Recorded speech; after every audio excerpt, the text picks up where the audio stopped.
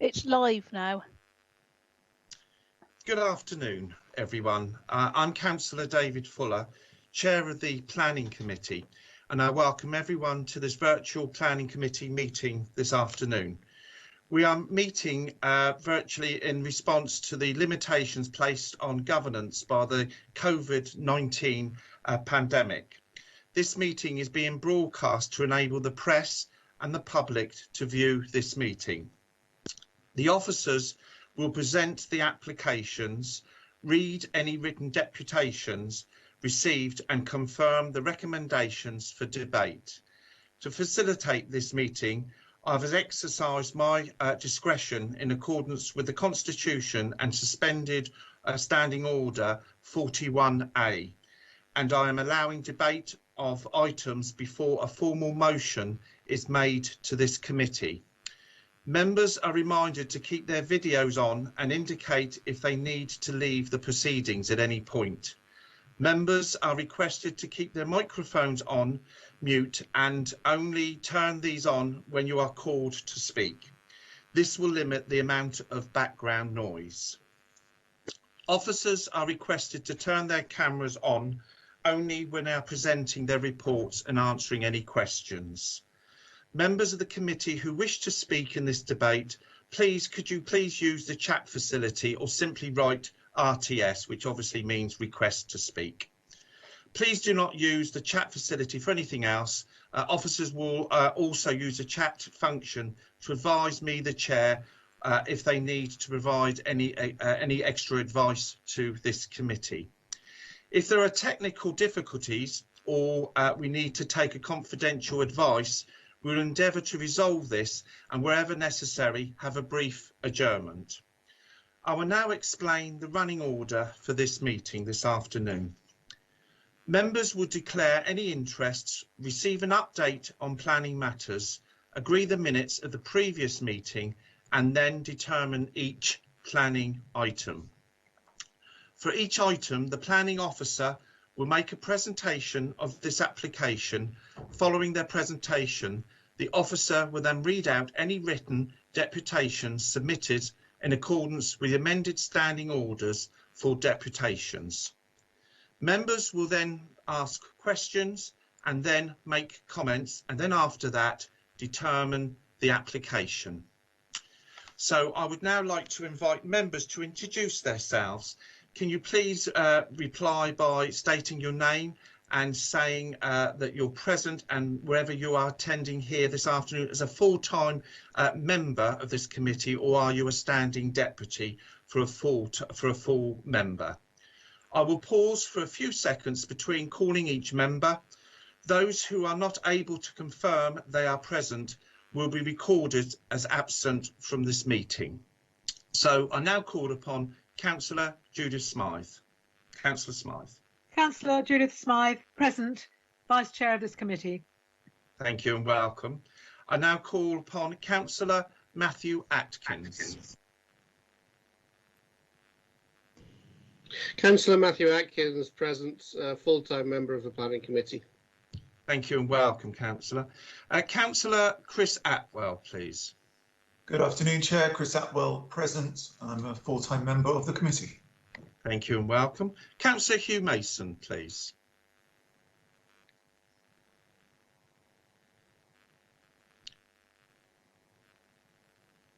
Councillor Hugh Mason,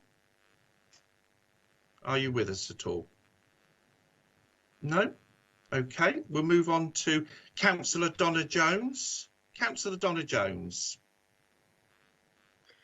Thank you very much, Chair. Councillor Donna Jones, and I'm a full-time member of the committee. Thank you and welcome, Councillor. Councillor Terry Norton, please. Afternoon, Chair. Councillor Terry Norton, and I'm also a full member of this committee. Thank you. Councillor Lynn Stagg, please.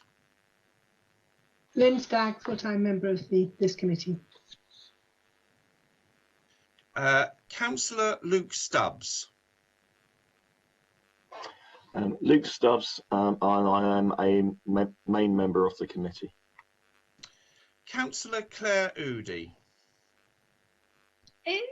Councillor Claire Eady, present.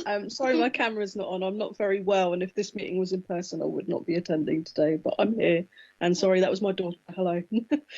Thank you and welcome, and nice to see you anyway, or to hear from you. I made a slight mistake. Councillor Hugh Mason actually is only a part-time member of the committee. I've got him down here as a full-time committee member, but I haven't got Councillor Lee Hunt here as a full-time member. So my apologies for that. But Councillor Lee Hunt, please. Yeah, and it's nice to hear Miss Judy there on the phone, because it reminds everybody we're all normal people, mummies and daddies and whatever. Anyway, so good afternoon, Mr. Chairman, Councillor Lee Hunt. I'm a full-time member, and I represent Nelson Ward. And I always do this because Nelson doesn't say anything to anybody, except Hardy, I suppose. But anyway, I cover with two other colleagues, Tipner, Stamshaw, Buckland, and North End. Thank you for that. Thank you very much, Councillor. I'll try not to call you Councillor Hugh Mason, by the way, in my script. So if I do call Councillor Hugh Mason, I mean Councillor Lee Hunt, but I'll try and rectify that as I go along. Welcome, Councillor. So thank you, members, and obviously myself, Councillor David Fuller, who's chair of this committee meeting. So I now call upon and ask the officers to confirm that they are present as follows. Isra Alcaldo, hopefully I pronounced it. Good afternoon, Chair. Ezekiel Edo present. Yes. Yeah, and you're a Head of Development Manager, by the way, so welcome, thank you. Simon Turner, who's the Development Management Lead. Simon. Hello, Simon Turner present. Thank you, Simon, and welcome. Another one I'm going to struggle with, Christopher O'Gardy Peters. I'm sure you can. Yeah, Christopher O'Gardy Peters, known as Christopher Peters. That's more than sufficient. I'm present. Thank you. I'm glad I can only say that once. I'd hate to be saying that through this meeting. Welcome. That's it. Germaine Aspel, Senior Planning Officer. I'm here, Councillor. Present. Thank you very much. And Matthew Gerard, Planning Officer. Here, Councillor Matthew Garrett, Planning Officer, present. Thank you. Thank you and welcome. The lovely Juliet Gill, who's a Planning Legal Advisor. Welcome. Good afternoon, Chair. Juliet Gill present. Thank you. And Anna Martin, who's our Local Democracy Officer for this afternoon. Anna Martin, Local Democracy Officer, present. Thank you very much. Thank you, officers, and thank you very much. So I'm going to start off with apologies. The first item on the agenda is any apologies. I would ask the Local Democracy Officer to confirm wherever we have received any absence or apologies. So over to you, Anna. We're not aware of any. No. Okay, that's great. Fine, thank you very much. So now that completes the attendance record and part of the meeting. So now we're going to move on to the agenda, which is item number 2, members, and that's declarations of members' interest. Are there any members here who wish to declare any declarations of interest? Councillor Donna Jones, please. Thank you very much, Chair. I have a declaration of interest in item 5, the Palmerston Road South Sea application. It's neither personal nor pecuniary, but I have sought legal advice from Juliet Gill last week, who has, in conjunction with Ian Maguire and our Planning Development Control Manager, Eze, because I've had a lot of contact with both the agent, the applicant and the architect, and so has Councillor Steve Pitt, in conjunction with officers. I think under a perception, under our standing orders, it probably would be best for me to step out on that item. Thank you, Councillor Jones, for that. Any other members who have any declarations of interest at all? Can't see anyone else, so I think we'll move on. Excuse me, Chair. It's Councillor Stubbs. I have indicated. Sorry, Councillor, I didn't see her hand up. Sorry. Yes. Just to restate what I said when the Palmerston Road item came round before, which is that while I have had a discussion with the applicant about the application, it was solely about matters of process and about why the application was taking the time that it has done to reach committee, not about the planning merits, and therefore I do not consider this an interest. Thank you, Councillor. Can I just remind councillors, it's nice to see the hands up, but really, if you could use the chat, it sort of springs up to me quicker than me missing people's hands. Councillor Lee Hunt, please. Yeah, it's not pecuniary or anything, it's just for information. So on the application at 253 Twyford Avenue, I've talked to the petitioner. I've not given any indication about it. I said, make very clear that I keep an open mind, and I've been up to look at the property as well. Thank you very much, Councillor Hunt. Councillor Judith Smythe, please. Chair, thank you. Yes. As before, I don't have a personal or a pecuniary interest. I did attend the original public consultation meetings that were arranged by the applicant, and also I am a patient at the Trafalgar Surgery that are thinking they might want to move into the ground floor of the new development, but I've been advised that these are not personal or prejudicial, and I will therefore remain in the room. Thank you very much, Councillor. Any other members, first of all? Councillor Hunt, could you take your hand down, please? Sorry to be. Thank you very much. Lovely. Okay, no other members then. Any declarations? No. Okay then. So I'm now going to move to agenda item number 3, and this is to consider the minutes of the previous meeting. The recommendation is that minutes be approved as a correct record and signing by me, myself, the chair. Do I have a proposal? Oh, Councillor Donna Jones, please. You wanted to say something. Thank you very much, Councillor Fuller. A couple of amendments, if I can, please. So under minute 87, which was the declarations of members' interest at the last committee meeting on the 9th of December, I'd like to propose 2 amendments, please. The first one is in reference to the fact that a meeting took place on the Friday before the committee between myself, Councillor Steve Pitt, and planning officers with the applicants. So that's the first paragraph under item 87 of the minutes. In fact, the meeting did take place, but it wasn't with the applicants because Ian Maguire and our development control manager, Eze, had advised so that was not right. So Councillor Pitt, Councillor Stubbs and I met with planning officers to discuss the application on the road only. It was a very brief meeting, so that just needs amending slightly. And in the first, second, third, fourth paragraph where it says Councillor Jones did not go on to confirm that she had an open mind and that there was no bias, I would like to propose that that entire paragraph is taken out as we discussed just before the meeting started. Thank you.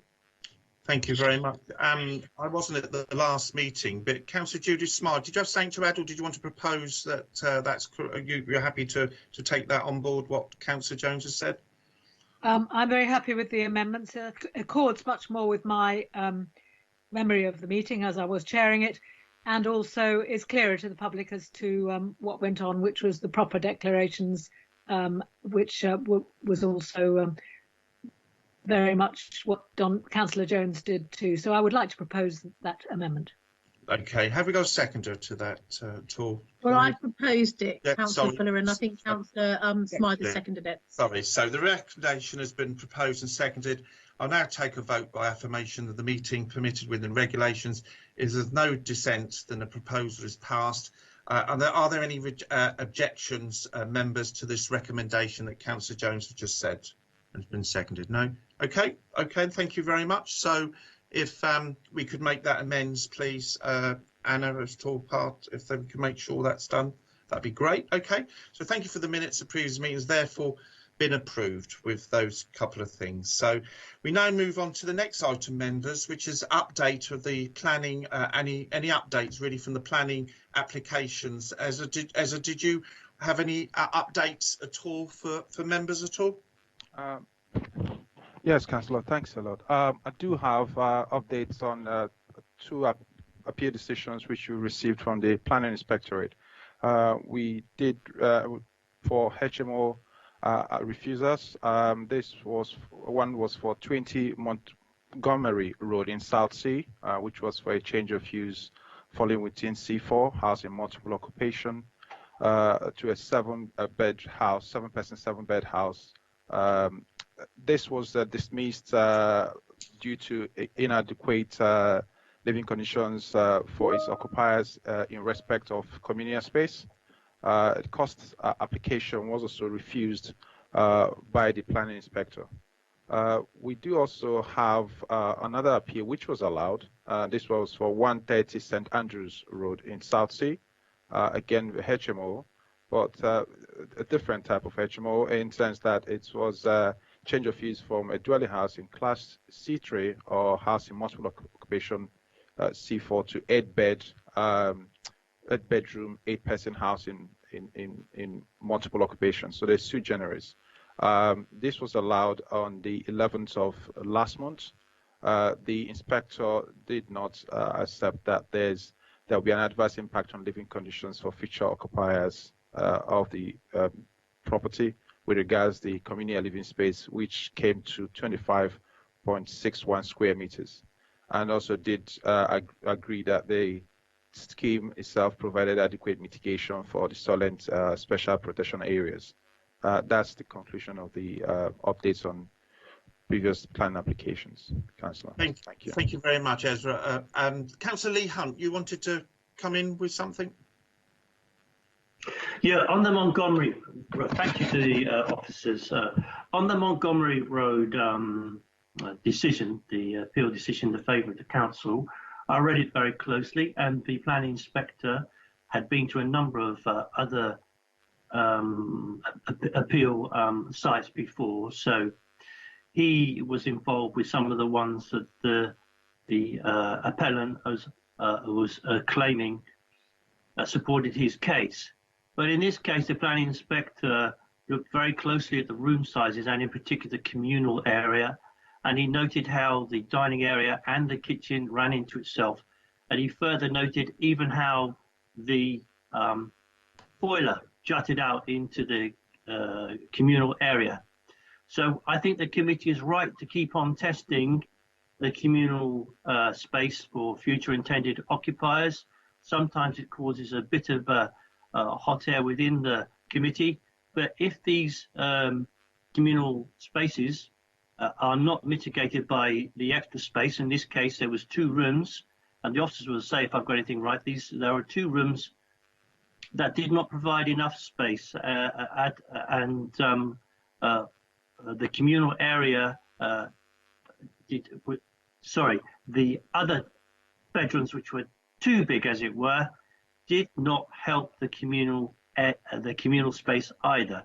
So it is really important when developers come to us, they provide 10 meters squared for each room, and that they provide adequate communal space, and the planning inspector has made that very clear from here onwards. So I hope that we will continue to test the planning applications where they come forward, so that future intended occupiers are looked after. Thank you very much, Councillor Hunt. Ezzy, did you want to come back with anything there to add, or happy for me to carry on?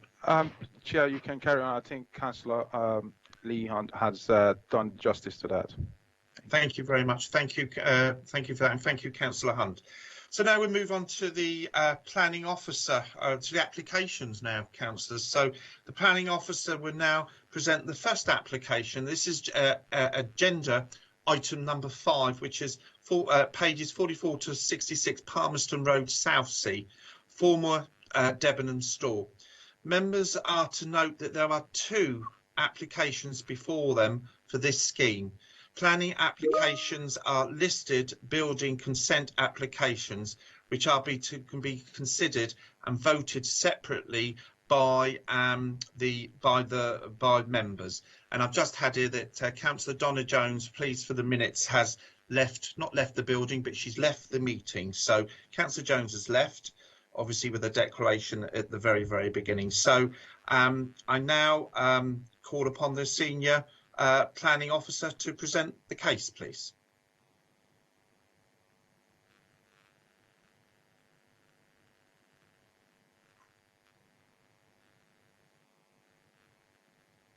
Hello? Hello? Hello? Jermaine, your microphone's on mute. Oh, yeah. Sorry, Jermaine. Sorry, Jermaine. Would you introduce the former Debenhams store, please, to members? Thank you. Thank you very much, Chair. So I'm Jermaine Asabiri, and I'm the case officer dealing with the Debenhams applications. What I will do is share my screen and do a presentation of the applications. And the first one I will be presenting will be the full application for, please can you see my screen? Not at the moment. Okay. Now we can. Yes, we can now. Thank you. Okay. So here I have application reference 2000620 FUL, which relates to the former Debenhams building in the heart of Southsea. To give a brief background to this application, members will recall that the application was presented and subsequently deferred at the last committee meeting held on the 9th of December last year. The original application was for 157 residential units spread across 2 blocks and 6 flexible commercial units with associated parking and landscaping. Officers assessed and recommended 6 reasons for refusal for that previous application, the original application. But the applicants submitted further revisions on the 4th of December, which has thankfully gone through correct procedure and publication.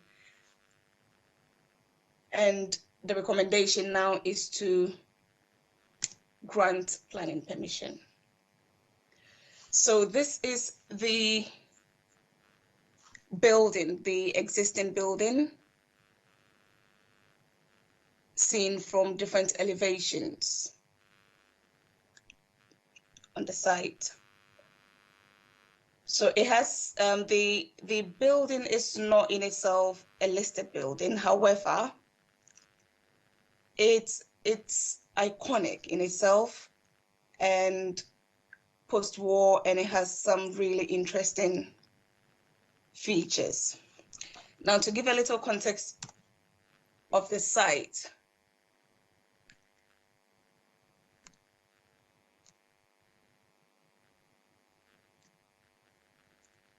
so this is Debenhams Southsea, which I note here as my site, if you can see the little, so this is the site. And then to put it in a little bit of context,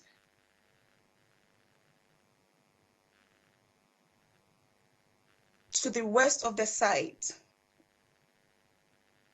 is the Owen Southsea Conservation Area. The application site in itself is not in a conservation area. However, it's on the boundary with the conservation area, and this building you can see on the side is a Grade 2 listed building, which is the Portland Terrace. To the east of the site is a mixed-use block, which features, which is along the Palmerston pedestrianized part of the Palmerston Road. To the north, we have a Grade 2 listed church, which is St. Jude's Church. Let's move on to my next slide. This is the proposal as it currently stands, as amended. Now, to make things a little easier for us, I will try and break the development down into 2 elements.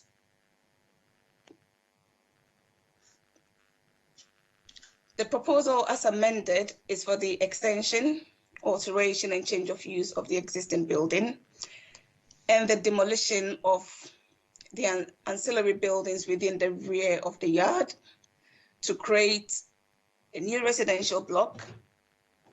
And as part of the overall development, there will be car and cycle parking provision and extensive landscaping.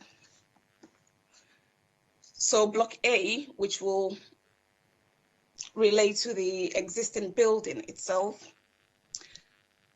will see an infill extension to the west of the site along Portland Road and 2 additional stories at roof level to create a 5-story building.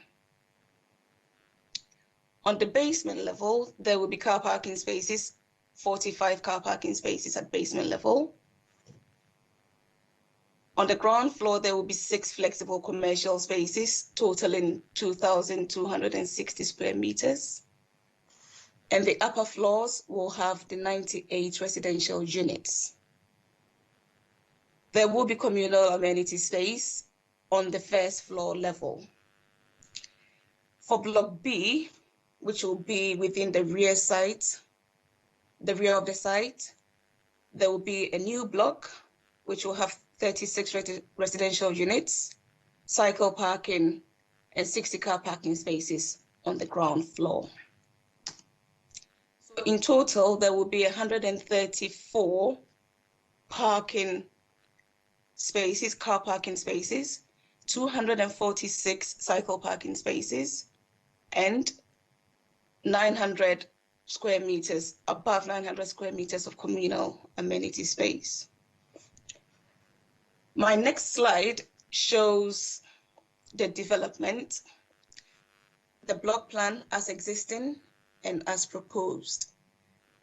So if we concentrate on the existing block plan, it shows that all these units within the rear of the site facing towards Stonebridge Street are proposed to be demolished, and in its place there is going to be Block B, which I'm pointing to now, if you can see my cursor.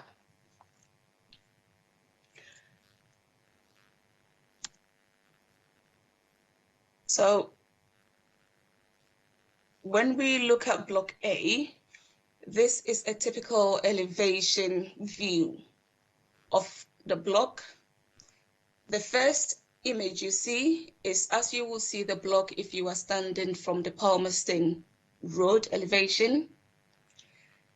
The middle plan is, the middle drawing is as you see it from the Osborne Road elevation, and down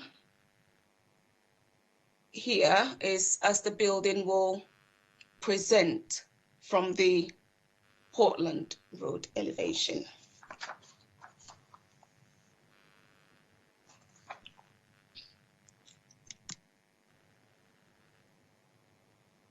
This is the proposed view of the roof extensions. So this image you see here is as you will see the proposed roof extensions from Palmerston Road elevation. Members will notice that the material application here for the roof extension is different because the building itself is brick built, yellow brick. However, the applicant is proposing lighter materials of glazing and aluminum, but they are still introducing some design details from the existing building for continuity.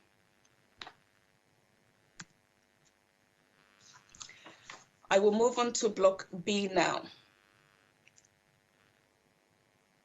These are the elevations of Block B as it will be viewed from all elevations. So on this elevation, we're looking at it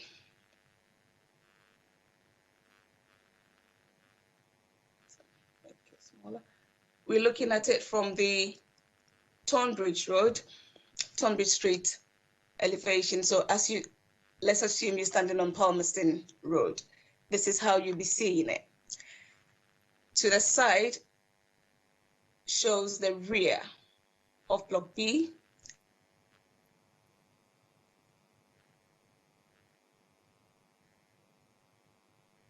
On the Portland Road elevation.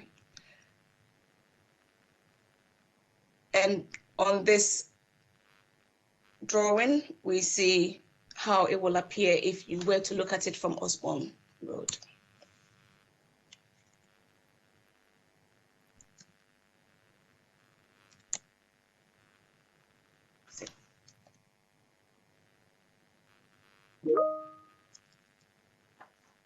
Sorry, bear with me.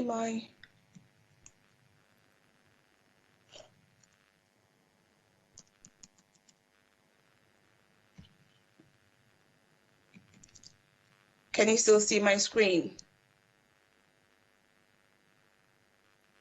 Yes. Okay, thank you very much.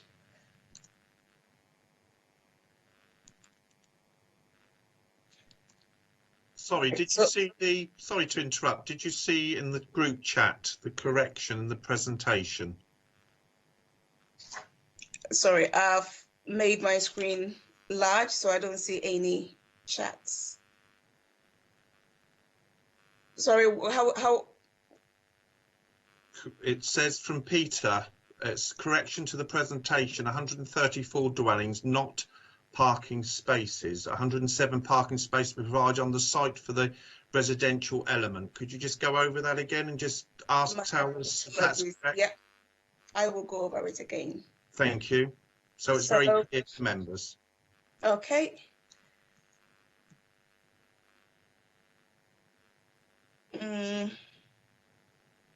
Yes, so overall there will be 134 residential units. And the breakdown I've noted in my report. There will be overall 105 car parking spaces. And from this screen, I don't know if you can see my screen, but let me present again. Yes, overall there will be 105 car parking spaces, and 45 of these will be within the basement of Block A, and 60 will be within the basement, within the ground floor of Block B. Sorry, Peter's saying, sorry, just to clarify, Peter's saying 107 parking spaces. Is that correct in what Peter's saying? Sorry, Chair. Sorry, oh, have I got it wrong? Sorry, Chair.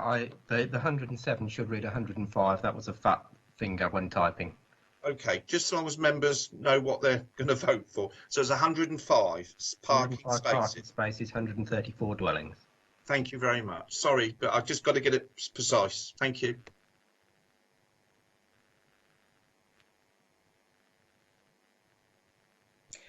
Right. I'll go back to the. Okay, we have gone through the elevations of Block B. Now I'll move on to the typical layouts of the blocks. So in this part here will be Block A, and I've chosen this layout of the first floor so we see the amenity area that's being provided in the courtyard format, and that will be Block B.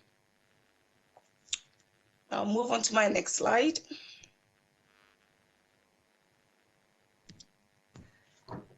This is a long view of the communal amenity space as it will be provided. So within the courtyard, when the buildings have been demolished, the space will be used at first floor level to provide amenity for both Blocks A and B.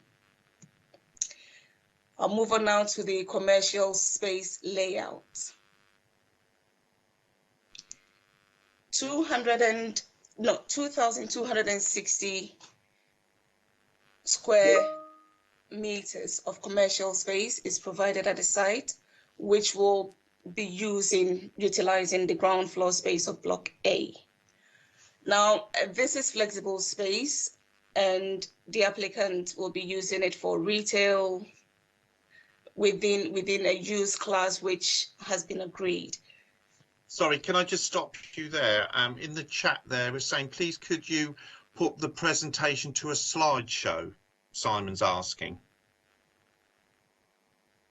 Okay. Sorry, I was on a slideshow. I'm sorry about that. That's okay.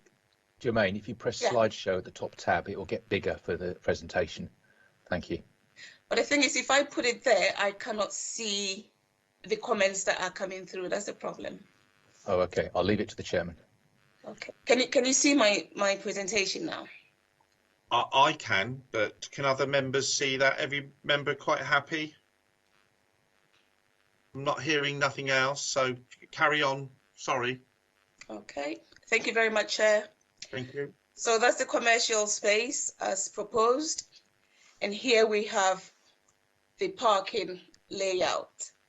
So this layout will show the ground floor level parking, which is within the block B ground floor level. And this is the basement parking layout, which is within block A. And the applicants have provided a ramp access there.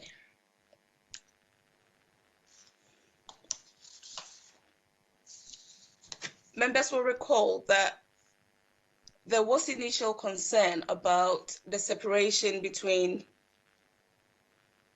the new block and the Portland Terrace. To make my screen bigger, the applicant in their amendments have managed to shave off some space off the block B just to provide adequate separation. And officers have found this is acceptable. So we will carry it on as it is. The initial proposal proposed 13.8 meter separation. However, the current separation is a minimum of 16 meters.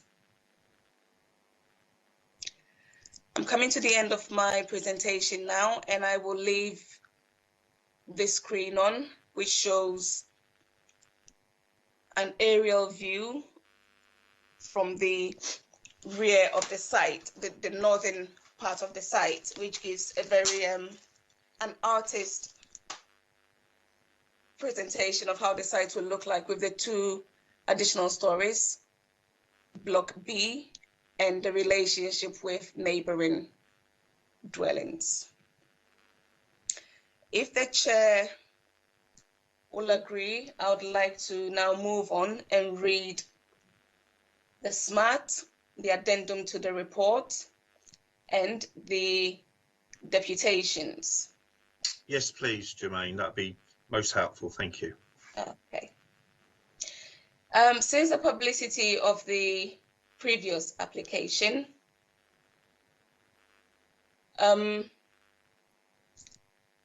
the applicants were, because of the revisions which were received on the 4th of December, the application had to undergo a second publicity. We had to send out letters and we put up side notices. We did not discriminate. We did a blanket reconsultation on this application to address the revisions that were received later. Out of this, we had 4 letters of representation. 3 of these were in objection to the application and 1 was in support. The objections stated they brought issues of affordable housing or the lack of it, and inadequate parking, whereas the 1 letter of support mentioned reusing an empty site, an empty building, and putting it back into good use. For completeness, I noticed members were sent an email by the applicant on the 21st of January to sort of go through the points that I've already made. Also, since the publication of the committee report, the PCC's Housing Enabling Officer has commented on the application and has noted that there is no affordable housing provision, and he makes mention that there is 41, which is expected from the level of development that is being proposed.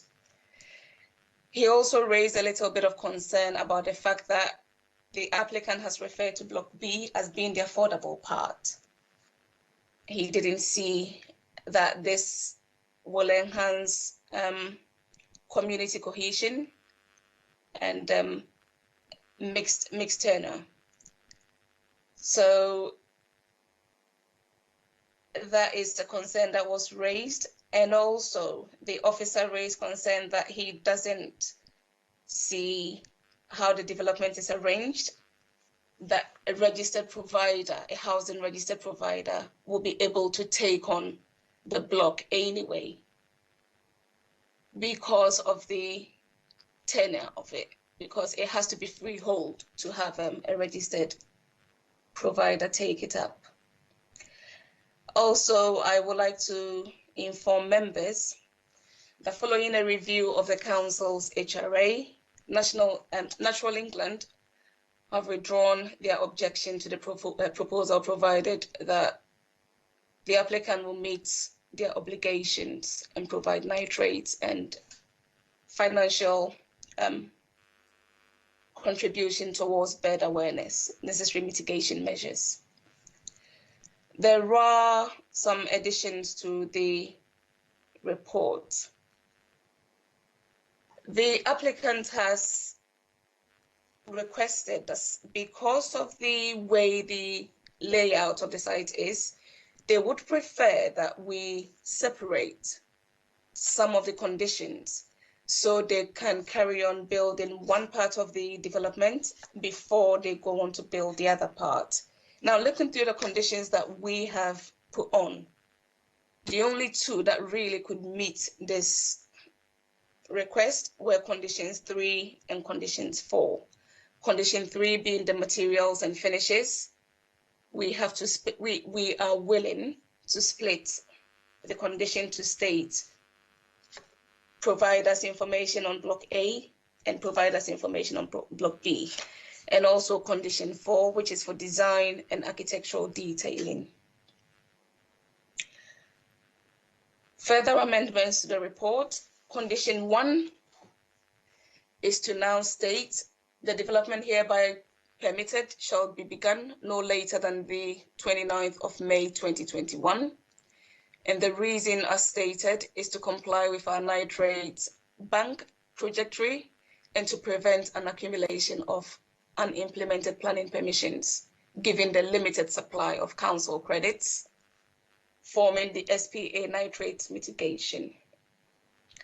And amendments to condition 13 to now read, no development shall start on the site until revised access details providing for footway crossing type accesses and detailed transport and parking strategy to mitigate the impact of the reduced car parking provision within the site has been submitted to and approved in writing by the local planning authority. The development shall therefore be carried out in strict accordance with the approved access details and transport and parking strategy. The transport and parking strategy shall include details of the proposed distribution of parking allocation across blocks A and B, respectively. An informative to add to the published report. The scheme for the provision of affordable housing as part of the development on site shall include the number, type, tenure, and location on the site of the affordable housing provision to be made shall be in accordance with the aims and objectives of our local plan policy PCS 19, and also the timing of the construction of the affordable housing and its phasing in relation to the occupation of the market housing shall be made known to the local authority, to the City Council. The arrangement of the transfer of the affordable housing to an affordable housing provider for the management of the affordable housing has to be made available to the City Council, and the arrangements to ensure that such provision is affordable for both first and subsequent occupiers of the affordable housing should also be made available to the City Council, and the occupancy criteria to be used for determining and identifying the occupiers of the affordable housing, and the means by which such occupation criteria shall be enforced shall be made available to the City Council. I noticed in my report I didn't put in the recommendation. So I've put in a full recommendation now.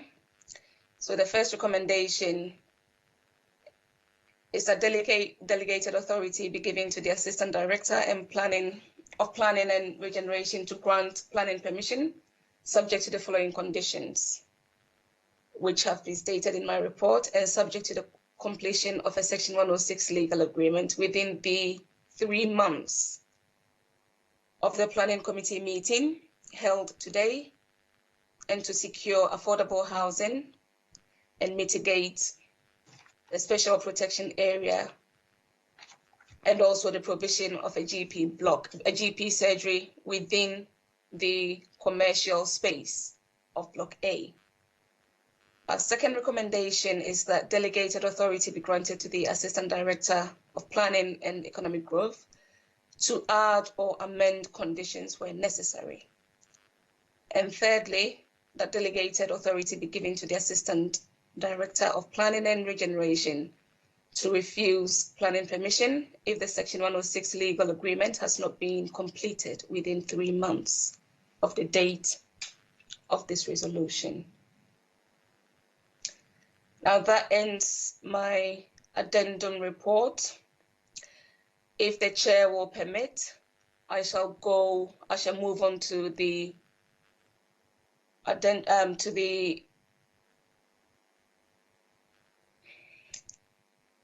deputations that we've received in relation to this application. There are 2 of them. So, Chair, can I move on to? Yes, please. That would be a great help. Thank you, Jermaine. Yes, please. There are 2 deputations, one from a local resident and one from Portsmouth Cycle Forum. I will read the representation from the local resident first. I have to say that I am going to be reading this verbatim. I have tried my best to rephrase it so it comes across legibly, but I'm afraid it takes substance out of the deputation, so I'll just read it as it was received. So this is from the local resident, and it goes, and I quote, "No one wants to hold back development of the city. Redevelopment is important for any city. Having stated that, it must be the right development and build on the aspirations of those that live and work in the city. We are living on a small island where land for building homes for those that live in it and be more available where they can continue to live in a prime need, and should be led any decision to build in this wonderful city. What should not happen is that it forces those that live, work, and put pride into the city to move out of the city. It should be proud of its citizens and diverse population where it acknowledges the needs of everyone in the city, embraces and ensure the people that make a city great by their diversity remain in the city regardless of their economic backgrounds. I do not make this plea to think and make a statement today that shows you care about your electorate are of age, that this is no longer important to me. But for those that are starting out in life, as singles, couples, or starting family that need to get themselves a home that is affordable and can remain in the city they live. My daughter is an example of those that I plead for. She lives in Portsmouth. She is a secondary school maths and science teacher, which is 2 subjects, both in need of nationally, not just locally. She studied at University of Portsmouth. In her case, she lives, works, and educates our future generations. Is this not the type of people you would not want to remain in the city?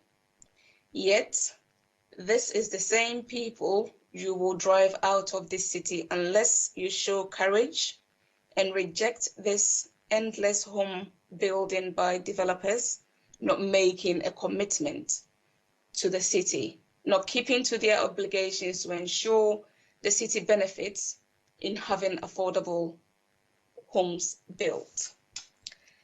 This is so important to a city that is the most densely populated outside of London. How can you come to another decision but reject the planned development without affordable homes? This development by its prime location offers great financial gain. I accept that has a development business, that they are driven by profit, but this development will also offer a large profit even if it keeps to its requirement to allow for the building of affordable homes. They could make a statement and accept they will keep to this requirement that will show it can add social inclusion needs within its development and add worth to a city. So urge them to rethink their plans. If they don't, as elected officials of the city, are you able to put your hands on your heart and say you have made the best decision for everyone that lives in the city and in the area of the city where the majority of those living in it needs more suitable accommodation that this land could provide if you vote to accept this development? I provide the following quote that you can provide today. And in quotes, hope is important because it can make the present moment less difficult to bear. If we believe that tomorrow will be better, we can bear a hardship today. This is a quote from Thich Nhat Hanh. Ensuring it goes, the deputation goes on to say, ensuring affordable homes goes with development. You make for younger generations, you make the present less difficult to bear because you will give them belief in tomorrow, that getting home they can afford so they can bear the hardships today. So I urge you, for those that make up this city's future, you reject this plan unless they change their mind and concede they will fulfill their commitment. Their future is your hands, and it is your responsibility to do the right thing by them, or accept you have rejected your electorates for a development that will bring no quality to a great city made up of great people that goes back to the foundations of the city. I come to the end of the deputation from the local resident. Now I will move on to the deputation from the Portsmouth Cycle Forum. I will refer to Portsmouth Cycle Forum as PCF for ease of interpretation. I start my deputation reading now. Portsmouth Cycle Forum, PCF, is a group for anyone who cycles or wants to cycle in Portsmouth. We have over 400 members and one outstanding campaign group in Cycling UK's 2018 Volunteer Awards. PCF is pleased to see proposals for the redevelopment of this landmark building, supporting higher density residential use, car-free development and retail, particularly given the potential for active travel in this area. Nonetheless, we object to this application. PCF considers that the transport statement and travel plan do not meet 2 of the 3 key tests of the NPPF. Suitable assessment should be provided and measures proposed to ensure that 1, opportunities for sustainable travel be taken up, and 2, safe and sustainable access will be provided. The following issue summarizes how the 2 tests have not been met. The surrounding road layout has not been appropriately assessed. It is hazardous and intimidating for people walking and cycling, and is unlikely to reach the projected mode share. Relevant policy and assessments are missing. Why have these omissions not been addressed by developer or raised by the highways response? The transport statement suggests the roads surrounding the site are suitable for cycling.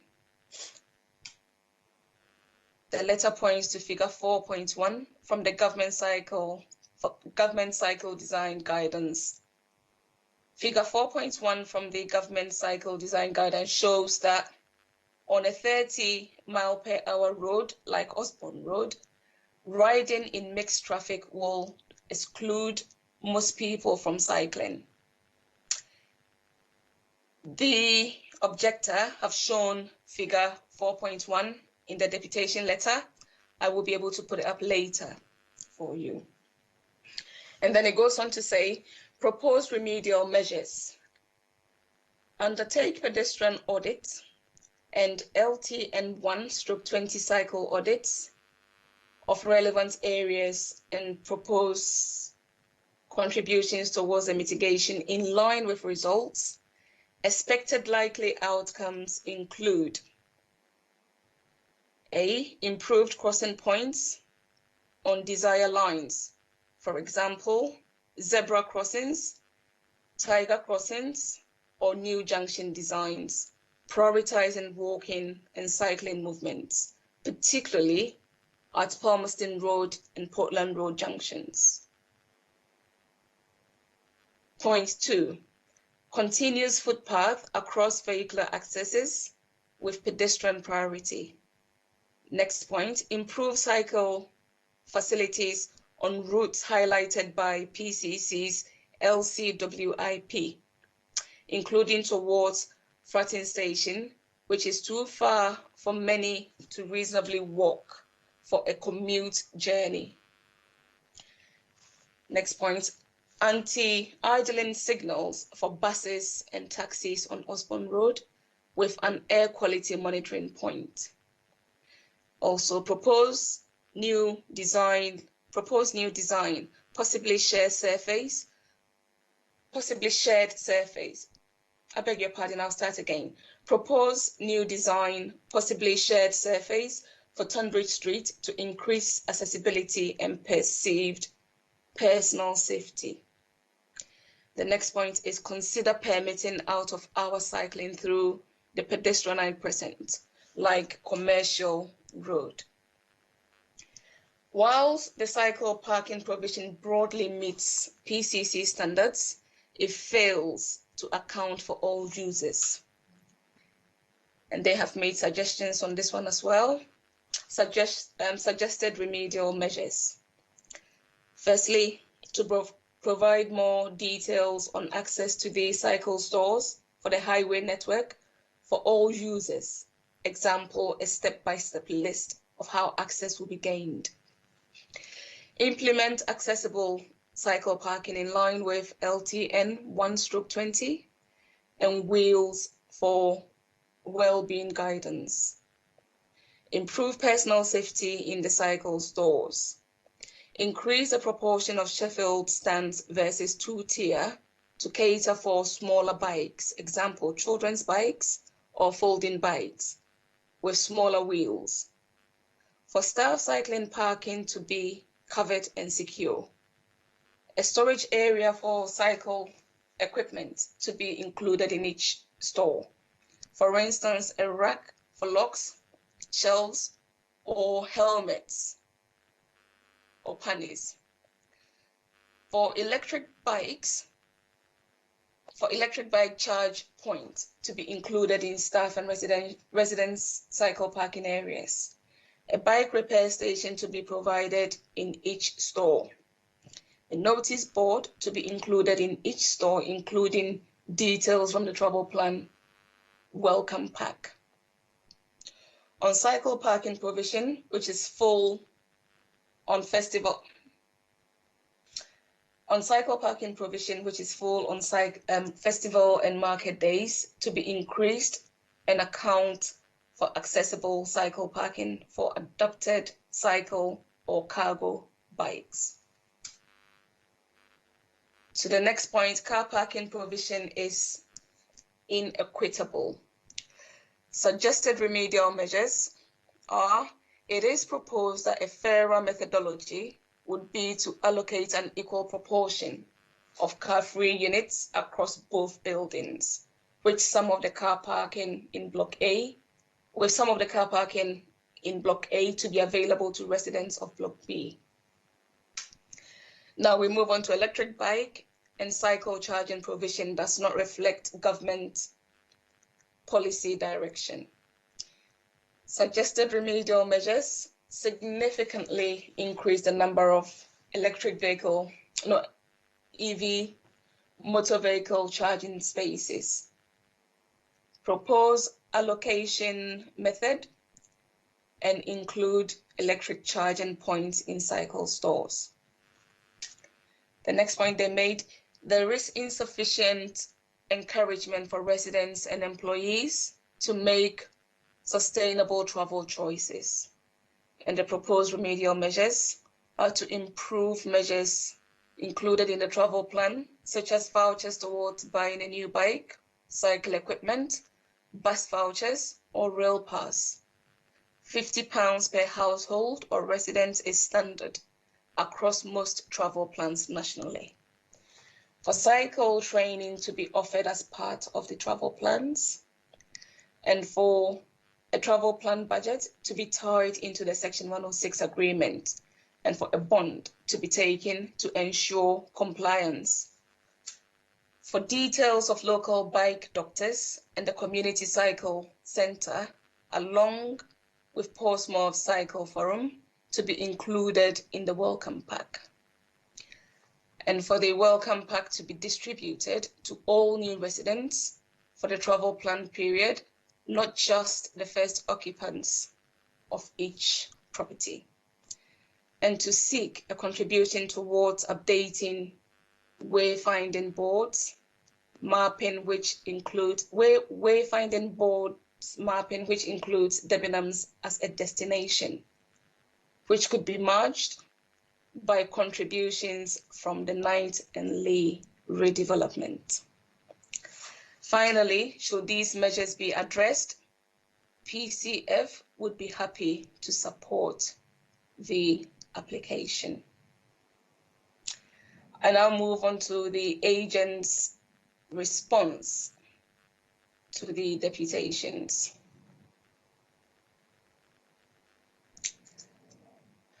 Just bear with me, let me get the right information up. So this is the agent's response to the deputations sent in on the 26th of January 2021. He goes on to say, Dear Jermaine, further to the Council's letter referenced 20000620 FUL and 2000621 LBC, dated 26th of January. Please find below our deputation in support of the scheme. Please find below our deputation to the scheme as set out below. We would like to thank officers and members for the opportunity to provide representations in support of this scheme. National Regional is a local developer based in Portsmouth who are passionate about regenerating the city and providing homes and opportunities for all people of Portsmouth. As members will note, National Regional have and continue to work hard to provide a significant number of benefits within the scheme. Firstly, to ensure that the building continues to play an active role in the regeneration of Southsea and the wider Portsmouth area following its vacancy for over a year. Also, a potential doctor surgery to include a health hub in the part of the existing ground floor along with commercial uses. This will ensure an active frontage and use complementary to the shopping parade. Also to provide 134 high quality 1, 2 and 3 bed homes over 2 blocks, all constructed to national space standards. And also to retain and extend the existing Debenhams building and to create a new residential housing block in the rear service yard, which will remove a number of large and unsightly structures which negatively impact the heritage assets to the rear. To provide parking for 105 vehicles in the basement of Block A and on the ground floor of the site, plus secure parking in the basement for 246 cycles, and to provide over 100 jobs during construction. The letter goes on to say, the scheme was submitted to the Council for consideration in May 2020, and National Regional have sought to work with officers to reach this positive recommendation following extensive negotiations. National Regional fully supports the Planning Department's report, which is now in front of members for their consideration. The recommendation is clear. We feel that there are some areas that we could seek to give members additional clarity and comfort over. Firstly, as members will note, National Regional have accepted a shorter than usual time limit for the approval, as they are so committed to bringing the scheme forward as soon as possible and to deliver the benefits of the scheme. With regards to car parking and access, the scheme has significantly over-provided for cycle parking, far exceeding the local policy guidance requirements. The scheme provides 105 parking spaces for the 134 units in a central location. The development is well located to promote sustainable travel and allow reduction in parking provision to support the Council's climate emergency objectives and promote active travel and well-being.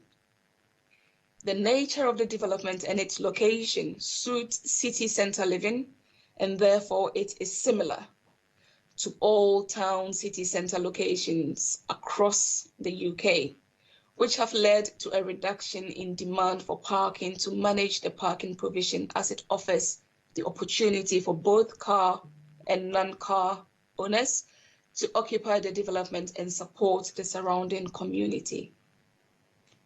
We believe, we believe that the flexibility in parking offers the optimum incentive to use sustainable transport,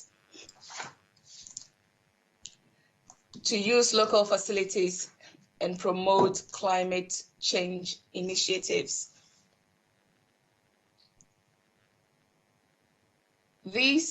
Those purchasing the apartments will have the choice of with or without parking. Many city centre live work occupiers now have limited need for a vehicle. As such, this offers the optimum for future residents, and therefore the parking provision for the site is considered appropriate and sufficient and would not lead to any overspill onto local network. Furthermore, the site's location offers the ability to stop locally ordering, I'll go back to that sentence again. Furthermore, the site's location offers the ability to shop locally, adding to the viability and vibrancy of South Sea. We are also looking into the possibility of an electric car club for use by the residents of the proposal, which will significantly lessen the need for parking. Furthermore, the proposed condition 13 allows the council to further examine this issue. It is noted that the Cycle Forum have also raised a number of other issues within their deputation. However, a large number of these are outside of the applicant's control. These are wider infrastructural issues that the applicant is not able to address as they are outside of the application site, and indeed in some cases outside of planning legislation. Turning to the issue of affordable housing and subsequent contributions, as stated in the officer's report, these are subject to viability. We will continue to work with the council to ensure that the most viable amount of contributions is available as agreed with the council, is provided, and is in accordance with relevant national and local policy.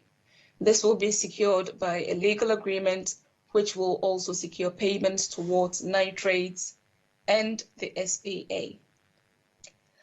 Along with your officers, we believe that the application accords with all relevant national and local planning policies and would respectfully request that members agree to approve this development. Finally, I trust that the above is of use, and if you need anything further, please let me know. And it has been signed by the agent of the application, Mr. Alex Ken of Mission Town Planning. That ends my recital of the deputations now.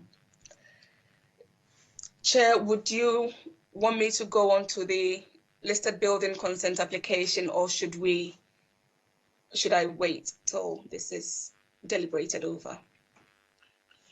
Legal, Juliet, I was going to vote on this one. What do you think?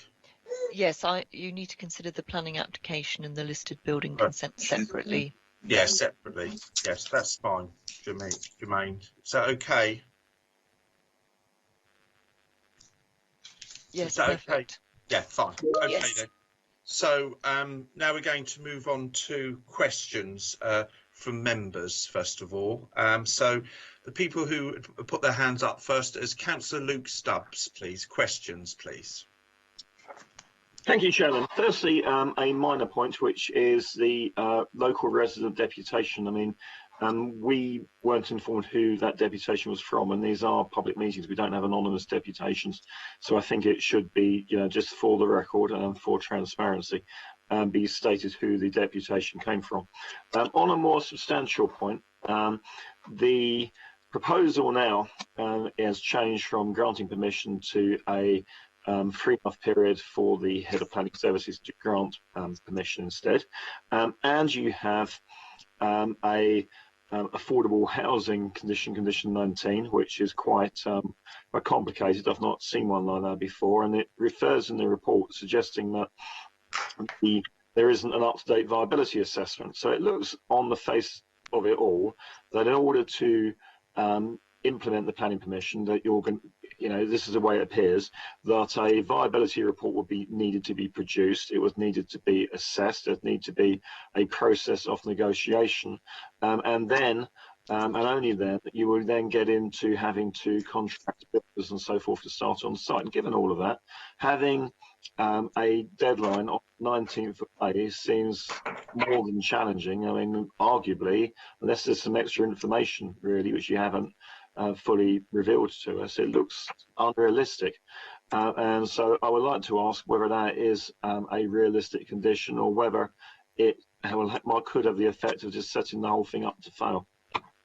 Thank you for that, Councillor. Councillor, you brought up two issues there. So the first one, Jermaine, can we have the names of the people, first of all, that did the deputations? Can we get that one out of the way, first of all? Okay, the local residents go by the name Dave Playle. I'll spell that. Dave, D-A-V-E, and Playle is spelled P-L-A-Y-L-E. And the second deputation was from PCF, which is Portsmouth Cycle Forum.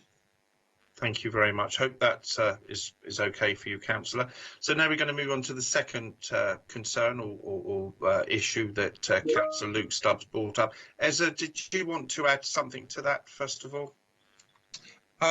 Thank you, Chair. I wanted to respond to Councillor Luke Stubbs' question, and second question, with regards the affordable housing and the viability to either support the non-provision of that or the provision of a certain number or committed sum.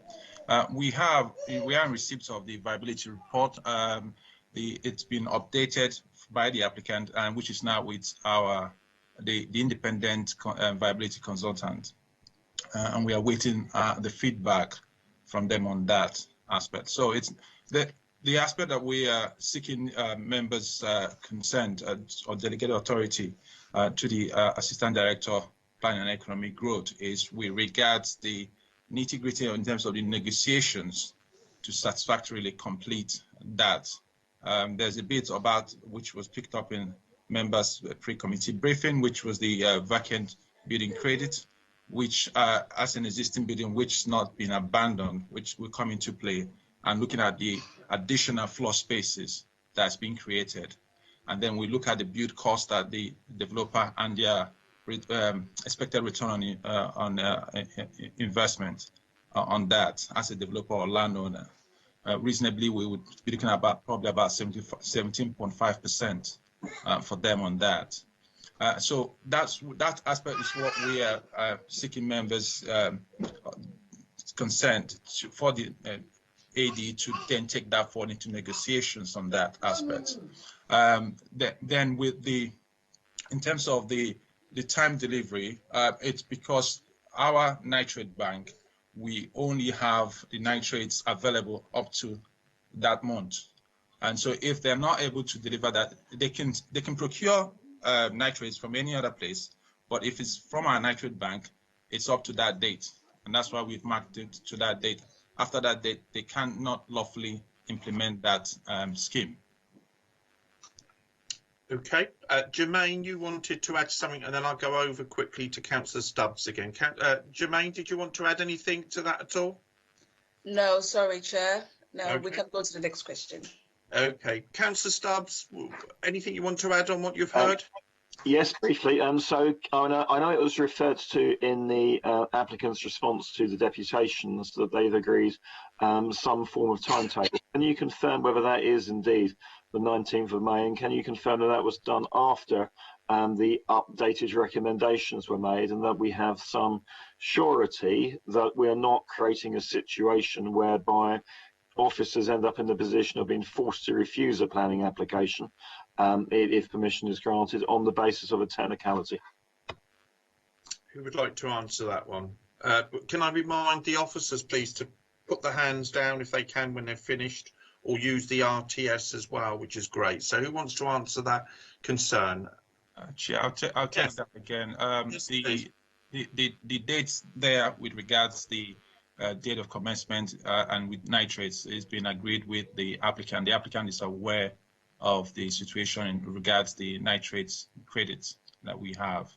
And so they're in agreement with that. And they have indicated that, I believe, from the letter that the case officer had herself read out, which they said they are anxious to get on site to be able to undertake this development if they were to receive members' positive support. Councillor Stubbs, did you want to quickly come back, or can I move on? Okay, I think that's about as far as we're going to get with that one. I do still have some nervousness about it, but I'll be interested to see how the rest of the debate goes. Thank you very much, Councillor Stubbs.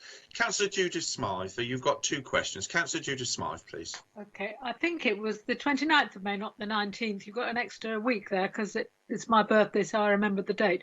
But it's still a short time, and I share the concerns that Councillor Stubbs has on that. And I would like that to be, if possible, a bit more flexible so that we don't lose the whole thing on the technicality. But my questions are 2. The first is about affordable housing.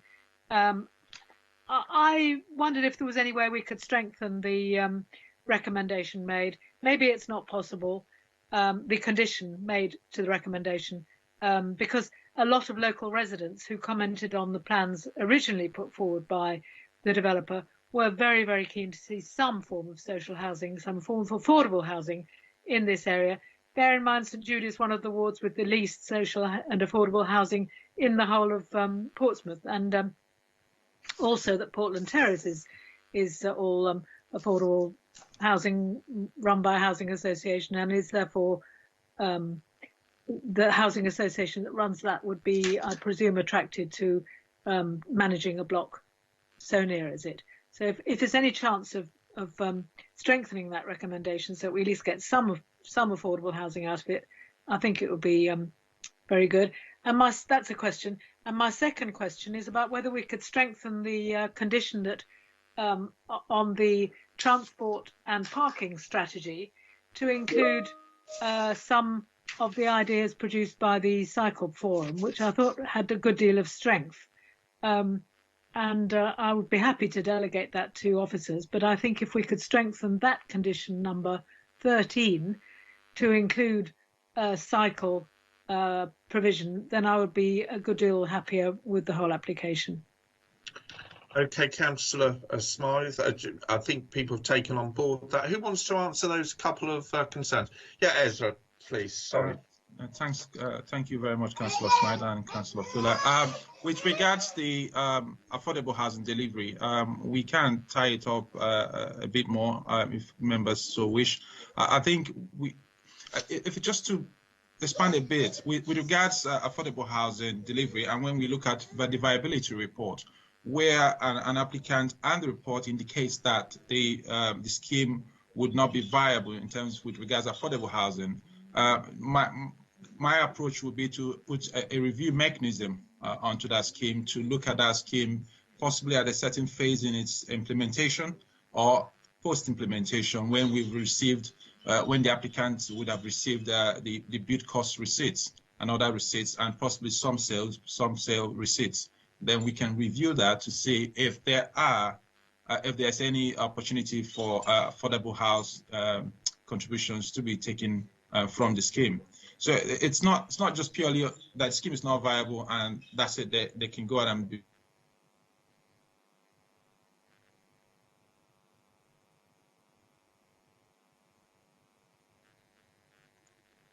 Councillor Judith Smythe, did you want to come back on that as a quick thing, a question there, or can I move on?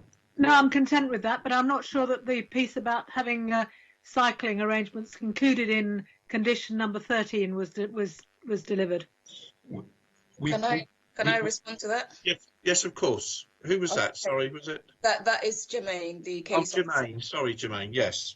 Chair, yes, Councillor. From our addendum report, you will notice that we've added a sentence to the condition to say we need to see a travel plan, and we'll be taking a few of the points that have been made on board. So we will want to see the information that has been provided by the PCF in their travel plan for us to be able to discharge the condition at the appropriate time. Thank you. I'm glad you said that, but it doesn't say so under condition 13 on the recommendation. Jermaine, did you want to come back with that? Or yes. If you look at the SMART report, I don't know if you've got that information with you. And if you refer to my additions to the report, to the application report, I have included a sentence to say that a travel plan will be expected from the applicant, which should address the information. Councillor Smythe, does that sort of make you a little bit better or not? I'm happy about that, but it just says really transport and parking at the moment, and it doesn't talk about cycles at all in the version I've got. And I thought it would be very easy to amend just to include at least the word cycle at one point in there. But I'm not going to go on any further with that question. I'm fairly satisfied, but if I was in the cycle forum, I might not be. Okay, thank you, Councillor. If we can move on, Councillor Lee Hunt was next. Councillor Hunt, please. So can I just get the officer's view then about condition 13? I agree. The Cycle Forum came up with some really good suggestions, no question about it. So we could have that back, that travel plan back to the committee instead of just delegating the authority, couldn't we? So we want to see the active travel ban back at the committee to understand what it amounts to.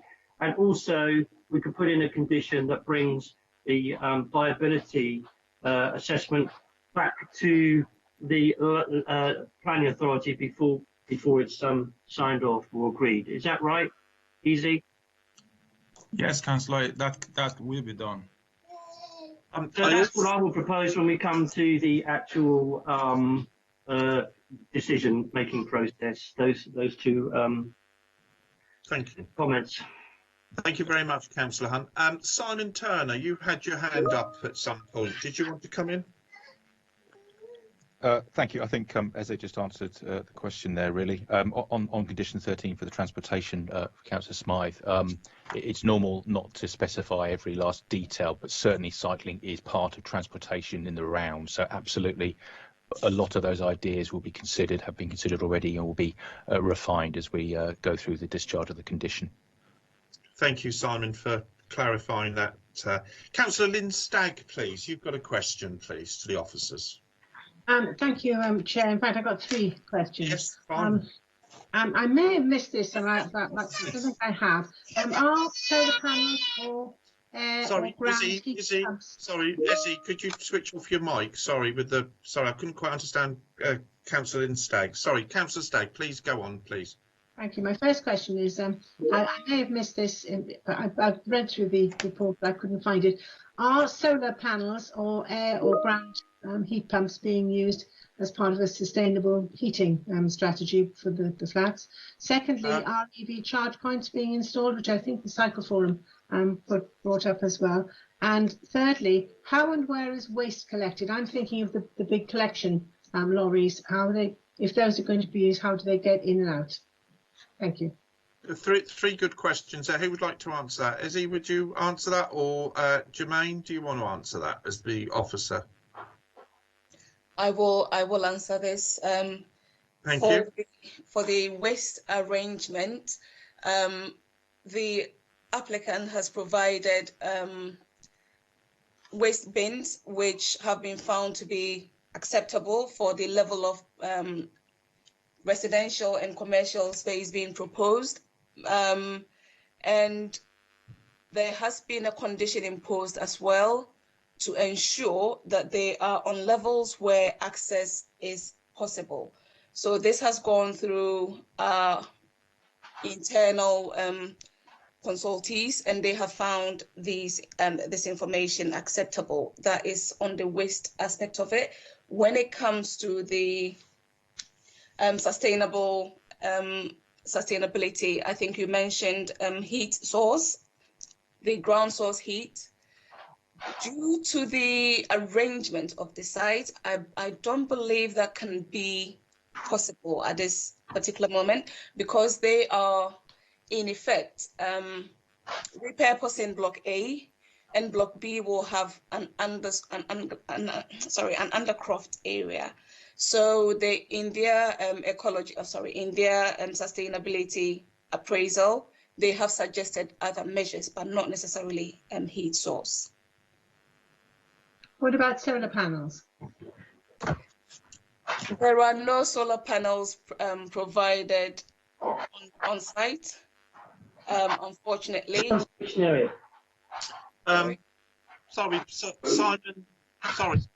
Simon had his hand up. Simon, did you want to just come in there? Thank you, Chairman. Thank you, Jermaine. Yes, Councillor Stagg, condition 22, I think Jermaine referred to, that's our standard condition where we seek any range of measures that may be appropriate for that particular building. As Jermaine said, we don't know yet for sure what sort of different arrangements could be best arranged at that building, solar panels, ground source pumps, air, etc. But that condition will require further investigation so that we do have an appropriate submission made that we can approve if we consider it's up to standard. Lovely, thank you. Lynn Stagg, did you want anything else, Councillor Stagg? The was of EV charging points. Are they being installed? Simon, you got your hand up. Is that okay for you? Thank you, Chairman. Councillor Stagg, I don't remember that detail actually. I can't see it in the report. I don't have the applicant's full transportation study in front of me. I expect they probably touched on it, and we would certainly expect a proportion of parking spaces, and undoubtedly that'll be part of the condition 13 we've discussed already for the transportation and parking strategy. Lovely, thank you. Thank you, They Simon. are currently providing for electric parking spaces, electric charging spaces. Thank you. Councillor Stagg, do you have anything else to add before I go on to Councillor Judith Smythe? No? Okay. No, I've got comments to make later, but no more questions. Yeah. Thank you. Thank you very much, Councillor. Councillor Judith Smythe, you said you've got one more question to ask. But Yes, my question was very similar to Councillor Stagg's. It was about solar panels. I can understand why ground heat wouldn't be very easy there, but that top roof, both of the roofs are ideal for solar panels, and I do hope that when you're discussing condition number 19, is it 19? 22. Condition 22, we can aim for more of a more than 19% in terms of the dwelling emission rate. And it is appalling that we haven't really got higher, more specific standards about sustainable building types. So I would like to strengthen what Councillor Stagg said there and make a question to you, which is about whether or not that can be done. who would like to answer that? Legal or Simon? Simon, would you want to answer that? Sorry. Simon? Councillor Smythe, I'm very sorry. I'm trying to do two things at once. Could you? I don't want to make sure I've exactly understood your question, please. Would you repeat it again, Councillor?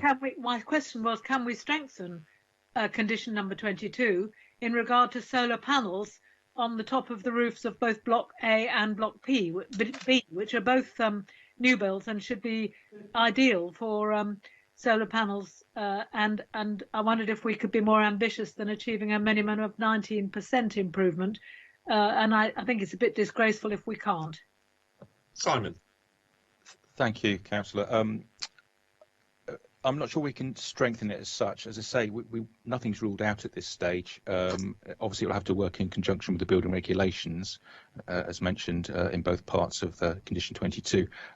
Obviously, we might expect this large flat roof for both buildings could well be suitable for solar panels.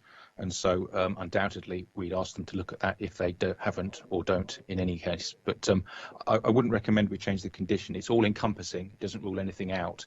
And we'd certainly expect solar panels to be looked at very seriously. Thank you, Simon. Any more questions, members, before we go on to comments? No? Councillor, right, okay. We had Councillor Lee Hunt who got in first. Comments, please. Okay, Chairman. Well, I must say I have to congratulate my colleagues today, all of them, and those particularly asking the questions, from solar panels to EV charging points to parking to everything. Everybody's covered everything. I've also got to congratulate the officers on this report too, because they have covered and anticipated all of these queries and questions.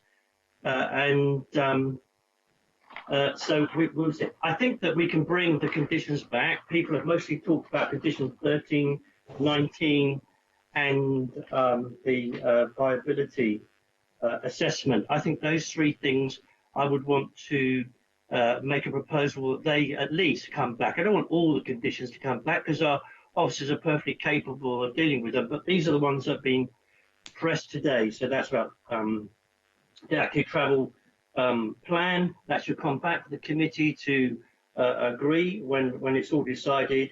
We want to hear about the financial viability to make sure we don't get 10 shillings and sixpence rather than a better deal for the city and this locality. And I think it was 13 about, sorry, it's condition 13 about the active transport plan, and 19 about the EV points and solar panels. They're very important to us all, and the viability assessment as well. So what I want to go on to say now is this: you don't look a gift horse in the mouth. This application, this very important regeneration opportunity came to us a little while ago, and it was rejected on the grounds that it was too close, mostly too close to Portland Terrace, which is an important heritage asset. It has been stepped away. We've heard today officers saying 16.5 metres, but in the report from National Regional, they say 20 metres. But either way, it's a much better application than before. I also wanted to say that so far as the parking goes, we've got a deficit, as it were, per space per flat of about 23. And we have to weigh that up because that is very important for local people, particularly in that area, in the context of its accessibility to public transport, for walking and cycling, which we've heard about a lot today. So we have to weigh that up against the considerable opportunities that this regeneration opportunity gives to us. We must not forget, members, that an awful lot of shopping areas are in an awful lot of trouble. Now here we have a huge investment coming into Southsea's shopping area. It's going to bring in hundreds more people to spend in the local shops on top. I have to say that we were right to reject it last time, but I think on this occasion there's been a huge amount of rigorous scrutiny applied to this, and you have to commend the applicants, National Regional, for responding to the various public forums that they went to or created, and to indeed the needs of councillors, ward councillors and city councillors. So this is a much, much better application than it was before. The number of housing units have come down from 157 to 134. We have to remember too, the government expects us to build 17,000 new homes in Portsmouth. And despite some of the tweets I've seen in the last 24 hours about blunders at the City Council, we are on the one hand pushed by people who say there should be no more housing in the city, i.e. Cram-em-in lobby, the anti-Cram-em-in lobby, and the lobby that says, the political lobby that says we must build 17,000 more homes. So this planning committee has, over a number of months and years, steered a middle path to try and deliver on both. So, and that's what we'll continue to do. And this application will help provide 134 accommodation units towards that target, which the government has told us to do. They said the accommodation units being reduced by 23. The design overall is really well thought out, better reflects some Portland Terrace, the windows and the spaces, the symmetry, and nobody can deny that that area right now is very untidy and unkempt, and this application will improve that enormously. So it's going to bring increased footfall to the shopping centre and provide new houses in a reasonably accessible area, accessible to public transport. I've touched on the parking, and I have weighed that all up. I've listened to everybody's comments, and it's 134 dwellings versus 105 car parking spaces. Now, I'm not a fool. I know that some people will have no cars at all, and I know that some flats will have maybe 2 cars. but we have to weigh that lack of parking, as it were, inverted commas.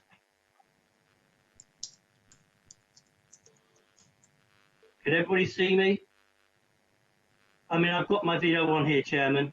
We can't see you, Councillor. We've just got a blank screen. We can hear you, but we just can't see you, that's all. Is that better? Yeah, that's better, isn't it? It flips over. I'm not sure it is better. But anyway, we've got a slight shortfall in 23 car parking spaces. And I know that means a lot to Councillor Stagg, but she's determined to defend the streets from on-street parking where it doesn't need to be. But I have to say to my colleagues and to other members, this is just a shortfall of 23. And for all we know, the car club will do better than perhaps we expect. And I think that is something we've really got to try. To say, I think some people may not have cars. We are close to buses, and we have to have faith somewhere along the way. I think we just can't chase this application away. That they've come so far with us. The officers have worked very hard on it. Councillors have worked very hard on it. It is a tremendous opportunity for Southsea and the city. We see up and down the country on our TV screens every night shopping centres completely looking derelict and awful. But this won't be the case here if we seize this opportunity and we welcome this application. Now, I've mentioned the things that I would also like to see. That is the conditions that would be brought back, 1913 and the financial viability report. And I hope that those things can be done. So I think that about sums up what I think. You'll probably guess that I'm going to recommend approval by now. And we should do. We must approve this, in my opinion. I hope nobody will disagree with me. It's very important for Southsea Shopping Centre, very important for the city. Yeah, I know, Peter, that the shortfall is 77 because of the standard. But actually, Peter, I'm trying to look at more of the not common sense approach, but an approach which is one per flat. I mean, I think people will be content with that on the whole.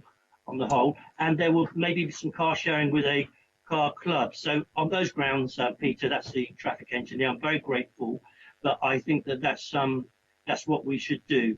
So with that proposal to approve, and all the conditions, but bringing back those 3 conditions that I talked about, I hope that will meet the members' concerns. So I think everybody's done very well today to talk about the things in the way that they have and tease out some of the issues which the officers have taken on board and will meet. And I'm sure we're being watched by National Regional, and they will have noted down. They seem to be a great crowd. They seem to have worked so hard to get this through and to do what the city wants them to do. With that, I will be quiet now. Thank you very much. Thank you for that, Councillor. Ezzy, you wanted to say something before. I know you put something in the chat. Is there anything you want to add before I move on to Councillor Luke Stubbs with any comments? Yes, thanks, Councillor. I just wanted to make a bit of a note with regards Councillor Lee's comments and recommendation or suggestion for conditions to come back to the planning committee. It does. We would have implications for the commencement of this development, which again we are looking at what we have in the sense of the nitrates credits we have in the bank, and we're looking at the commencement period which we put out for May, and with the whole negotiations and trying to assess and evaluate the informations in 13 and in 19 will probably take us up quite close to that deadline. So it potentially could have a significant impact on the commencement of this development, which may mean that this approval, where members to grant it, could fall away on its own. Well, I've heard what you said, Ezzy, and I think what you've just said is you can do it. Ezzy? Sorry, I didn't get what you said, Councillor. Apologies there. I think from what you were saying is it will bring you close to me, but you didn't say that it wouldn't be able to be done. I think members are concerned to see that these things happen, particularly the viability impact report, and we talked about it in the pre-briefing. There seemed to be no problem then about bringing it back for the committee if that's what the committee wanted. I'm sure that where there's a will, there's a way, and we want to assure people around in that area that these things will be looked at, and members want to be assured as well. Ezzy. Unless anybody wants to make a counter proposal, it's there. Well, thank you, Councillor Hunt. Ezzy, did you want to go back before I move on to Councillor Stubbs? It's just back the same thing, Councillor. Just probably myself repeating myself. It would be that this would have it will have an impact on the commencement day, which could mean that whatever we members decide today could naturally just fall away, that the permission would not be one that would be live come that May. So that is just what I just want to flag up to members. Yeah, we've got three months, Ezzy, so let's get our skates on, eh? Thank you, Councillor. Before I bring Councillor Luke Stubbs in, I've got legal advice. Juliet Gill, did you want to add anything to what you've heard so far? I was just going to comment. Councillor Lee Hunt referred to a comment made in the chat by an officer, the highways officer. Could we just remind officers not to put any comments in the chat? If they wish to speak, they just need to put the right to speak. And could you, Chair, could you read out what the comment is so that members of the public know what the comment is? Thank you. Yeah. From Peter, is that correct? Sorry, which? Yes, that's correct. Yeah, from Peter. It says here the parking shortfall compared with the required standard is 77. The 23 space shortfall referred to by Councillor Hunt is on a basis of 1 space per unit. I hope that clarifies everything. Okay, we can come back, Councillor Hunt, in a minute if you want. I'm going to move on to Councillor Luke Stubbs, please. Thank you very much, Chairman. You know, it's quite a real time of change in retail, isn't it? And 2 years ago, this city had 3 department stores in it, none of which at that time, at least publicly, were marked down for closure, and now all 3 are gone. It's a real sad thing to see, but that format is dead. Outside of the largest cities, these big shops just don't work anymore, and it's a format which is not going to return, I'm afraid. And we have to recognise that. And you know, you've got a big empty building. Clearly, the priority is to find a use. And being realistic about it, I mean, it's not though there's much demand for office space these days. So residential is really all that you're left with, and this is a positive scheme. I think it looks pretty good, just sort of from the elevations from the street. It makes good use of the site, and it's very positive to have the potential. I know we're not guaranteed this by granting planning, but to have medical practice on the ground floor is obviously something everyone will welcome. And also, actually, in the new environment that we're in, is about the best you're going to get in terms of helping the other businesses in the area, your coffee shops and supermarkets and whatever, to get the footfall and to generate the turnover that they need for their businesses to be viable. So the fundamentals on the scheme are sound. Now, on the detailing, I mean, I think that looks pretty good. The whole separation from Portland Terrace issue, I think, has been resolved quite satisfactorily. And given the location, the parking levels actually, quite honestly, are quite generous. It is the norm for town centre developments, both here and across the country, to have restricted levels of parking. And to get to about, what is that, about 0.7 per unit is actually really pretty good. So on the fundamentals, I like the scheme, and I will certainly be seconding the proposal.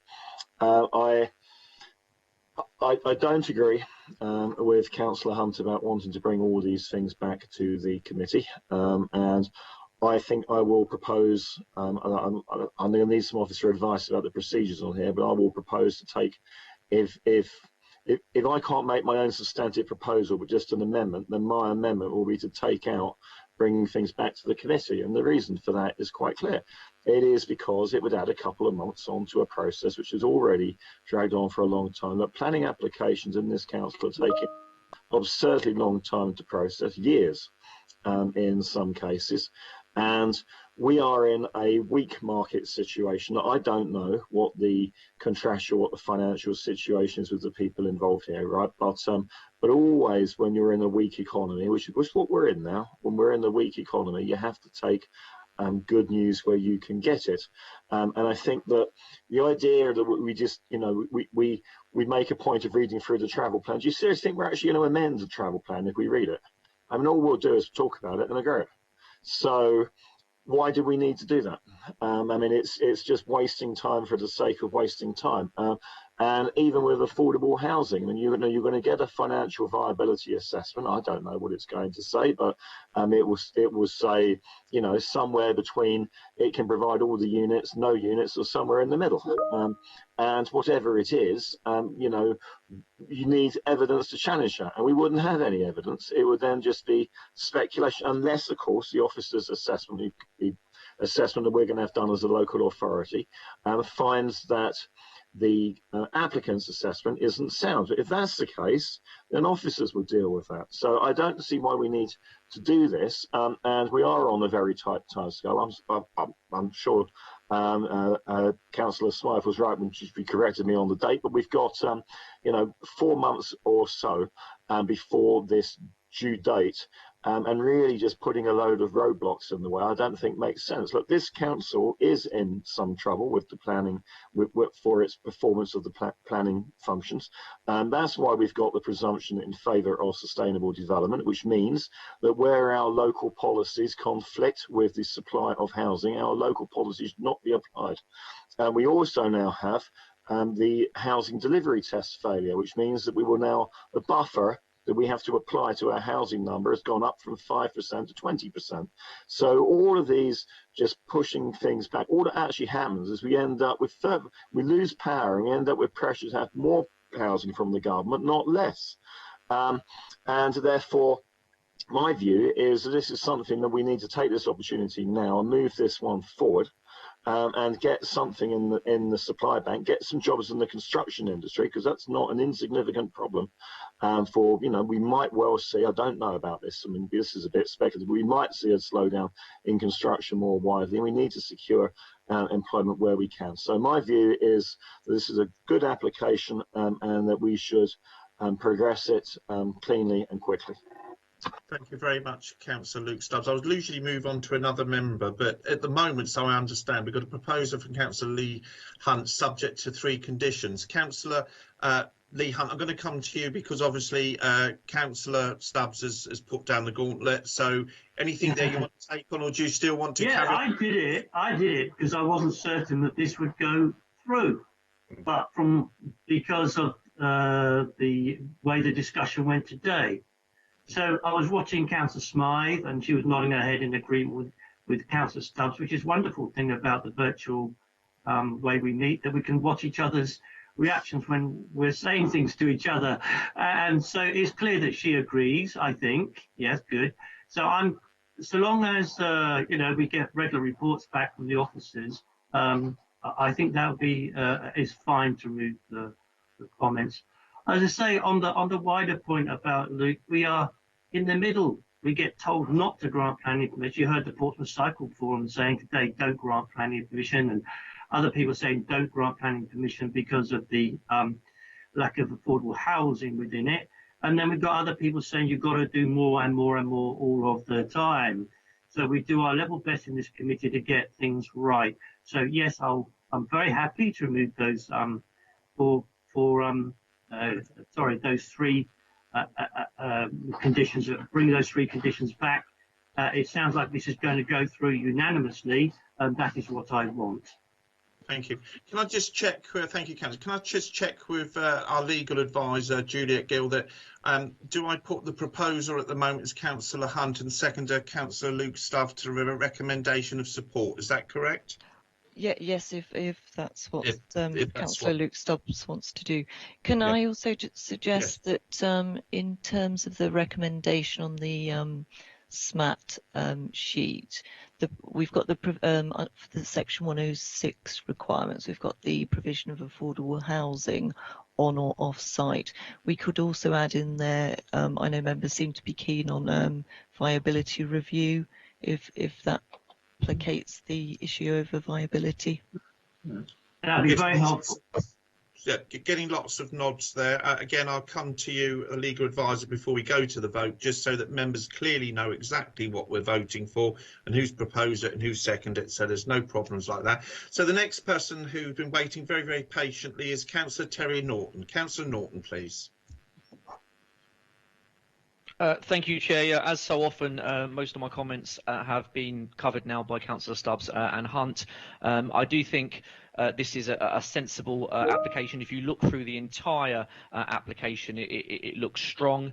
I think giving delegated authority on a project of this size is important for immediacy, but I do think it's unfortunate that the Deputy Planning Officer isn't present, but that's something that we can discuss, I think, at a future date. Look, this only received 2 objections or 2 deputations, didn't it? We welcome the doctor's surgery, I'm sure. I like the option of homes with or without parking. I think that's important.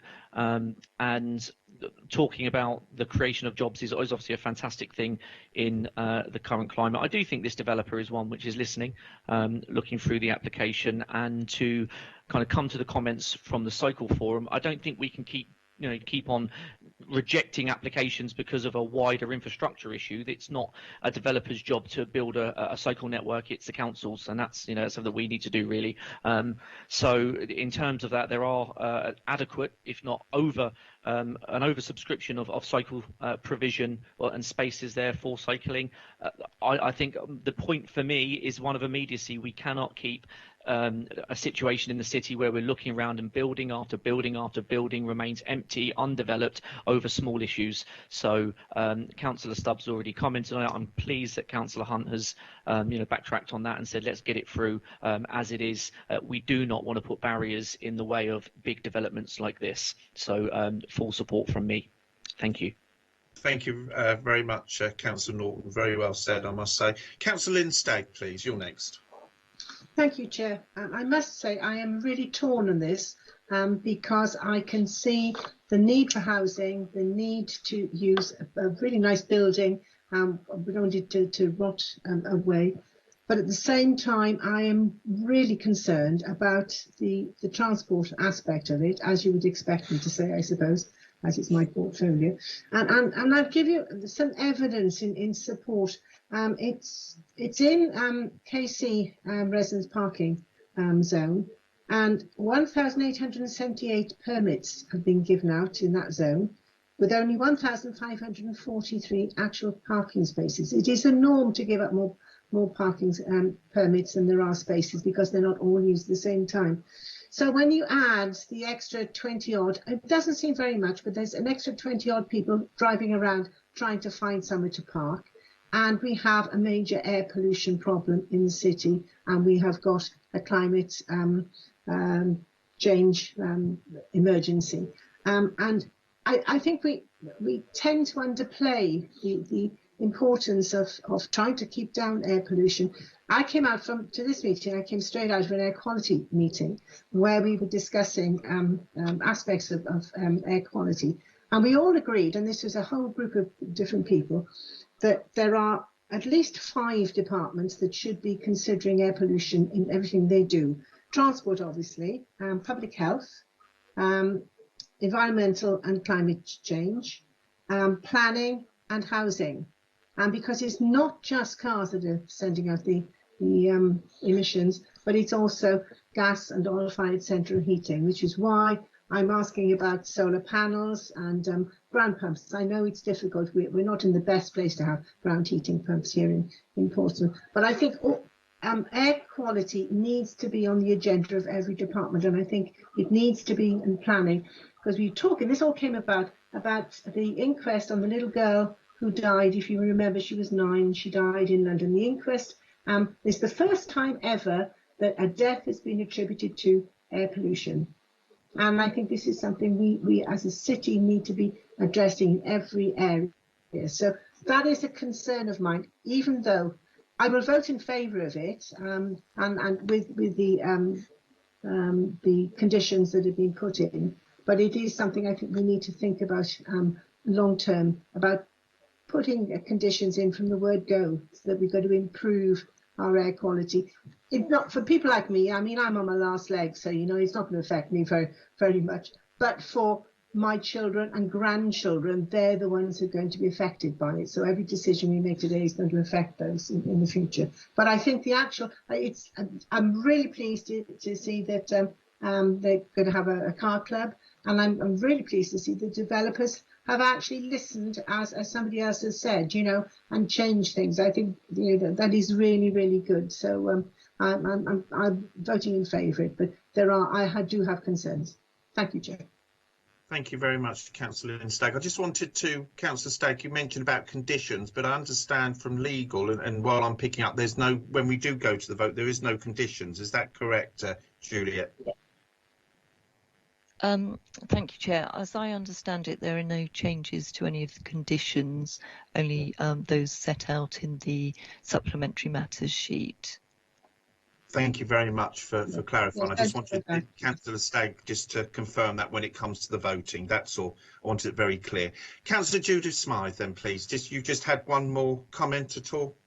I just wanted to, I wasn't sure if this was appropriate, but I wanted to second the proposal that I think was made by Luke Stubbs, but has subsequently been supported by Councillor Hunt, and if it would be helpful to second that. And just to say in the margin that, you know, walking around Palmerston Road, as I do a great deal, it would be very helpful to have an email once things had been settled, just to give us an outline on an email by way of information only as to what had been decided once the planning permission is finally given. Thank you. Thank you very much, Councillor Smythe. So I understand there's no more comments at the moment, so now we're going to go to the voting. So although Councillor Luke Stubbs, we are only voting, Julia, if you could just clarify on the first single thing, first of all, because Councillor Luke Stubbs said we usually vote for two things, but to do with Debenhams, but we've got to take them separately. Is that correct? Yes, that's correct, Chair. Just one last matter to confirm. Yes, did Councillor Lee Hunt and Luke Stubbs want to add in the bit about the viability review under the Section 106 agreement when it comes to affordable housing? I think that's a good idea, Luke. Yeah. Councillor Stubbs, are you happy for that as well? I'm happy with that. That's good. There we are. Okay. So thank you. So we're going to go to the vote now, Julie. If you could just clarify what they're voting on, so that I've got that we clearly know what we're voting on with those couple of things you just said, please. Do you want to do this, Jermaine, or would you like me to do it? Carry on and do it. Can you hear me? Yes. Yeah, please do it, Jill. Thank you. Okay, the recommendation as set out in the supplementary matters sheet is that delegated authority be given to the Assistant Director of Planning and Regeneration to grant planning permission subject to the following conditions and subject to completion of the Section 106 legal agreement within 3 months of the date of this planning committee. So that will be to secure the provision of affordable housing on or off-site, or that could be a financial contribution, and that will be subject to a viability review if necessary. It will also be for the mitigation of the effects of the special protection areas, nitrate mitigation and recreational impact mitigation. And then we've got the provision of a GP surgery in Block A. The second part of the recommendation is that delegated authority be granted to the Assistant Director of Planning and Economic Growth to add or amend conditions where necessary. And then the final part of the recommendation is that delegated authority be given to the Assistant Director of Planning and Regeneration to refuse planning permission if the Section 106 agreement has not been completed within 3 months of the date of this resolution. So that's the recommendation, Chair. Thank you. Thank you very much, Juliet, for clarifying that. And that was proposed by Councillor Lee Hunt and seconded by Councillor Luke Stubbs. Did any of the councillors want to quickly add anything before we go to everybody happy? Yeah, okay then. So I'll now go to the vote. So I'll now ask each member in turn if they are voting for or against the motion, or if they wish to abstain. Please only use for or against or abstain, please, because it makes it much easier for democratic services for Anna. So now I call upon Councillor Judith Smythe. Would you please indicate if you're for or against the motion, or do you wish to abstain? For. Thank you. I now call upon Councillor Matthew Atkins. Please indicate if you're for, against the motion, or do you wish to abstain? For. I now call upon Councillor Atwell. Please, would you indicate if you're for or against the motion, or do you wish to abstain? For. Thank you. I now call upon Councillor Lee Hunt. Please indicate if you're for or against the motion, or do you wish to abstain? For. Thank you. Obviously, we're going to move on to Councillor Terry Norton. Please indicate if you are for or against the motion, or do you wish to abstain? For. Councillor Dinstag, please indicate if you're for or against the motion, or do you wish to abstain? For. Councillor Luke Stubbs, please would you indicate if you're for or against the motion, or do you wish to abstain? For. Thank you. Councillor Claire Oudie, please indicate if you wish to if you are for or against the motion, or do you wish to abstain? Abstain. Abstain. Thank you very much. I now wish to cast my own vote as chair, and I wish to for the motion. So I think it's very easy, that one. Anna, would you just like to let us know? Yeah, I've got 9 for and 1 abstain. So that has been carried. Thank you very much, members. Thank you for that. Thank you, everyone. So now we need to move on to the planning officer will now present the next application, which is on our agenda item number 6. Sorry, Chair. Just going to text Councillor Jones that she can come back in if that's okay. Oh yeah, can she come on? Hold on, Chair. Still on? Yeah, no, yeah. I was just about to say, hold on a second, because we're on the second part of Debenhams. Oh, apologies. Yeah, my bad. Okay. That's okay, because what I was going to do is take a quick comfort break after this one, and then it gives time for Councillor Jones to come in and settle down. So we're moving on now to the next item, which is... the numbers on that vote right? Sorry, I've got agenda number item 6, Debenhams 4446, and this is about the listing building consent, Councillor. No, were the numbers on the previous vote correct? Did I hear 9? Anna? Oh, sorry, I've got 8, 4 and 1 abstain because we haven't got Councillor Jones, so you're sort of one short. Okay. Thank you, Anna. Thank you very much, Councillor Hunt, for clarifying that. So now, as I said, we're going to go on to the planning officer. Will now present the next application, which is on agenda item number 6, Debenhams again, and it's about the listed building consent. So is it Jermaine? Is it you again? Yes, Councillor, it's me again. Thank you very much. Sorry, Councillor Judith Smythe, did you want to quickly come in? I was hoping, in that we've approved the previous application, we could move fairly quickly through this one, if everybody else is happy with that. Well, yes, but I understand if we let Jermaine say this, and then it depends on the councillors. Just in case, for clarity, they may want to add something else to it, councillor. So I'm going to carry on with what's in front of me. Jermaine, please carry on. Thank you very much, Councillor. I will be sharing my screen to go through the presentation. Can everyone see my screen now? Yes. Yes, thank you. Right, thank you very much. I'll run through this quickly. This application reference 2000621 LBC also refers to the Debenhams site. and as part of a complete application seeks listed building consent for the demolition of a building attached to a listed building, Portland Terrace. Again, I'll show you the site context. So to the west of the site, you have Portland Terrace, which is Grade 2 listed, and then the Owen South Sea Conservation Area runs along the west and then cliffs the site to the north. There is Stanley Road Conservation Area in close proximity to the site as well. And then to the north, there is St. Jude's Church, which is a Grade 2 listed building too.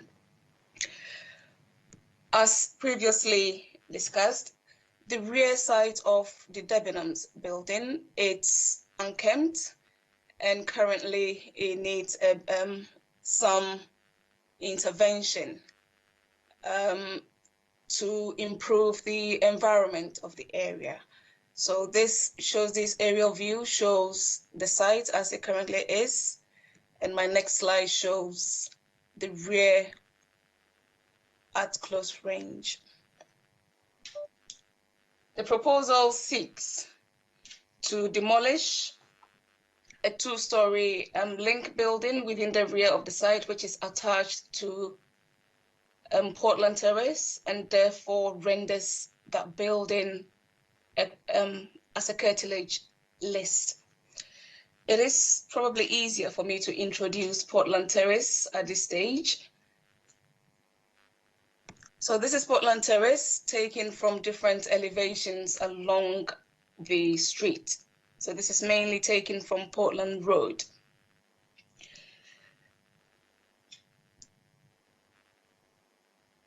A brief introduction of Portland Terrace is, it was built in the 1840s and is described as being unique in the city of Portsmouth and an excellent and well-preserved example of Regency style terrace. It was designed by Thomas Ellis Owen, the father of Southsea, and makes a positive and critical contribution to the townscape, setting and character of this part of Southsea. So these are the elevations from the front, and if you look round the back, this is how the Grade 2 listed building looks from the rear of the site. Now, the proposal concerns the demolition of this two-story unit, which is attached to Portland Terrace. Because of the way the buildings are arranged on site, it's very difficult to get a clearer picture, but if I maximize this slide, it is this little building here, which has got an attachment to Portland Terrace. So the demolition as part of the whole site development will require consent.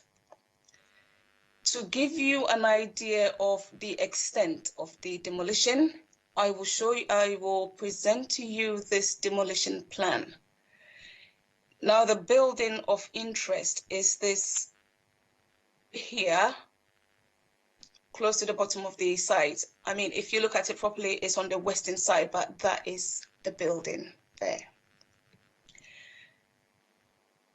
Basically, its demolition will facilitate the provision of Block B to the rear of Portland, to the rear of the Debenhams building, and create a much wider, pleasant, desirable environment around the scheme as a whole.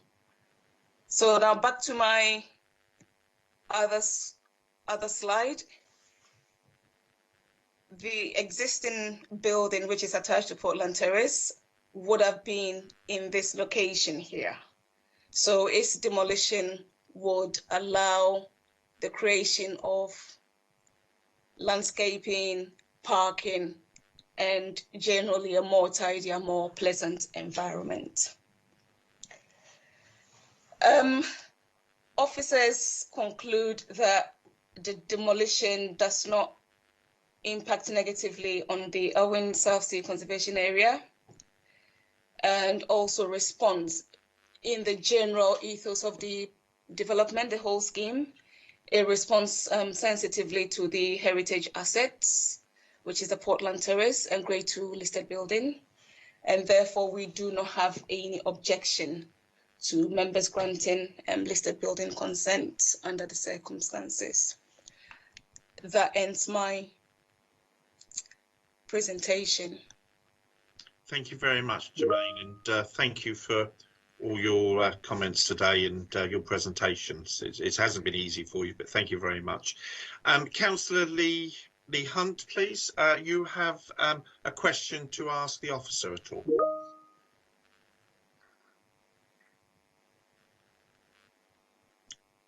Councillor Hunt.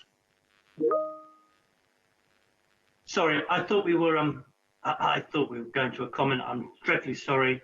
Sorry, we're on questions at the moment, Councillor Hunt. I'll move on then, if that's okay. Councillor Luke Stubbs, then, question to the officer at all. Yeah, sorry, I'll try to update the chat after that because I made the same mistake as Councillor Hunt. So I'm waiting just to over. You're getting in very quick, both of you. I noticed that today. Any more questions, please, from anybody, first of all? Okay, so now we're going to move on to comments, please. Yes, who got there first? Councillor Lee Hunt, comments, please. Well, look, I've already said today, I've already congratulated the officers on a really good report and all the work they've done. And I have to, again, now we're going to be more pretty, also congratulate National Regional Property and all the residents in the area that went along and looked at this scheme. So clearly, we're going to grant this listed building consent today to get on with it as quickly as possible.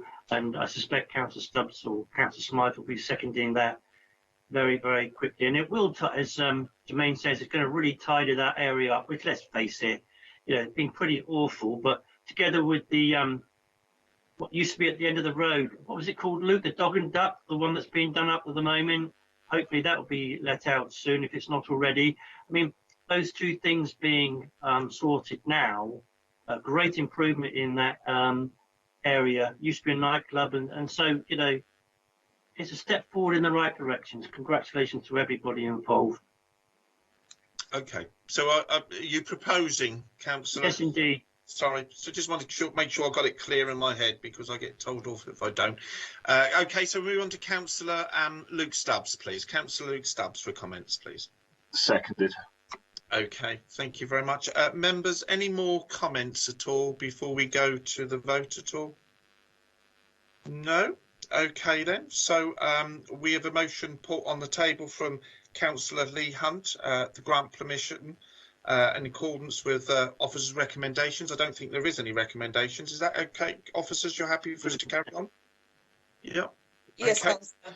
Thank you very much. And it was seconded by Councillor Luke Stubbs then. So I'll go to each in turn, for, against, or do you abstain? Everybody's quite clear on what we are voting for, I understand. So I call upon Councillor Judith Smythe. Please indicate if you're for or against the motion, or do you wish to abstain at all? For. Thank you very much. Councillor Matthew Atkins, please. For or against the motion, or do you wish to abstain? For. Councillor Atwell, for or against, or do you wish to abstain? For. Councillor Lee Hunt, you for or against, or do you wish to abstain? For. Councillor Terry Norton, for or against the motion, do you wish to abstain? For. Councillor Lynn Stagg, would you indicate if you're for or against the motion, or do you wish to abstain? For. Councillor Luke Stubbs, for or against the motion, or do you wish to abstain? For. Councillor Claire Rudy, please indicate you're for or against the motion, or do you wish to abstain? Abstain. Thank you. My vote is for the application in front of me. So over to Democratic Services. Anna, please. Well, you've got 8 for, 8 for, and 1 abstain. Right, okay, so that has been carried. Thank you very much, members. So we're going to have a 10 minutes comfort break now, if that's okay. And could somebody get Councillor Donna Jones in? So we'll meet back, please. And please remember, members, the transmission of this is still live out there. So please just be aware of that. And can we come back again at 4:30, please? Thank you very much. If everyone can keep all their microphones muted, and I'll see if I can get the slide up. Thank you very much. See you all in about 9 minutes. Thank you very much, members.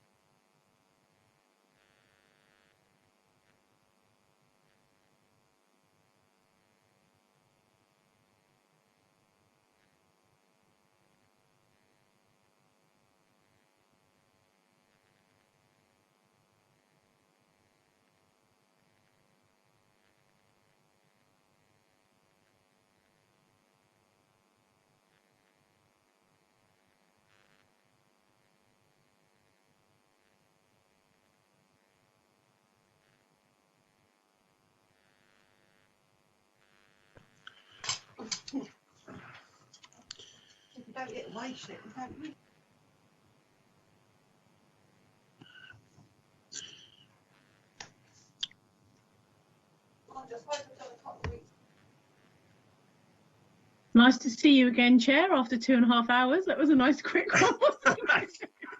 Thank you very much, Councillor. Welcome back. I'm sorry we couldn't move it for you. I know there was a chat about moving it for you, but it couldn't be done. We did ask, but it couldn't be done because of the other officer or something had to go. So we do apologise. We tried to accommodate your needs as much as anybody. Don't worry. I've been able to do lots of emails, so it's not been a problem. That's okay. Catching up with yourself. Have we got any other four councillors ready then? And then we can get on to the next application. I'm still here, Chair. Thank you very much. I'm here, ready to go. Thank you very much. Everybody else ready? Okay. I don't want to start it and then find that they won't be able to do it because they've missed half of it or somebody else says something like that. That's the problem. Councillor Stagg, are you with us? Councillor Lee Hunt, thank you. Welcome. Always with you, Mr. Chairman. Always with you. Thank you, Councillor Stagg. I think, is that everybody, Anna, at all? No, I think so. Just Chris checking we Atwell got back. all the councillors. I'm here, Chair. Lovely. It's just with these things, you can't start it because a councillor won't be able to vote then. That's the only thing. Everybody in? Everybody in, Anna? Yes, we got. Right, okay then. Thank you very much. Thank you, everybody, and welcome back, councillors, and welcome back, officers. So the next, I'm going to introduce the next planning officer who will present the next application. This is on agenda item number 7, and this is the registry office there, or the old registry office at St Michael's Road, Portsmouth. So who's, sorry, we've got Judith Smythe, sorry. I just wanted to say. Oh, sorry, a second. Phone off, sir. Thank you. Instantly screaming. I just want to say this is really not good at all. Is there anyone else who can lead the committee today? Sorry. Thank you, Councillor Donna Jones. So we're just sorting that out. So can we sort that out first of all? Is that okay? Right. Okay. I just wanted to say, Chair, that I have no personal or prejudicial interest on this, but I have been on the cross-party working group that has been looking at the needs of the homeless people and people who are sleeping on the street. Yeah. As long as you've got an open mind, Councillor, that's the important thing. Okay. Okay. Everybody okay then? So can we introduce the officer, please, to the registry office at St Michael's Road, Portsmouth, please? Thank you, Chairman. Let me just share my screen.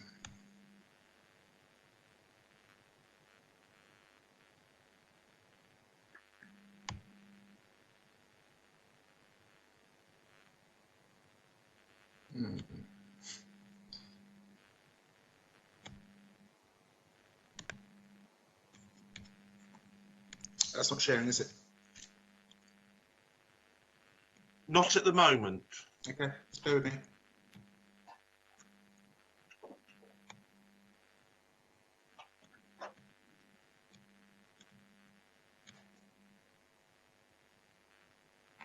Has Jermaine taken her sharing the screen off? Yes, I have.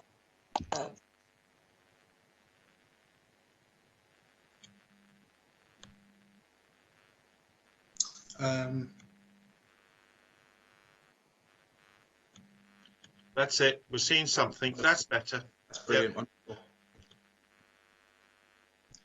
Thank you, Chairman. The application that I am now presenting, well, first off, my name is Christopher Peters.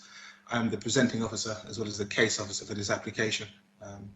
The application that I am now presenting is planning application reference 20/009/FUL, with the site being the registry St Michael's Road, with the recommendation to grant permission. You have on screen in front of you is the site location of the premises. The application is for the temporary change of use of the premises from student halls of residence to interim accommodation for the homeless and rough sleepers. The proposal is required in order to address a need which is not only a corporate priority of the council, but also an emergency response to the circumstances brought on by the COVID-19 pandemic. The proposal is required in order to address a need, The application premises relates to a 2.5-storey locally listed building situated in a prominent location on the eastern side of St Michael's Road, which fronts the busy main road. Local bus stops are within 100 metres of the site, with Portsmouth and Southsea railway station situated approximately 800 metres to the northwest. The site is situated at the junction with Lord Montgomery Way, which runs parallel to the south, and there are a number of several other student halls of residence within close proximity of the premises.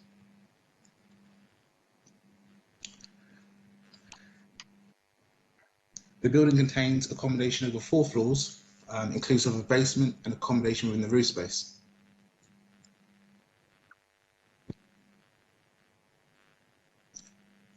The building contains a total of 41 self-contained residential units. The basement level contains a gym, laundry room, cycle store and plant room. The ground floor level contains the manager's office, a common room, bin store and 13 of the 41 units. The first floor level contains a further 17 units, while the second floor contains the remaining 11 units. Each of the units are provided with bed, living rooms, a kitchenette and ensuite bathroom. The change of use would not involve any physical alterations to the building fabric, internally or externally. The standard of accommodation room sizes are considered to be acceptable. The nature of the proposed use is not considered to result in any increase in traffic or parking.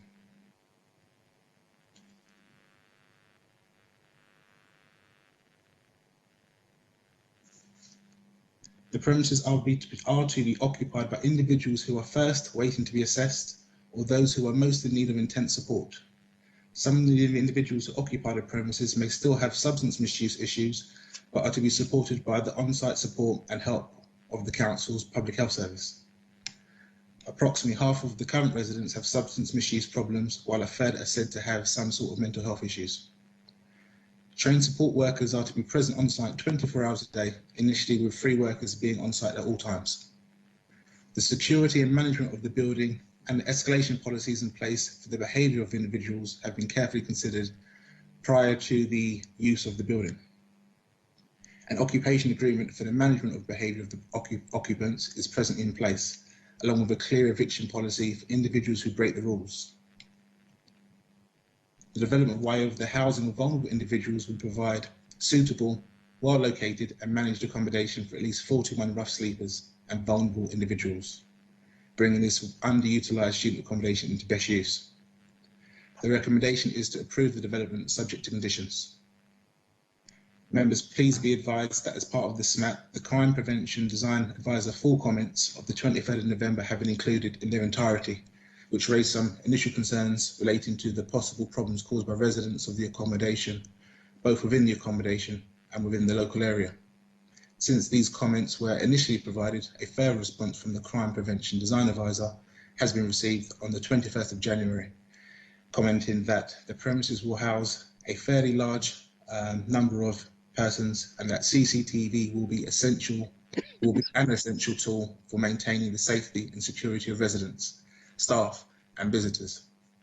Members, please be advised that the imposition of an additional condition is recommended, requiring that within 4 weeks of the granting of any consent, details of the location, type of CCTV surveillance measures shall be submitted to and agreed in writing by the local planning authority. Further to this, I draw members' attention to the fact that a permanent application for the change of use of the premises has been submitted to the council and is presently under consideration by officers, which will be coming to a forthcoming planning committee. Thank you, Chairman.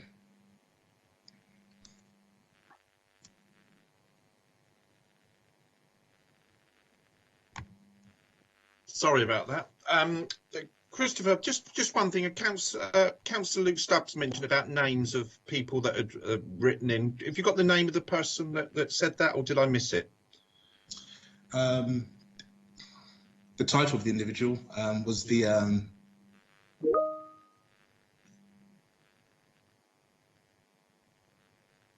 Crime Prevention Design Advisor. His exact name I'll be able to tell you in just one moment.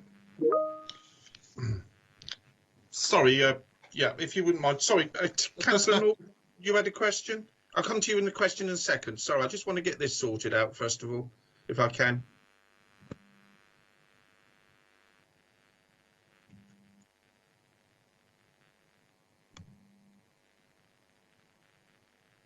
When you find it, Christopher, if you get back to us. I'll get back to you in just a moment. Yes. Yes. Thank you. Okay. Come back to us when you found it, okay, or just put it in the chat. Sorry? I certainly will do. Yeah, thank you very much. When you found the name, just put it in the group chat there, and we'll have a chat. We'll bring that up. Sorry, question, Councillor Terry Norton. Yeah, thank you, Chair. I may have missed this. Just a quick question as to whether we have any information about the hours of operation for this building. So often with these facilities, residents are out between certain hours. Do we have any of that information? I guess it will have an impact on conservation, etc. So if we have any of that information to hand, it would be helpful. Christopher, could you answer that? My understanding is that the premises will be occupied 24 hours a day by individuals. Thank you. Thank you. That's great. Thank you very much, Councillor. Councillor Judith Smythe, please. Did you have a question at all? No. No. Okay. Sorry, it might be me on the chat then. Anybody else got any more questions at all to the officers before we move on to comments? No. Okay. Christopher, did you find that name at all before we move on? Certainly did. His name's Stuart York. Thank you very much. So we can cross the T's. Stuart York. There we are. Okay. Councillor Lee Hunt is in for a comment. Councillor Hunt, please.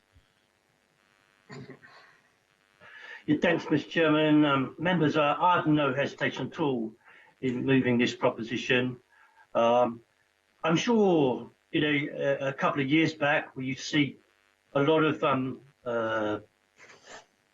rust heapers on the street, and if you look around over the last few months at least, it's much reduced.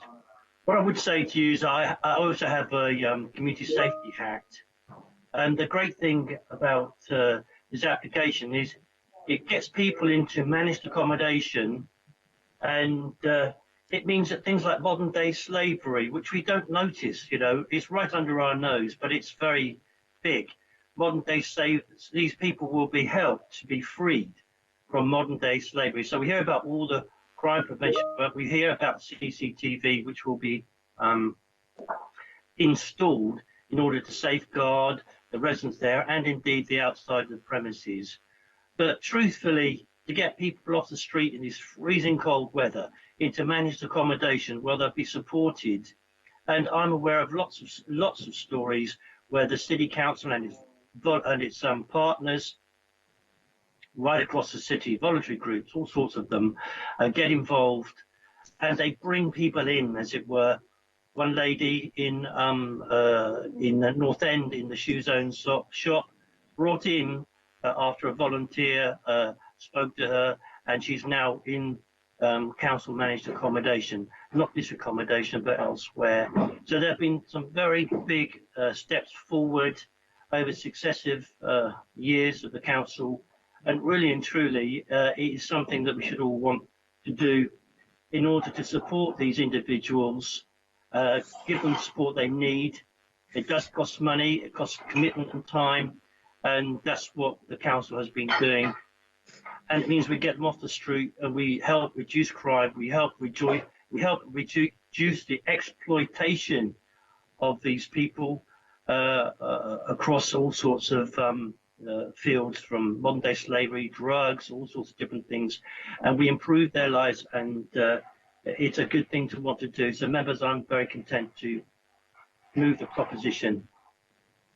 Thank you, Councillor Hunt. So we've got a proposal there. We're after a seconder. The next person was Councillor Terry Norton, who wanted to comment. Councillor Norton, please. Thank you, Chair. Sorry, actually, it's an additional question, if you'd let me, if that's okay. Of course. Apologies. I remember the days of the Registry being, one of the best pubs in the city, where you get a beer and a burger for something like £2, and it was very, very busy there. And coming out onto the steps there, that road is quite dangerous. So from a safety perspective, is there a barrier running along the side of that road there? Because cars do fly around there. We do know from these kind of units that there is a sense of congregation sometimes, and I don't want it to be a safety issue.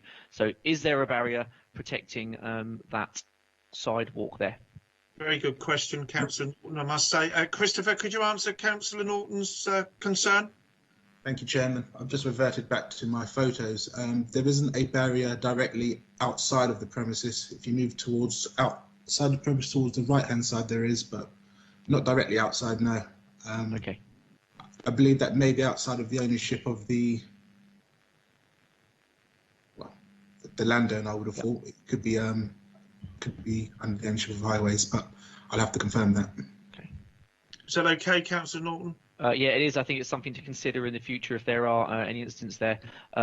In that case, I guess happy to second Councillor Hunt's proposal, recommendations there. I do think it's good. We said previously about having facilities close to the civic offices and various services, so I think that makes sense. So happy to second.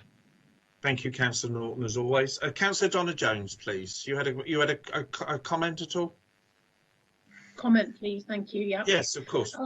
Yeah, I'd like to also second the officer's recommendation. I think it is a sensible proposal, a sensible change of use, considering the market at the moment in Portsmouth for student accommodation, which is has gone from being in great demand to absolutely falling off a cliff with the COVID situation, where many large accommodation blocks in the city are now sat empty. And as Councillor Hunt has said, with a responsibility to homeless people, and also thinking of, the council's needs as well as the, public body in the city that has statutory responsibility for housing the homeless, I think that this is a sensible change of usage application, which serves both, I'm sure, the owner's needs in terms of getting a rental income and also ours. I remember this application from its going back, I think maybe 5 or 6 years ago, when it was converted into student accommodation. There were queries around space standards, and of course the student accommodation meant that the space standards were not that of a normal one-bedroom flat or even an HMO, for example. But I think that this would be entirely sensible for a homeless shelter, and certainly would be an improvement on some of the temporary accommodation that homeless people in the city are currently living in. So I'm pleased to second the proposal. Thank you very much. Councillor Donna Jones, actually Councillor Terry Norton got in before you and seconded it, so I'm afraid I'm sorry about that. Yeah, no problem, that's fine. Okay. Anybody else want any more comments at all on that at all before we go to the vote? So, okay, so we've got a motion on the table. It was proposed by Councillor Hunt that we grant planning permission in the officer's recommendation. The motion was seconded by Councillor Terry Norton. Any of the officers at all? Christopher, do you have anything to add before we go to the vote at all? Nothing specifically, just be mindful of the additional condition that I made reference to, which related to details of the CCTV surveillance equipment, which will give us a great... Sorry? Conditions. With conditions. Yes, with conditions. Yes, that's what we're voting for. Okay then. So, did any the proposer and seconder, you're happy for us to go ahead, are you? Just got to double check. Yeah. Okay. Yeah. Everybody knows what they're voting for then. Okay then. So, I've called upon Councillor Judith Smythe. Could you indicate then, please, if you're for or against the motion, or do you wish to abstain? For. Thank you very much. Councillor Matthew Atkins, do you wish to vote for? Thank you. Councillor Atwell, for or against the motion, or do you wish to abstain? For. Councillor Hunt, for or against, or do you wish to abstain? For. Thank you. Councillor Donna Jones, for or against the motion, or do you wish to abstain? For. Councillor Terry Norton, are you for or against the motion, or do you wish to abstain? Yep, for. Councillor Lindstag, you for or against the motion, or do you wish to abstain? For. Councillor Luke Stubbs, are you for or against the motion, or do you wish to abstain? For. Councillor Claire Oudey, please indicate if you're for or against the motion, or do you wish to abstain? For. Thank you. I'll now cast my vote, and it's for.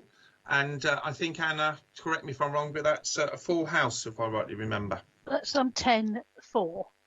Thank you very much. So that has been granted. Well done. Thank you very much, members. So that's been accepted. So now we move on to the next item. So the planning officer now present the next application, which is on item number 8, and it's 155 to 157, sorry, Elm Grove, Southsea. Who's going to do that one? That's myself, Chairman. Thank you. All right, Christopher, over to you then, sir. If you'd like to present your application, please. That's very kind. Presentation.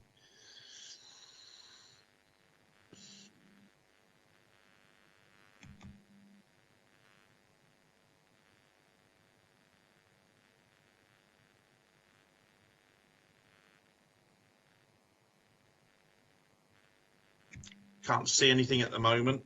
I'm just working away. I won't be a moment. Okay.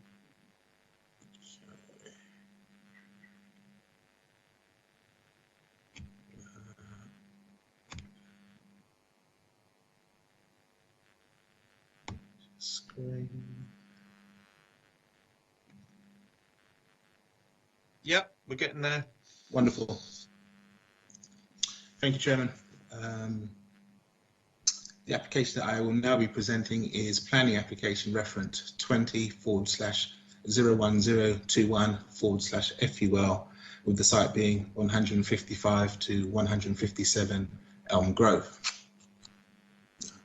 This application seeks retrospective plan permission for the temporary consent for the change of use of the building premises known as the former library 155 to 157 Elm Grove from student accommodation to interim accommodation for the homeless and rough sleepers.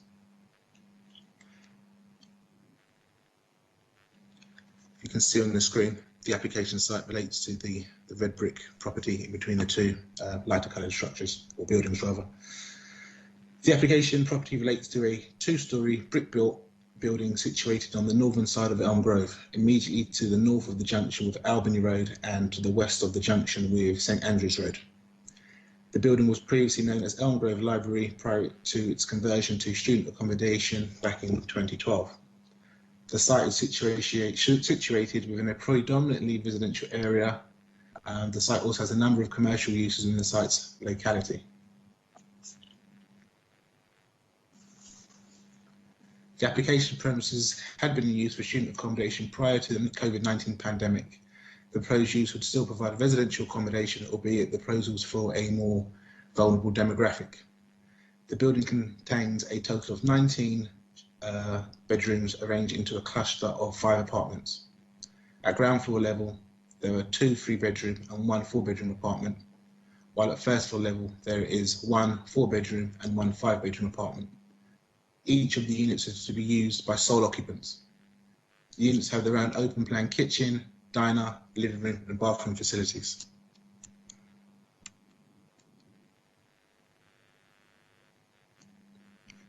The development proposal would not involve any external or internal alterations to the building. The site is being used as a supported temporary night shelter for the homeless in need of low-level support. The premises is to be occupied by those that have been assessed as being able to live in a house of multiple occupancy and considered to be lower risk than those in more intensely managed accommodation. The individuals who use the accommodation will be on licence and will be required to agree to be part of a pathway through to more permanent accommodation. Occupants of the premises will be required to sign a licence agreement, which allows occupancy on a nightly basis, as well as the rules of occupation on acceptance to the pathway. The rules centre mainly on the expected conduct of the residents, both inside the building and in the surrounding area, as well as their engagement with necessary support services in order to help maintain and find more secure settled accommodation for the long term. The occupants' compliance with the rules of occupation are monitored on an ongoing basis throughout their stay. On this basis, the premises will not be the permanent home of any individuals, and some of the occupants may only stay a few weeks, while others may take months before being suitable for to move on to alternative sites. The site has a very strict rule in place. Some alcohol and all illegal drugs are to be forbidden at the premises, and individuals who break the terms of their occupation license are to be removed onto other accommodation or excluded from all accommodation. There is currently a safety team on site 24 hours a day. The safety team log all occupants in and out of the building and ensure that everyone entering the building has permission and a right of access to do so. The safety team also oversee the area outside of the building, carrying out twice hourly internal building checks to ensure compliance. The safety team also monitor the existing CCTV on the outside of the building.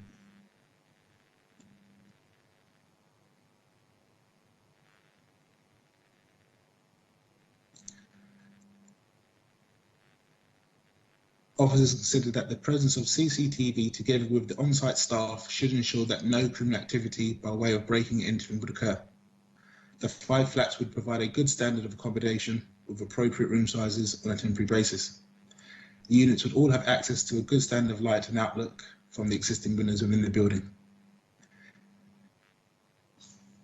The absence of external alterations or openings within the building would ensure that no undue loss of amenity would result by way of overbearing presence, overlooking or privacy loss. On this basis, the development proposal would not result in any loss of amenity to occupiers by neighbouring properties. The development by way of housing vulnerable individuals would provide suitable, well-located and managed accommodation for up to 19 individuals, bringing this underutilised unit accommodation into best use.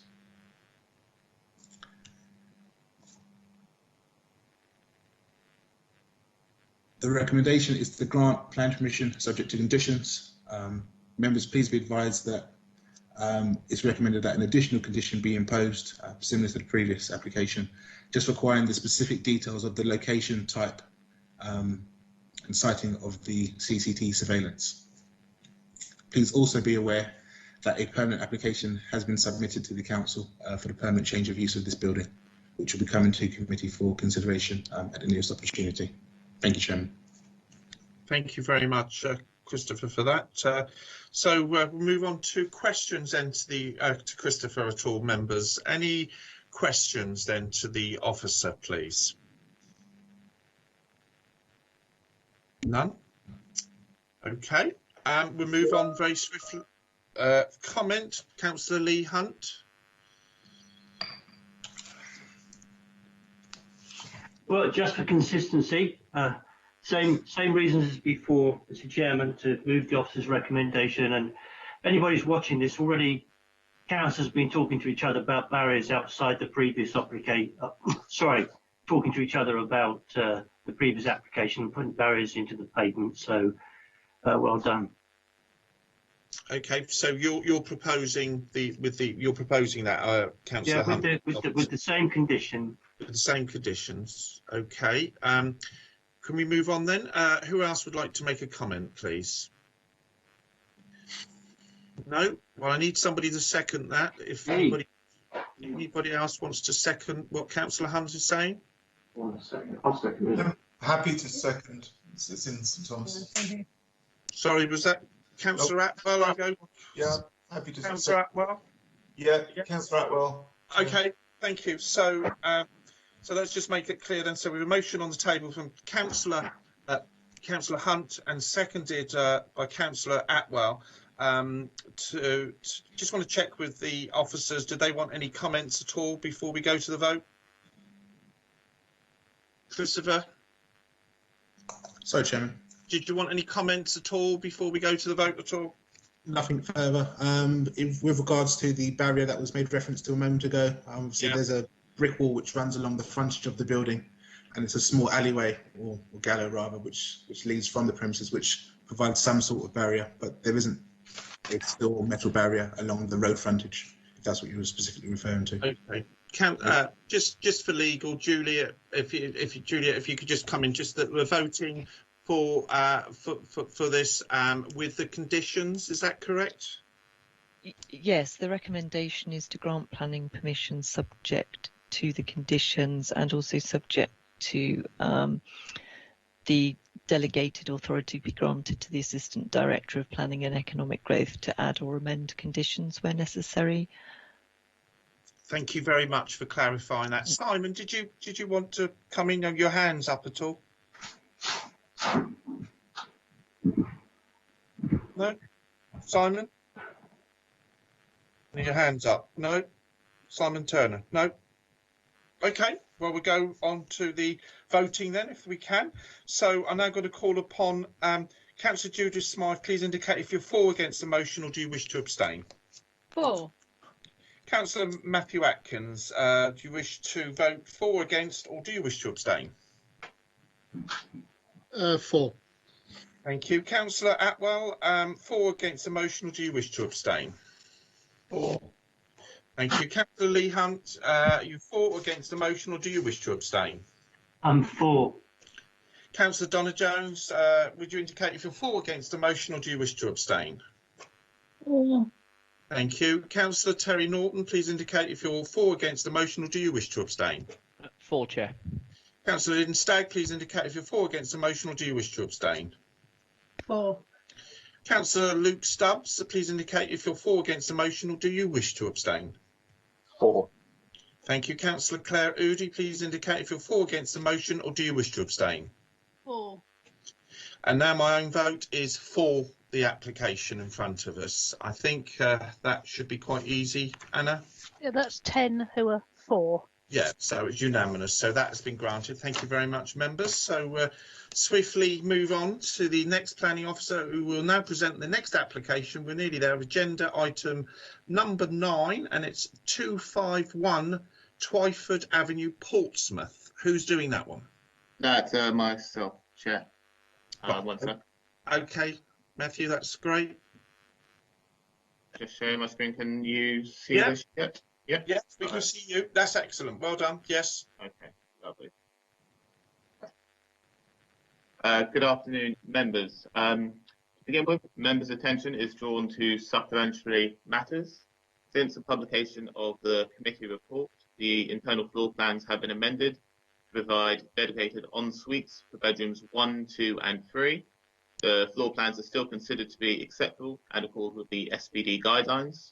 Additionally, Natural England have confirmed that the proposal does not require any mitigation, either bird aware or through nitrate mitigation. This application was previously brought to members in December, though was deferred due to issues in contacting all possible deputies. So this application relates to 251 Twyford Avenue, which is a 2-storey mid-terraced house and mixed-use property with a commercial unit at ground floor and an existing C3 flat above. Planning permission is sought for purposes falling within Class C3 or C4 use, with associated alterations to the shopfront and the installation of 2 roof lights. The property is located on the western side of Twyford Avenue, south from its junction with Brunsian Road. The surrounding area is primarily residential, although there are a number of retail properties as well as flats within the area. Begin with, I'll talk about the HMO data. So policy PCS 20 of the Portsmouth Plan states that applications for the change of use to a HMO will only be permitted where the community is not already imbalanced by a concentration of such HMO uses, or where the development would not create an imbalance. In this instance, the 10% threshold contained within the SPD applies to a 50-metre radius around the application site. Following officer investigation, a number of flats have been discounted from the original list, and it's considered that there are 2 HMOs within 50 metres. It's noted that there's a property to the north, number 253 Twyford Avenue, which is also applying for C4 usage. This is submitted by the same applicant and is due to be determined following this item.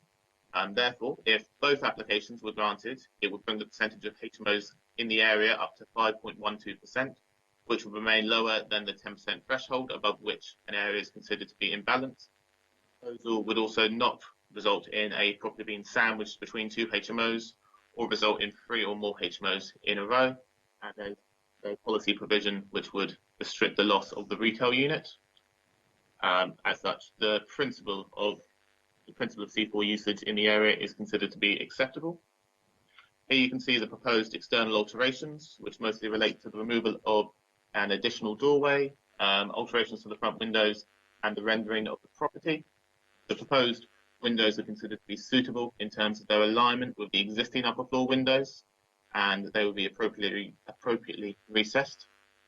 Proposal would also retain the existing features either side of the fascia, and overall the design is considered to be appropriate to the context of the project. Here you can see the internal floor plans for the property, which is set up to provide 4 bedrooms, 3 with a dedicated ensuite, a dining room, lounge and a kitchen. The floor plan accords with the space standards as set out within the SPD, and all the rooms benefit from a good standard of light and outlook. Here you can see some photos which were taken of the site back in summer. But in the first photo you can see the existing rear dilapidated outbuilding, and in the second photo you can see the side of the building. At the time of the officer's site visit, the property was being stripped back and undergoing some work. The property on the photo to your left, you can see the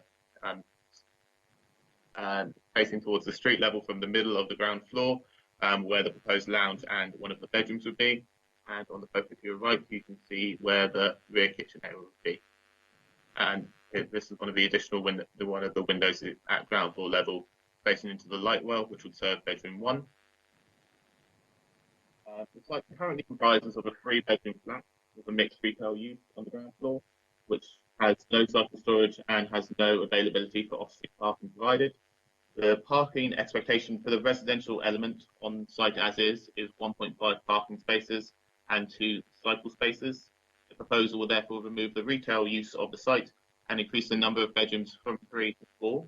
The requirement for a 4-bedroom HMO or a 4-bedroom dwelling is 2 car parking spaces and 4 secure cycle spaces. As a consequence, the effect of the proposal is to increase the parking shortfall associated with the site by 0.5 car parking spaces and 2 cycle parking spaces.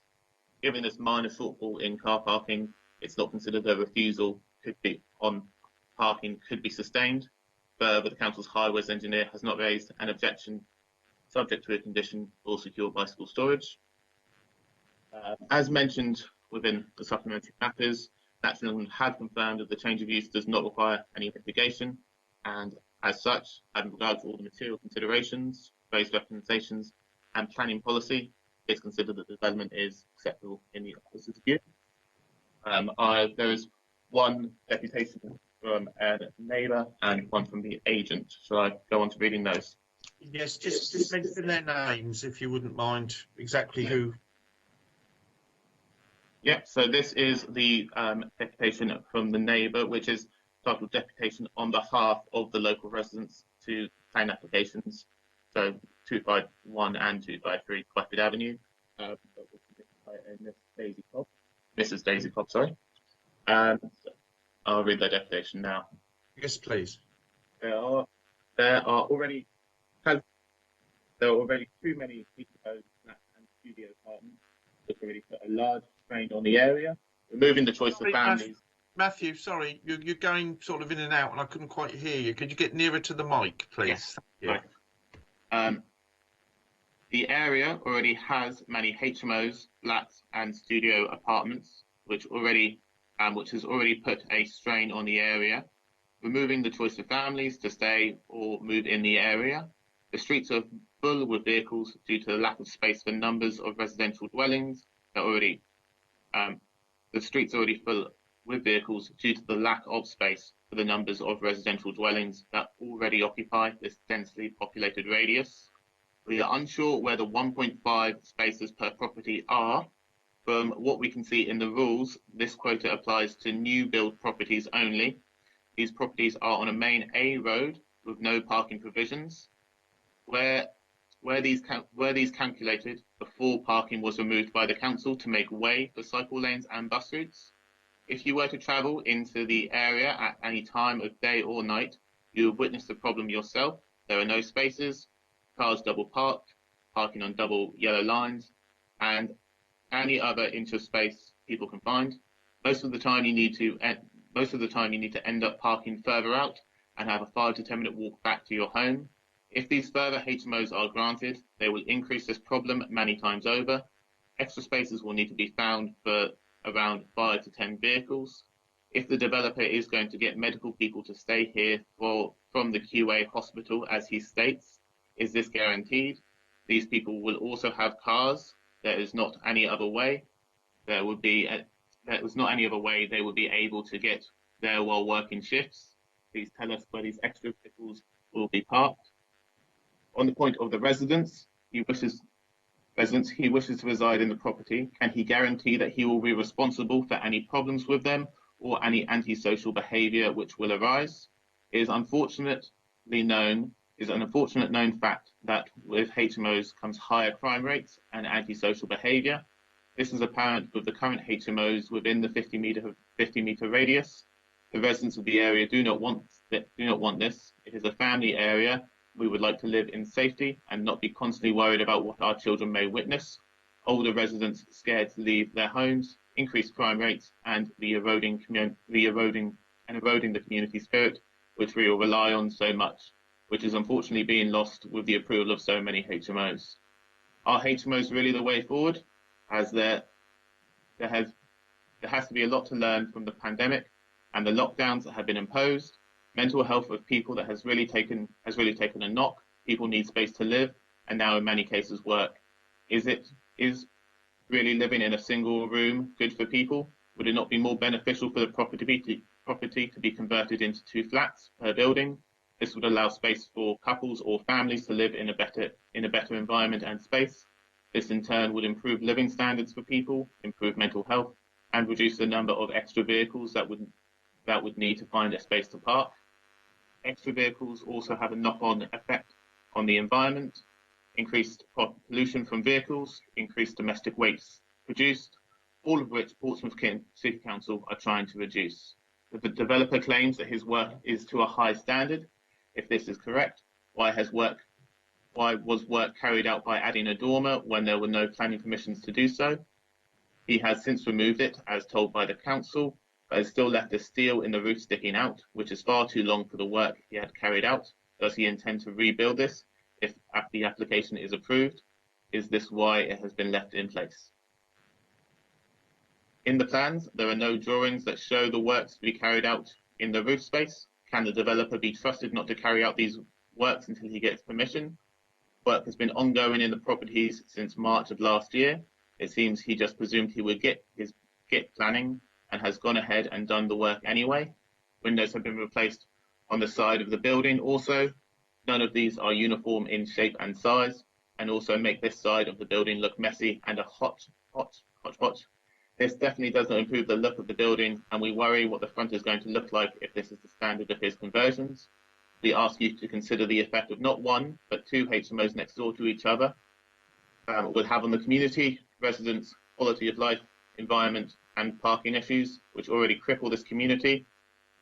It seems that these should be the issues to look at rather than lining the pockets of this developer who has multiple HMOs under his belt already. And now I will read the deputation from the applicant, which is submitted by Apple for their agency. I have purchased a number of properties within the Portsmouth area and have spent a great deal of money to renovate each property to a high standard of accommodation, both for student and professional lets.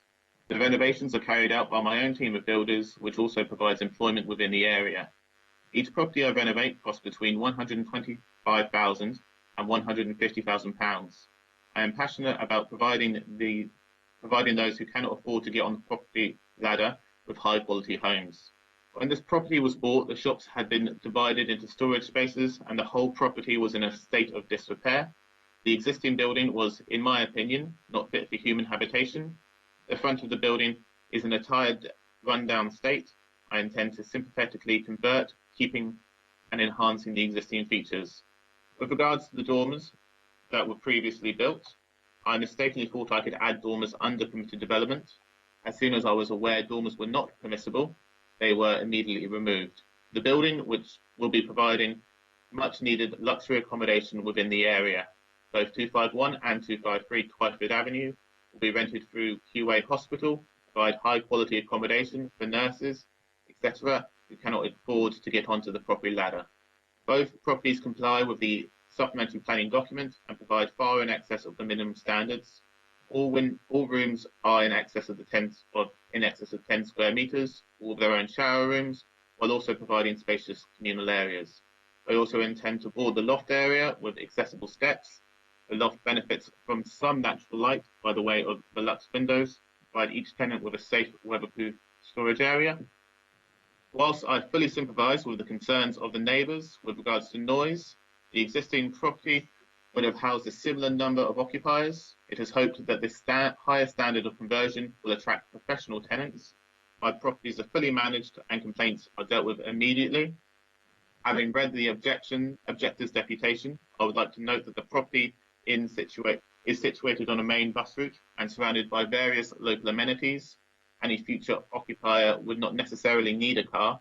The parking demand would be similar if the property was a large family home with older children.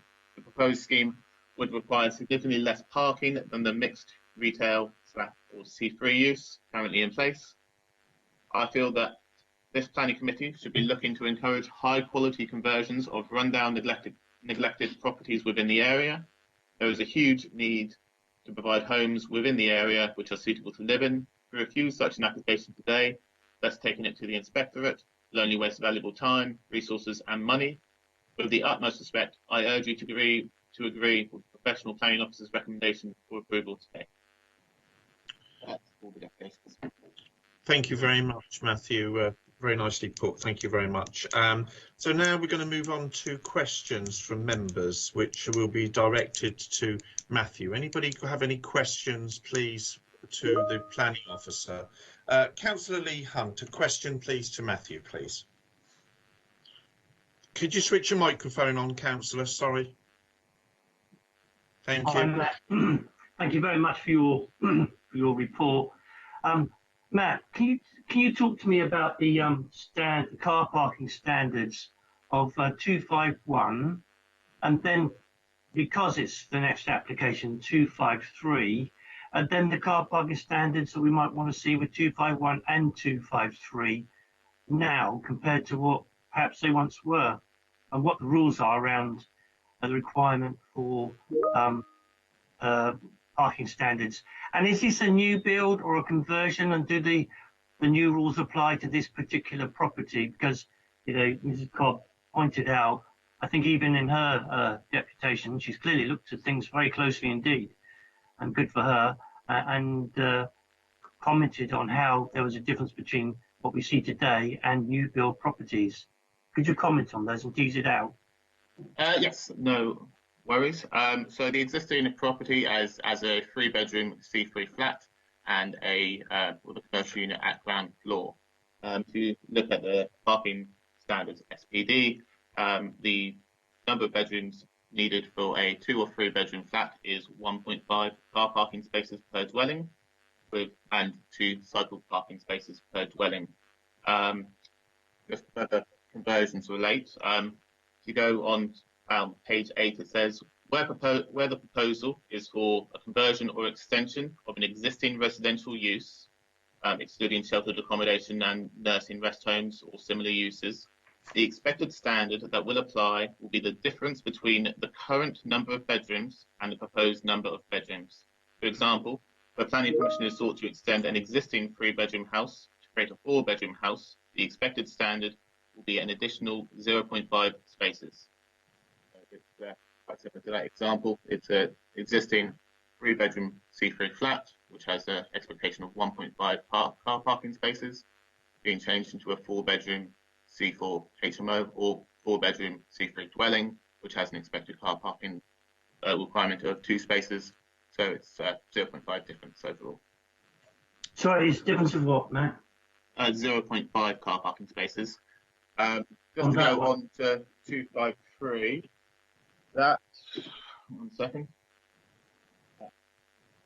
You want to go over that quickly.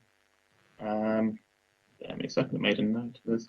So number 253 is slightly different, as its existing use comprises a 4-bedroom flat with a mixed-use commercial element, and would be proposed to turn into a C3 or C4 4-bedroom dwelling. Sorry, can I stop you there, because we've got Peter, who obviously is advising us. He's asked to speak. So Peter, did you want to add something, or are we doing anything wrong? Hello, Chair. No, Matt's entirely right with regard to the residential element, but what we're not picking up on is the parking requirement for the commercial elements, which will be lost as a result of the proposal. And the parking standards don't define a parking requirement per floor space specifically. Rather, they require commercial developments to be assessed individually, and we need to make sure that we don't lose sight of the parking demand of the commercial elements, which will no longer arise as a result of this application. So whilst Matt's entirely right that the shortfalls will be half a space, an additional half a space in respect of one of them, and nothing in respect of the other, we're also looking at a significant reduction in parking demand associated with the commercial elements. Thank you, Peter, for that. Councillor Hunt, sorry to interrupt what was going on there. Does that sort of clarify things? Yeah, thank you. Yep. Okay. Can I move on if that's okay with members? And yeah, okay. I'm going to got Councillor Lynn Stagg. You can always come back, Councillor Hunt. Councillor Lynn Stagg, please. Any questions? Yes, my usual question, Chair. Solar panels, are there going to be any solar panels put on the roof? And also, I know there's a mention about secure cycle storage. Would that be a condition as well? Matthew, can you answer those two concerns from Councillor Lynn Stagg, please? I can certainly answer the question around cycle storage. Yes, there is a condition on the proposal to provide for 4 bicycle parking spaces, so for each application, just to talk about them both at the moment. With regard for solar panels, it's not included within this application. Don't know if Simon or Eze wants to talk a bit more about it. Did any of the officers want to add anything about solar panels? Simon Turner, please. You've got your hand up. Simon.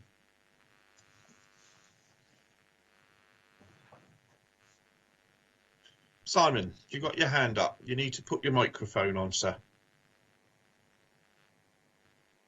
Thank you, Chairman. I'm sorry, this has happened twice now. My computer is very slow, and I press it to come off, and then it doesn't. So I do it again, and apologies. Do bear with me. Thank you, Councillor Stagg. We don't normally attach this sort of sustainable energy condition on a small development like this. I was just trying to draw up our policy to check to see whether or not we specifically say it's only for a certain size development upwards. But also to bear in mind, it's the conversion of one sort of residential use, a flat and a ground floor retail, to another sort of residential use. So it seems somewhat onerous, perhaps, in this instance, to require it. There will still be the building regulations that they'll need to adhere to for all sorts of other heat retention, insulation, water efficiencies, and so on. So the building regulations will still do a good job for sustainable construction and energy efficiency. Councillor Stagg? Yes, can we look at that? I mean, I don't know how possible it is within the law to look at that for the future, because I mean, this is an ideal opportunity to start getting sustainable stuff into developments, even if they're not new developments. It's an ideal time. Lots of people are having solar panels put on existing houses, so I don't see why it couldn't be, part of recommendations here. If it's possible, I don't know if the law allows it, but I think it's about time the law did. Simon, did you want to come back to Councillor Stagg's concern there? Gladly. Thank you, Councillor. We'll take that away, have a word with policy colleagues, and we'll come back to you separately. Thank you. Thank you very much. Thank you very much. Although I've got Councillor Hunt, but I've also, before Councillor Hunt, I've got Councillor Matthew Atkins, please, and then I'm going to move on to Councillor Hunt for questions. We're still on questions at the moment. Councillor Matthew Atkins, please. Thanks, Chair. I'm not sure if I just missed it in the presentation, but was there a map of the other HMOs in the locality? I know you said it would come to just 6.66% with both of them, with both this and the next application. I was wondering if you could put that back up, just so I could see, where they are in relation to this HMO in terms of sort of intensity for surrounding residents. Yep. One second. Put that on. Thank you. Yes, I'll just reshare my slide. Yeah, just reshare it for us. Simon, if you'd like to take your hand down, please. Thank you. Can you all see my screen? Yeah. Okay. So you can see the two other HMOs marked with the black circles. Thank you.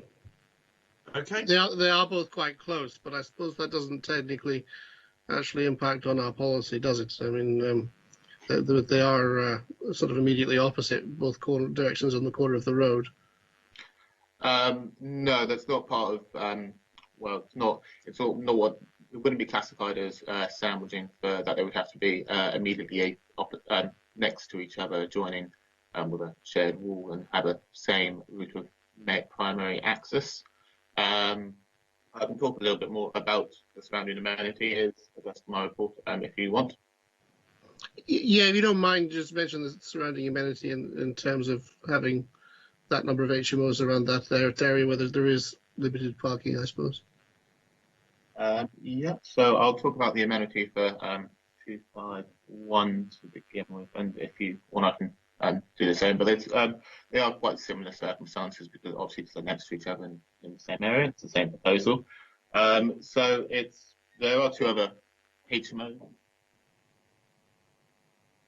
There are two other HMOs located within the area which are in quite close proximity. These are number 276 Twyford Avenue and number 2A Renaissance Road.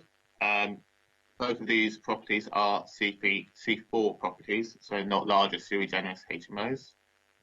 In regards to the surrounding residential amenity, Twyford Avenue is a primary road. It also has along the road and is served and is along a bus route, which provides some ambient noise.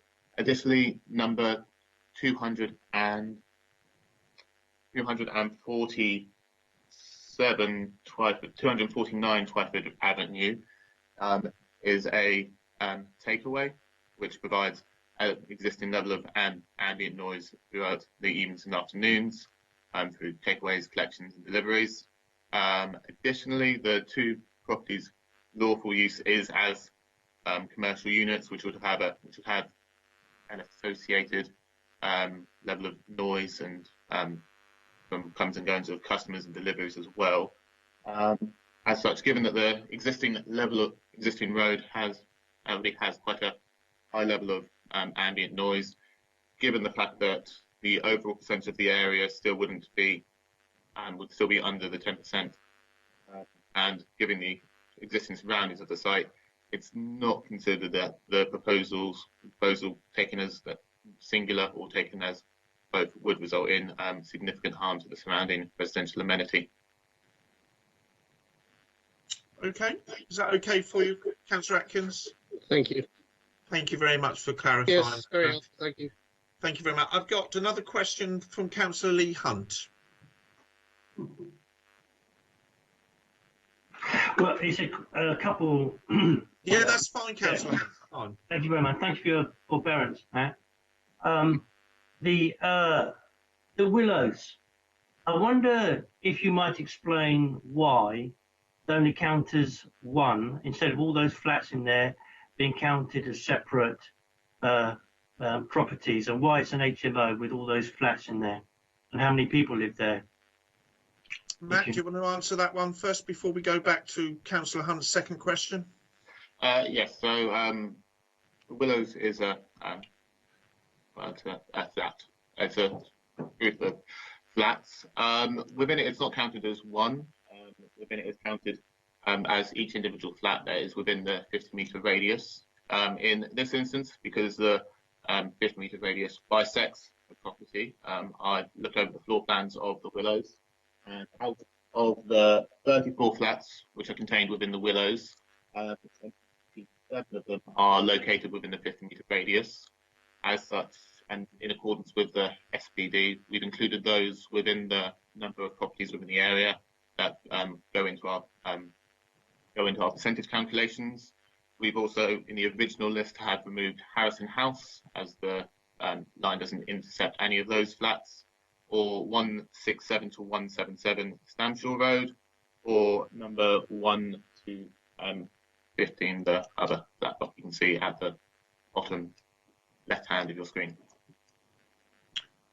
Yeah, well, that's interesting. Matt, or anyone, when would we start bisecting properties to consider whether or not they were, because this is a large property, when do we start bisecting them in this way? Matthew? I won't be able to tell you exactly when we started. It's been in the current SPD and was in the previous SPD that anytime a flat block is located within the 50-meter radius, you're supposed to you're given the data, which is the list of all of the flats within the community, as that's what the program picks up.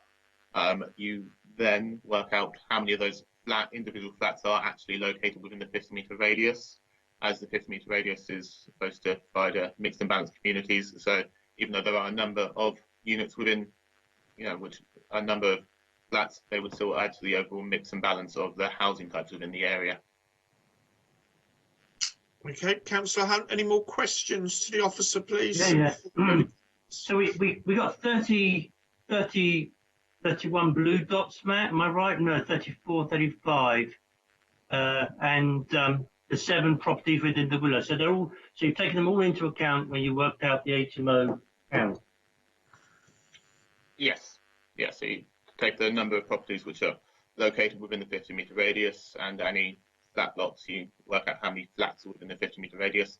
Any that are not, you take off the count, and then that will go on to decide to determine what the percentage of the overall area is. I don't think the Willows is an HMO. No. The flats. It's the next door property. Thank you, Judith. Thank you. And Matt. Another question I emailed you in about. And I hope you've got the proper question. Thanks for my iPhone. The window that is on the northern elevation. Sorry, I beg pardon. We're not at 253 yet. I beg pardon. Okay, that's fine, Councillor Hunt. It gets a bit complicated. Any more members, please, for any questions, please? No? Okay, we're going to go on to comments now. And any councillors wish to add a comment, please, to the application? No one at all? No? Councillor Lee Hunt, then. Yeah, thank you. Well, it's just... Comment. Everyone's gone quiet or they're asleep. Councillor Lee Hunt, comment, please, from you.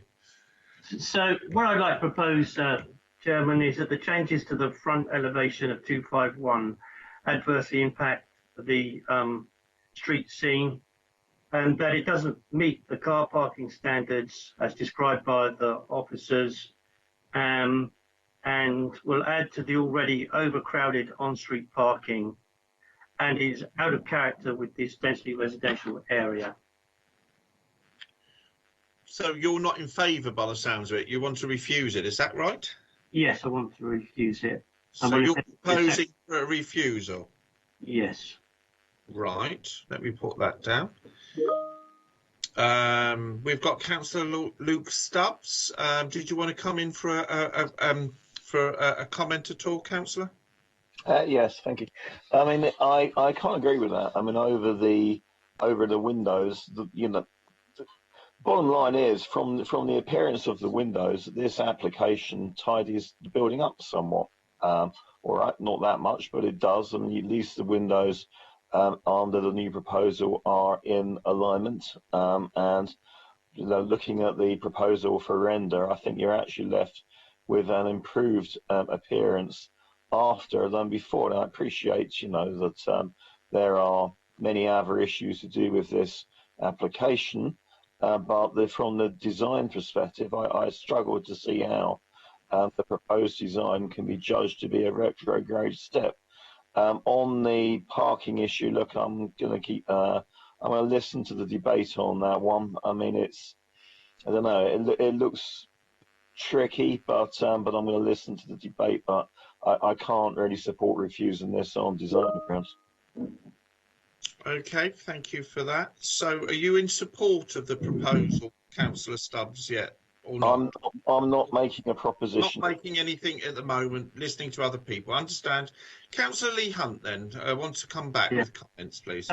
Thank you, Chairman. So the committee has heard the evidence from the petitioners about the dreadful parking situation in this area. I mean, I've represented a couple of wards now, and this is by far worse than anywhere else that I have been honoured to represent. The Willows, for example, it was once for sheltered accommodation, and no cars much were used with it. But now, for better or worse, it's been changed over to just regular renting, and it's brought in a large number of vehicles with it. So the demand for on-street parking here is absolutely huge, and there is nowhere for people to park at all. So the addition of any extra need on the local streets in this densely residential area, as described by Mrs. Cobb, is significant and adds to an already very, very difficult problem for all the reasons described by Mrs. Cobb. So I certainly would like to refuse it on the parking grounds. Okay, that's fine. Well, we've got that. We understand that. Planning committee member wishes to say something. Who's that? Peter. Wants to. Peter, sorry, Peter. Sorry, Chair, it's probably not my place to jump in at the moment, but I don't think we're taking account of the commercial element. My perspective on behalf of the Highway Authority is that this proposal actually reduces the demand for parking associated with this particular premises. Whilst it increases the residential requirement by half a space, it removes all of the parking that would be required by the commercial component, which is certainly 1, if not 2 spaces. Thank you for that. I would struggle to defend this at appeal if you were minded to refuse it on parking grounds. Thank you very much, Peter. You've heard what the officer said there, Councillor Hunt. I know you've got another comment. Yeah, absolutely. So I would agree with Peter normally, but of course the City Council's taken out car parking spaces all along Twyford Avenue, put in cycle, and for good reasons, put in cycle lanes and a bus lane. So a lot of the established parking that people have been using has gone. So that's made it even worse than before. So to put any more pressure on parking after the council has removed parking for local residents, even for the good, and we all understand why, we do get that, provide bus lanes and cycle lanes, we really get that, and we didn't cause a fuss about that. But even so, it has done that. And then the addition of the Willows and the large number of people that have moved in there with their cars has added terrible pressure to the on-street parking. And on top of that, I would rebut too, because these properties haven't been used for such a long time. It's been many, many years since they were used as commercial properties. And so things have changed dramatically in that time, not least the sheer number of cars that people have brought into the area. So for all these reasons, I'm applying common sense. And I'm asking the committee to look at the common sense view here, that as any additional need for car parking will cause additional stress on an already very overcrowded situation in Grunson Road and the surrounding streets. Thank you, Councillor Hunt. I'm still after any comments again from anybody else. This is going to be interesting. No more comments from anybody. So, like Councillor Judy Smythe, did you want to look as though you might want to put a comment in? Yes, thank you. I think this is a difficult one. I think it's an area, it is a comment. This is an area which is full of traffic. If these are to be rented, to people who need homes, and they've got public transport very near, they may just be, like so many citizens nowadays in our dense city, deciding to do without cars. And actually that is the objective of the city overall, is to reduce car usage around the place. People will accept these properties at free will, and they'll decide that there isn't any parking, it would be too difficult, and not have a vehicle. I'm glad they've the cycle storage there. It certainly seems to improve the corner of the street scene immeasurably. I'd like to balance it out, and although I understand what Councillor Hunt is saying, and move to an approval. Thank you very much. Councillor Lee Hunt, please. Well, not that I don't know how it would turn out, but if it would help, I will remove the objection to the design and look at the parking situation, because that is critical, and clearly that came out in the petitioner's objection. So I object on car parking standards. Okay, that's what you're doing so far. We've got Councillor Terry Norton, please. Yes, Councillor Norton. Thank you, Chair. Yeah, no, I think I'd probably do shadow the views of Councillor Smythe on this one. Look, this again, immediacy is key, isn't it? There's the two buildings that have been, or a building that's been left abandoned for some time. We must do something to ensure that these buildings are occupied. I welcome the developer saying that these will be for NHS workers, although we can't, guarantee that. It's welcome. I just think on parking grounds, it's going to win on appeal. Probably on the other grounds, it will win on appeal as well. So are we wasting our time objecting to that? I understand why Councillor Hunt feels that he should object to this. It's in his ward, but are we really? Is this going to win on appeal? Probably yes. So I think I'd like to second Councillor Smythe's recommendation. Thank you. So far, I've got a proposal for Councillor Judith Smythe and a seconder for Councillor Terry Norton to approve the planning application. I've also got refused the application at the moment. I've got Councillor Lee Hunt, who's looking for somebody to second that. Councillor Lee Hunt, you wanted to comment? Yeah, I'll go for my last stab at this by the sound of it. Yeah. The thing is, you see, both Councillor Smythe, I'm very grateful for the informed debate today, and Councillor Terry Norton agree they want to put it through. But the trouble is, Councillor Smythe wants to put it through on the grounds, and bless her, on the grounds that these people probably won't have vehicles. But Councillor Norton would like to put it through on the grounds that these people will probably be nurses at the QA. These nurses work shifts, and they work all days and night. And public transport does not go up to the QA in this way regularly. So they will need cars to go to the hospital in the early hours of the morning and come back at night time. And they'll want to do it safely too. And it's very difficult. And if they are going to come back in the early hours of the morning, they are not going to find anywhere to park. They're going to have to park a long way away, probably up in the Mountbatten Centre car park. Now, that's a long way for a woman to walk at night time or in the early hours of the morning on their way back to Grunison Road through a dark alleyway, fields and streets.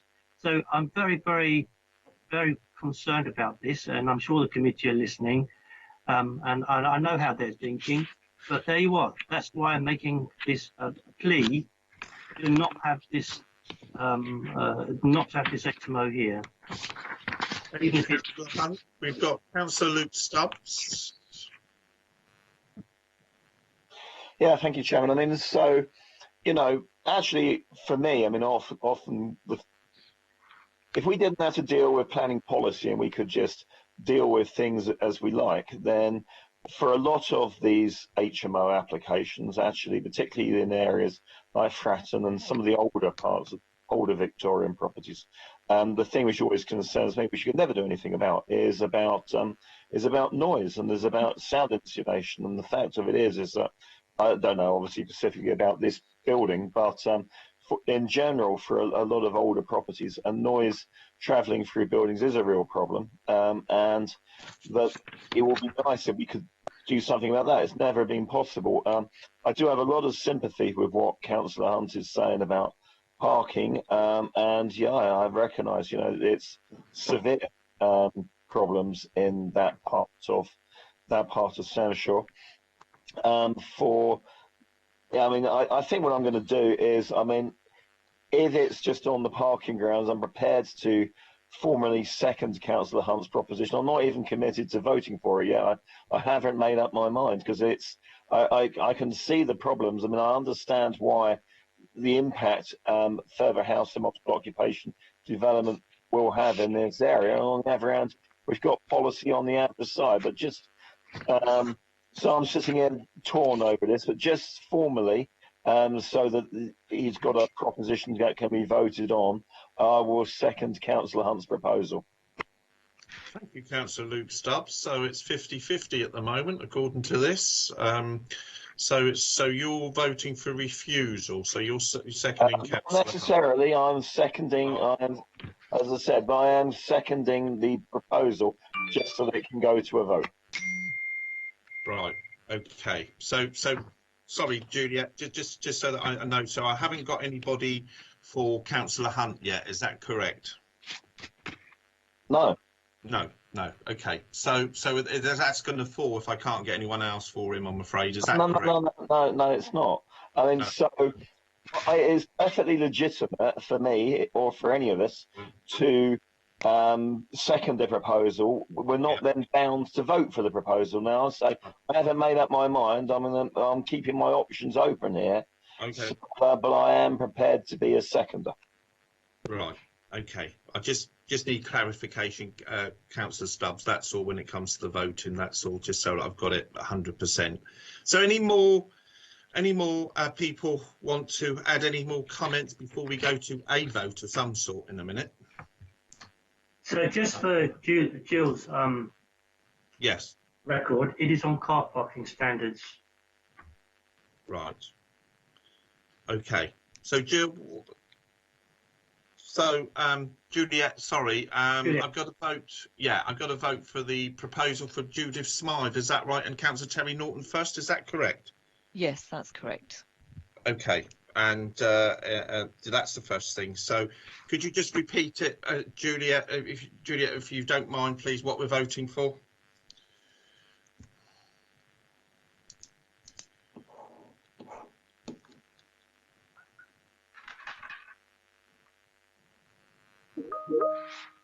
Sorry, Councillor Hunt. Yeah, can I just get a little bit of clarification? Yeah. And I'm sorry, I know you'll all bear with me, but there is a proposition on the table, which has been, and I was first to go, which has been put from me and properly seconded. So don't we go to that first? Shouldn't we deal with that first of all? That's why I'm just going to, Juliet, our legal, to make sure we all know what we're voting for and for what one. So could you clarify yes. for myself, please? So could you clarify again, please, Juliet? The proposal to grant planning permission was seconded before the proposal to refuse. So the proposal to grant needs to be considered first. Beg your pardon. So yeah, beg your pardon. Thank you very much. So this is to grant the application. It was proposed by Councillor Judith Smythe, seconded by Councillor Terry Norton. So that's what we're voting on first of all, members. And do the officers want to add anything beforehand?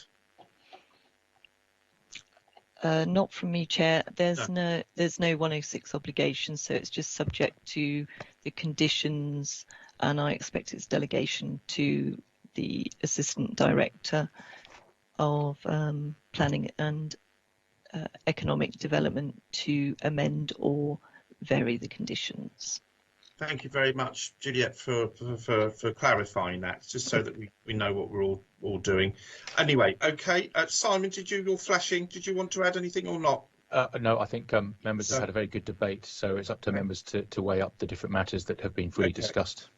Okay. Sorry, Chair. Just looking at the recommendation here, it does say subject to the agreement being received from Natural England that no mitigation is required in relation to the impact of the development on the Solent special protection areas. Okay, members, everybody happy before we go to vote? Happy-ish? Yep. Okay then, so we go to the vote then. So I'm going to call upon Councillor Judith Smythe, please. Please, would you indicate if you're for or against the motion, or do you wish to abstain? For.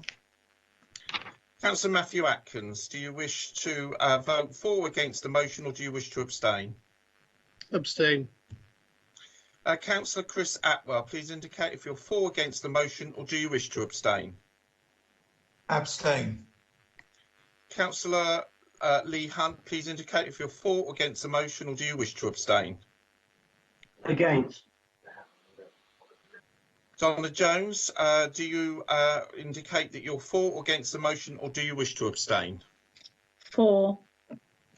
Councillor Terry Norton, please indicate if you're for or against the motion, or do you wish to abstain? For. Councillor Lynn Stagg, please indicate if you're for or against the motion, or do you wish to abstain? Against. Councillor Luke Stubbs, please indicate if you're for or against, or do you wish to abstain? Gosh, you know, I'll go against. Councillor Claire Oudie, would you indicate if you're for or against the motion, or do you wish to abstain? For. I now cast my vote. I would say against the motion. Okay, so can we have? It's a bit tricky, this one. It's, Yep. yeah, so there's 4 who are for, 4 against, and 2 abstain. Right. So what happens now, Julie? Chair, you can use your casting vote if you wish. If I wish. I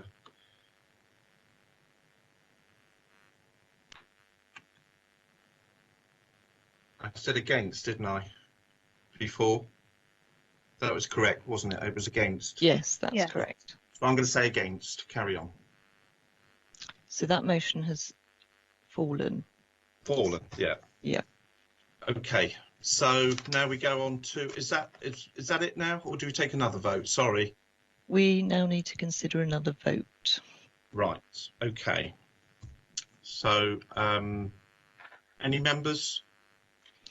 We already have one motion on the table, don't we, from... Oh, sorry, for refusal. Yes, so from Lee Hunt, wasn't it? And seconded by Councillor Stubbs. Stubbs, that's right. I was trying to get something out. Okay, then. So this is for refusal, members. Sorry, go on, Julie. Do you want officers to confirm the reasons? Yes, please. Sorry, clearly, so that if it does go to appeal and it does win, then obviously we need to make sure it's watertight. That's correct, isn't it, Julie? Yes, I'll ask. I would ask one of the planning officers to put it into planning speak. Yeah. Yes. Who would like to do that? Councillor Simon Turner here. Yes, Simon. Yes. So the proposition from Councillor Hub, the councillors were to refuse it on parking grounds alone, and if that vote is confirmed, we would also refuse it on. No, I'm sorry. The other matter with Natural England was cropped up. Juliet mentioned that actually in the SMAT that was updated, and Natural England had no objection. So that point, no mitigation is required at all. So the only issue is the car parking as proposed. Okay, thank you very much. So that's what's on the table now. So we're voting on refusal, and it was Councillor Lee Hunt forwarded that, and seconded was Councillor Luke Stubbs. So I'll go through it again. Councillor Judith Smythe, please indicate if you're for or against the motion, or do you wish to abstain? I'm against the motion. Councillor Matthew Atkins, please indicate if you're for or against the motion, or do you wish to abstain? Abstain. Councillor Chris Atwell, please indicate if you're for or against the motion, or do you wish to abstain? For the motion. Councillor Lee Hunt, please indicate if you're for or against the motion, or do you wish to abstain? For. Councillor Donna Jones, please indicate if you're for or against the motion, or do you wish to abstain? Against. Councillor Terry Norton, please indicate if you're for or against the motion, or do you wish to abstain? Against. Councillor Lynn Stagg, please indicate if you're for or against the motion, or do you wish to abstain? For. Councillor Luke Stubbs, please indicate if you're for or against the motion, or do you wish to abstain? For. Councillor Claire Oudie, please indicate if you're for or against the motion, or do you wish to abstain? Against. I now cast my vote, and I'm for. that for refusal. So could you add those up for us? So for the motion there are 5, against the motion there are 4, and abstain there is 1.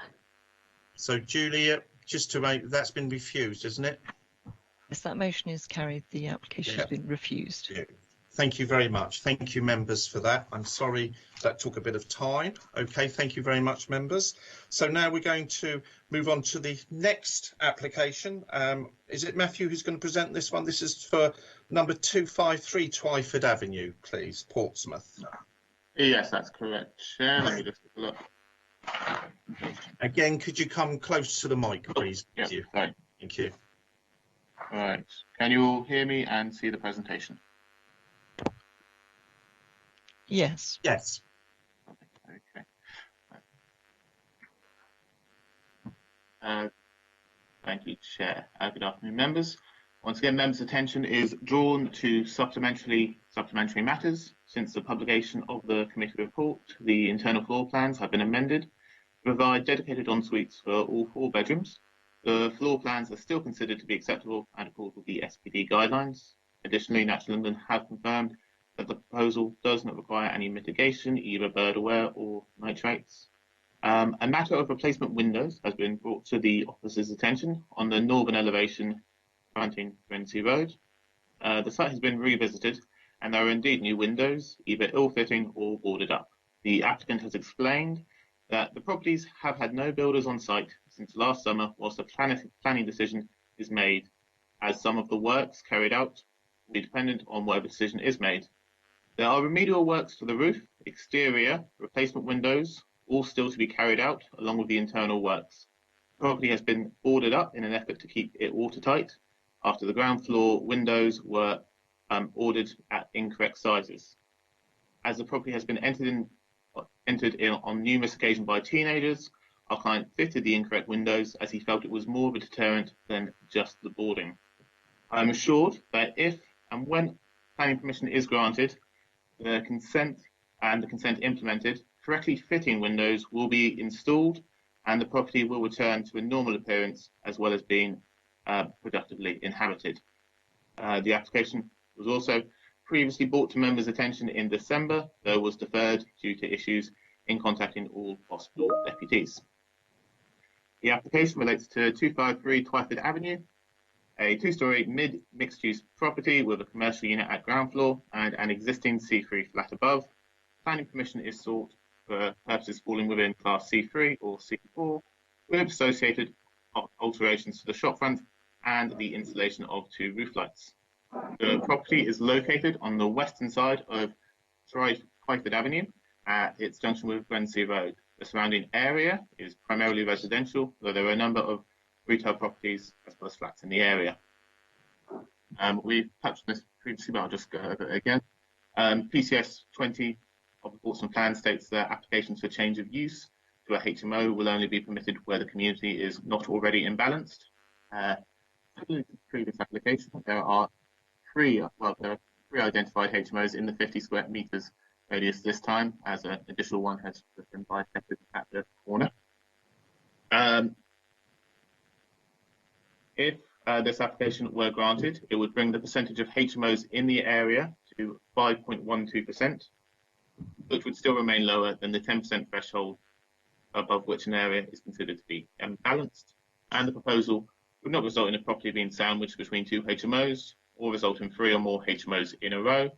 There are no provisions relating to the site that would restrict the loss of the retail unit, and as such, the principle is considered to be acceptable. You can see the proposed external alterations, which mostly relate to the removal of an additional doorway on the corner, replacement of a window, and alterations to windows fronting Twyford Avenue, removal of two side-facing windows which front Rendsea Road. Give me a second.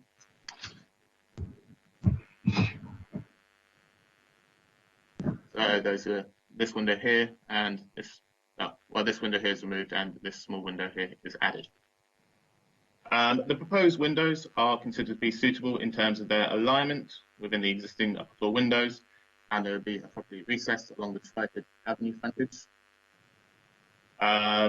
Given the existing appearance of the side elevation and the overall design, the proposed alterations are considered to be acceptable. So here you can see the internal floor plans of the property, which is set up to provide 4 bedrooms, each with a dedicated ensuite, a lounge, and a kitchen diner. The floor plans accord with the space standards as set out within the SPD, and additionally, all the rooms benefit from a good standard of light and outlook. You can see some photos taken of the site back in the summer. You can see the rear outbuilding at the site currently, so it's dilapidated. And here you can see the view from the front facing window along Twyford Avenue. Here you can see the ground floor facing towards Twyford Avenue, which is at the moment boarded up, well covered up. And here you can see the rear area towards the rear of the property facing towards the kitchen diner. And here is a view of the first floor view to the rear. Obviously, at the time the works were being undertaken to strip back the property. The site currently comprises a 4-bedroom flat with a mixed use on the ground floor with no cycle storage or off-street parking provided. The proposal removes the retail use of the site and reconfigures the existing 4 bedrooms. Portsmouth Council's parking SPD sets out that the expected parking requirement for a dwelling house, a C3 dwelling house, or a C4 HMO with 4 or more bedrooms should provide 2 car parking spaces per dwelling. The current property doesn't benefit from any off-street parking, and as there's no change to the parking requirement, it's not considered that an objection on the lack of parking could be sustained. The Portsmouth Parking SPD also gives the expected level of cycle parking that should be provided for residential developments. Proposed 4-bedroom property would require 4 cycle parking spaces and has a dilapidated rear outbuilding, so once refurbished could be used for this purpose, and the provision of cycle storage would be secured by a condition, and the highways engineer has raised no objection to the proposal. As mentioned within supplementary matters, National Grid have confirmed that the change of use does not require any mitigation. As such, the proposal is considered to, in the officer's opinion, to be acceptable. I'll now go on to read the deputations again. Sorry, Councillor Hunt, did you want to wait, or did you? Yeah, I'll wait for the deputations. Thank you very much. Thank you. Okay. So this is once again deputation from Mrs. Daisy Cobb. The area already has many HMOs, flats, and studio apartments, which already put a large strain on the area. Removing the choice for families to stay or move in moving the choice for families to stay in or move into the area. The streets are full of vehicles due to the lack of spaces for the number of residential dwellings that already occupy this densely populated radius. We are unsure where the 1.5 spaces per property are. From what we can see in the rules, this quota applies to new build properties only. These properties are in a main A road with no parking provisions. Where these calculated before, parking was removed by the council to make way for cycle lanes and bus routes. If you were to travel into the area at any time of day or night, you would witness the problems yourself. There are no spaces, cars are double parked, parked on double yellow lines, and on any other interspace people can find. Most of the time, you need to end up parking further out and have a 5 to 10 minute walk back to your home. If these further HMOs are granted, they will increase this problem many times over. Extra spaces will need to be found for around 5 to 10 vehicles. If the developer is going to get medical people to stay here from the QA hospital, as he states, is this guaranteed? These people will also have cars. There is not any other way they would be able to, there's not any other way they'll be able to get there whilst working shifts. Please tell us where these extra vehicles will be parked. On the point of residents, he wishes to reside in the property. Can he guarantee that he will be responsible for any problems with them or any antisocial behaviour which will arise? It is an unfortunate known fact that HMOs come with higher crime rates and antisocial behaviour.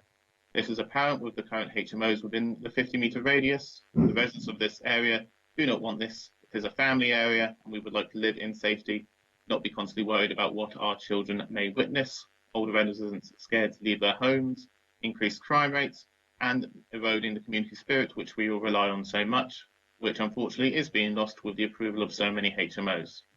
Are HMOs really the way forward? There has to be a lot learned from the pandemic and lockdowns that have been imposed. Mental health of people has taken a real knock, and people need space to live and now, in many cases, work. Is really living in a single room good for people?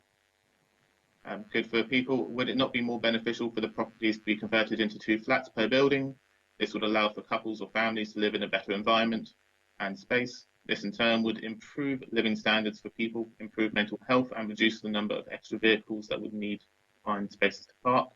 Extra vehicles also have a knock-on effect on the environment, increased pollution from vehicles, increased domestic waste produced, all of which Portsmouth Council are trying to reduce. The developer claims that his work is to a high standard.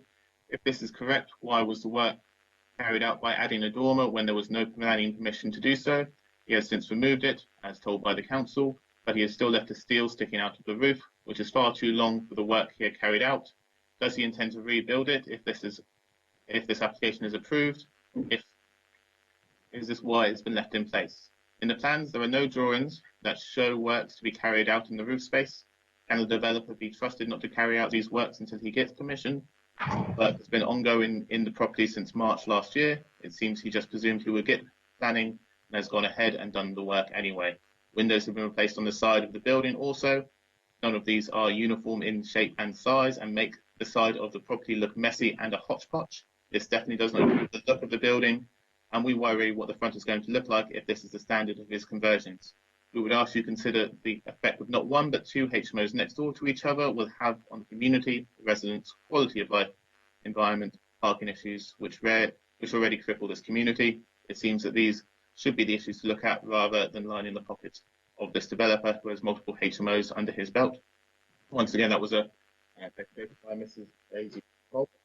I'll now read the deputation by the agents. To reiterate the points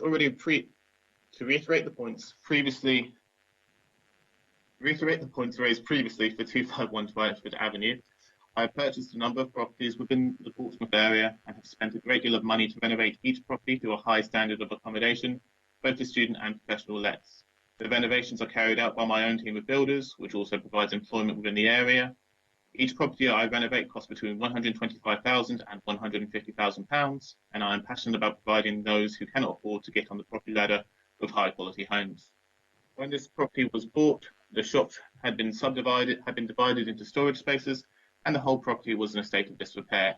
The existing building was, in my opinion, not fit for human habitation. The front of the building is in a tired, rundown state. I intend to sympathetically convert, keeping and enhancing the existing features. With regards to the dormers previously built, I mistakenly thought I could add dormers under permitted development. As soon as I was aware the dormers were not permissible, they were immediately removed.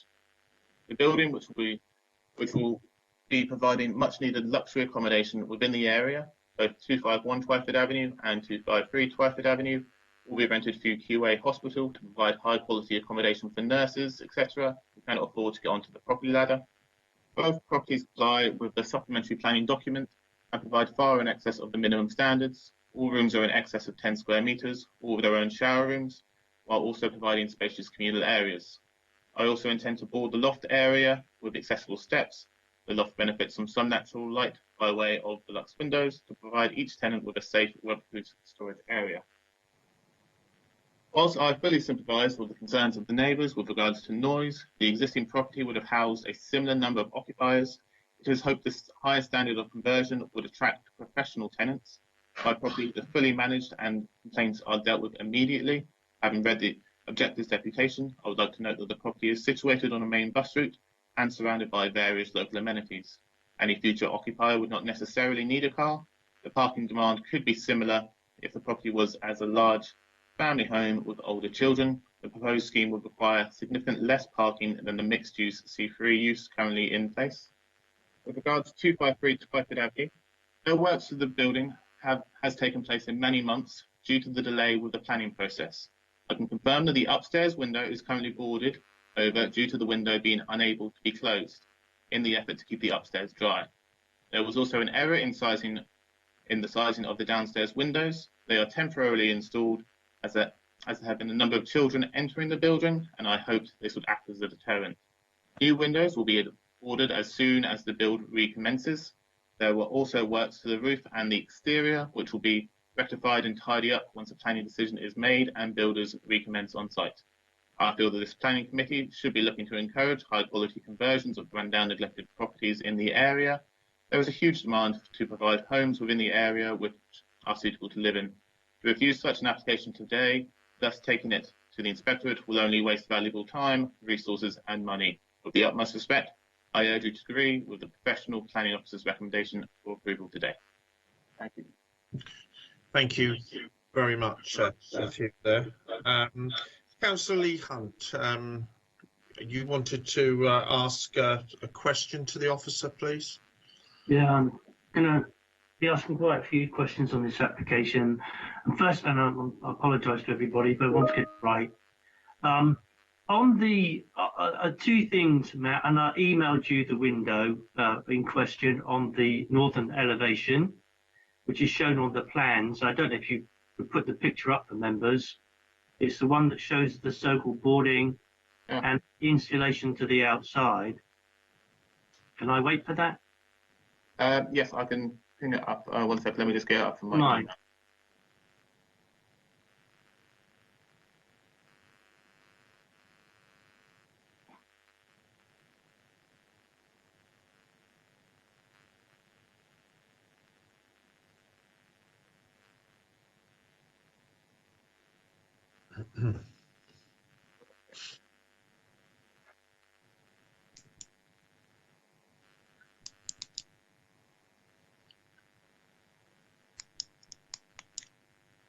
You there, Matthew?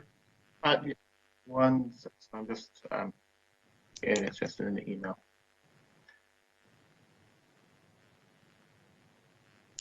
Okay. So yeah, pin it up now. Something like that. Still can't see it at the moment. Something's happening. Yes, we've got some windows. Yes.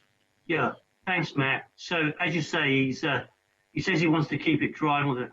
But if you look at that, Matt, he's got beading on the inside, or the struts, and he's put in insulation as well. Now, I don't know what that means. I have to take it all at face value. But that looks to me like he's put up a dry wall. So how are we going to enforce, if this were given permission, how are we going to enforce how are we going to put a condition on whatever can we do to make sure that that is not left in a state like that? Matthew, can you answer that one? Very good point. I don't know if Simon wants to take this one. Okay, Simon, do you want to look at that one? Thank you, councillors. Matthew, could you please put up the floor plans? Do you have them in the presentation? I'd like to see what windows, what room is served by those windows, and does it have any other windows? Yes, bear with me 1 second. I'll have to stop sharing this.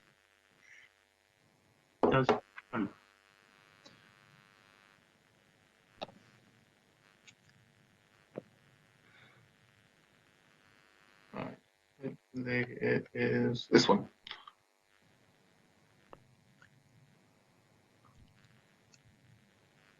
So that window would appear to be mostly serving a ensuite shower toilets room.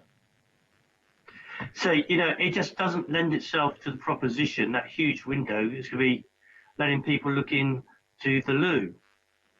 So that's why he's put the dry wall up there, by the look of it. And what's going to happen to the outside? How will that be sorted? Simon, I think Simon wanted to come in on that. Simon? Yes, thank you. Well, Councillor, thank you very much for noting that. We perhaps have a look at an elevation of the street, please, Matthew, just to reassess how that might. So that's a very large window opening, clearly not original. That, as Councillor says, clearly is a problem for the intended ensuite shower toilet room. I think a condition may be appropriate indeed, Councillor, so that we can properly. So we can properly control what happens there. probably a smaller window, a smaller bathroom window would be appropriate. And in any event, whether there's no window or a small window, we'd want to maintain the appearance of that rather fine Victorian side elevation there. So I think a condition would actually be appropriate to control that. So if the councillors might want to, if they agree with that, to propose an extra condition should the application be approved. Thank you, Simon. Councillor? Yeah, thank you. The other thing that I want to talk about is these UPVC windows. I know it's not a listed building. I thought it was, but there we are. It's not. The UPVC windows that have been put in, they are all, as Mrs. Cobb points out, ill-fitting. So they've got gaps around the side, they've got gaps underneath, they're all different sizes.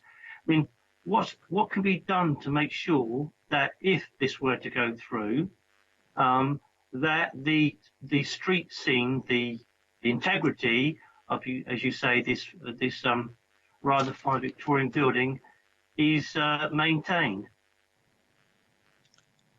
Simon? Thank you, councillors. I'll bow to your greater local knowledge, but councillor, but Matthew did go out yesterday.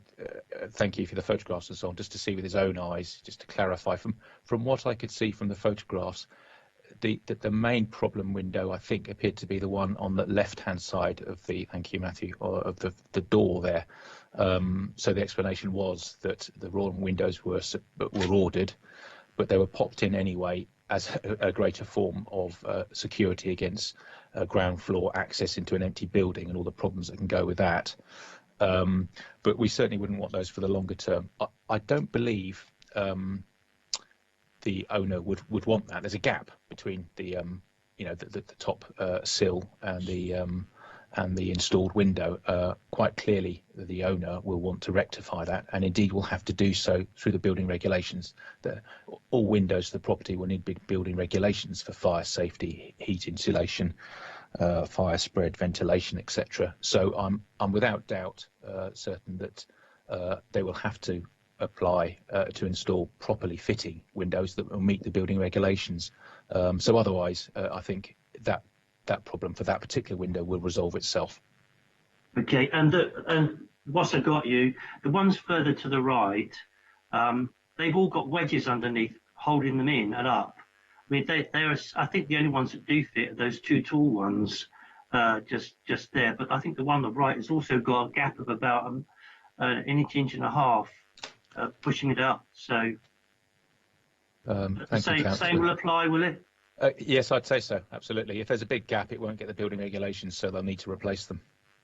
So currently we've got, depending on what the committee decide, we've got ill-fitting windows, and we've got a window that serves a bathroom that's been boarded up with board on the inside. Looks like a dry wall to me, quite frankly, and nothing done to the outside.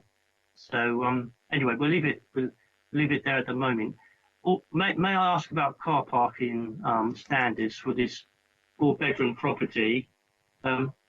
If we applied the new build SPD, that would be 6 car parking spaces, I think. Would that be correct? Anyone? No, that would be 2 car parking spaces if you apply the parking standards SPD.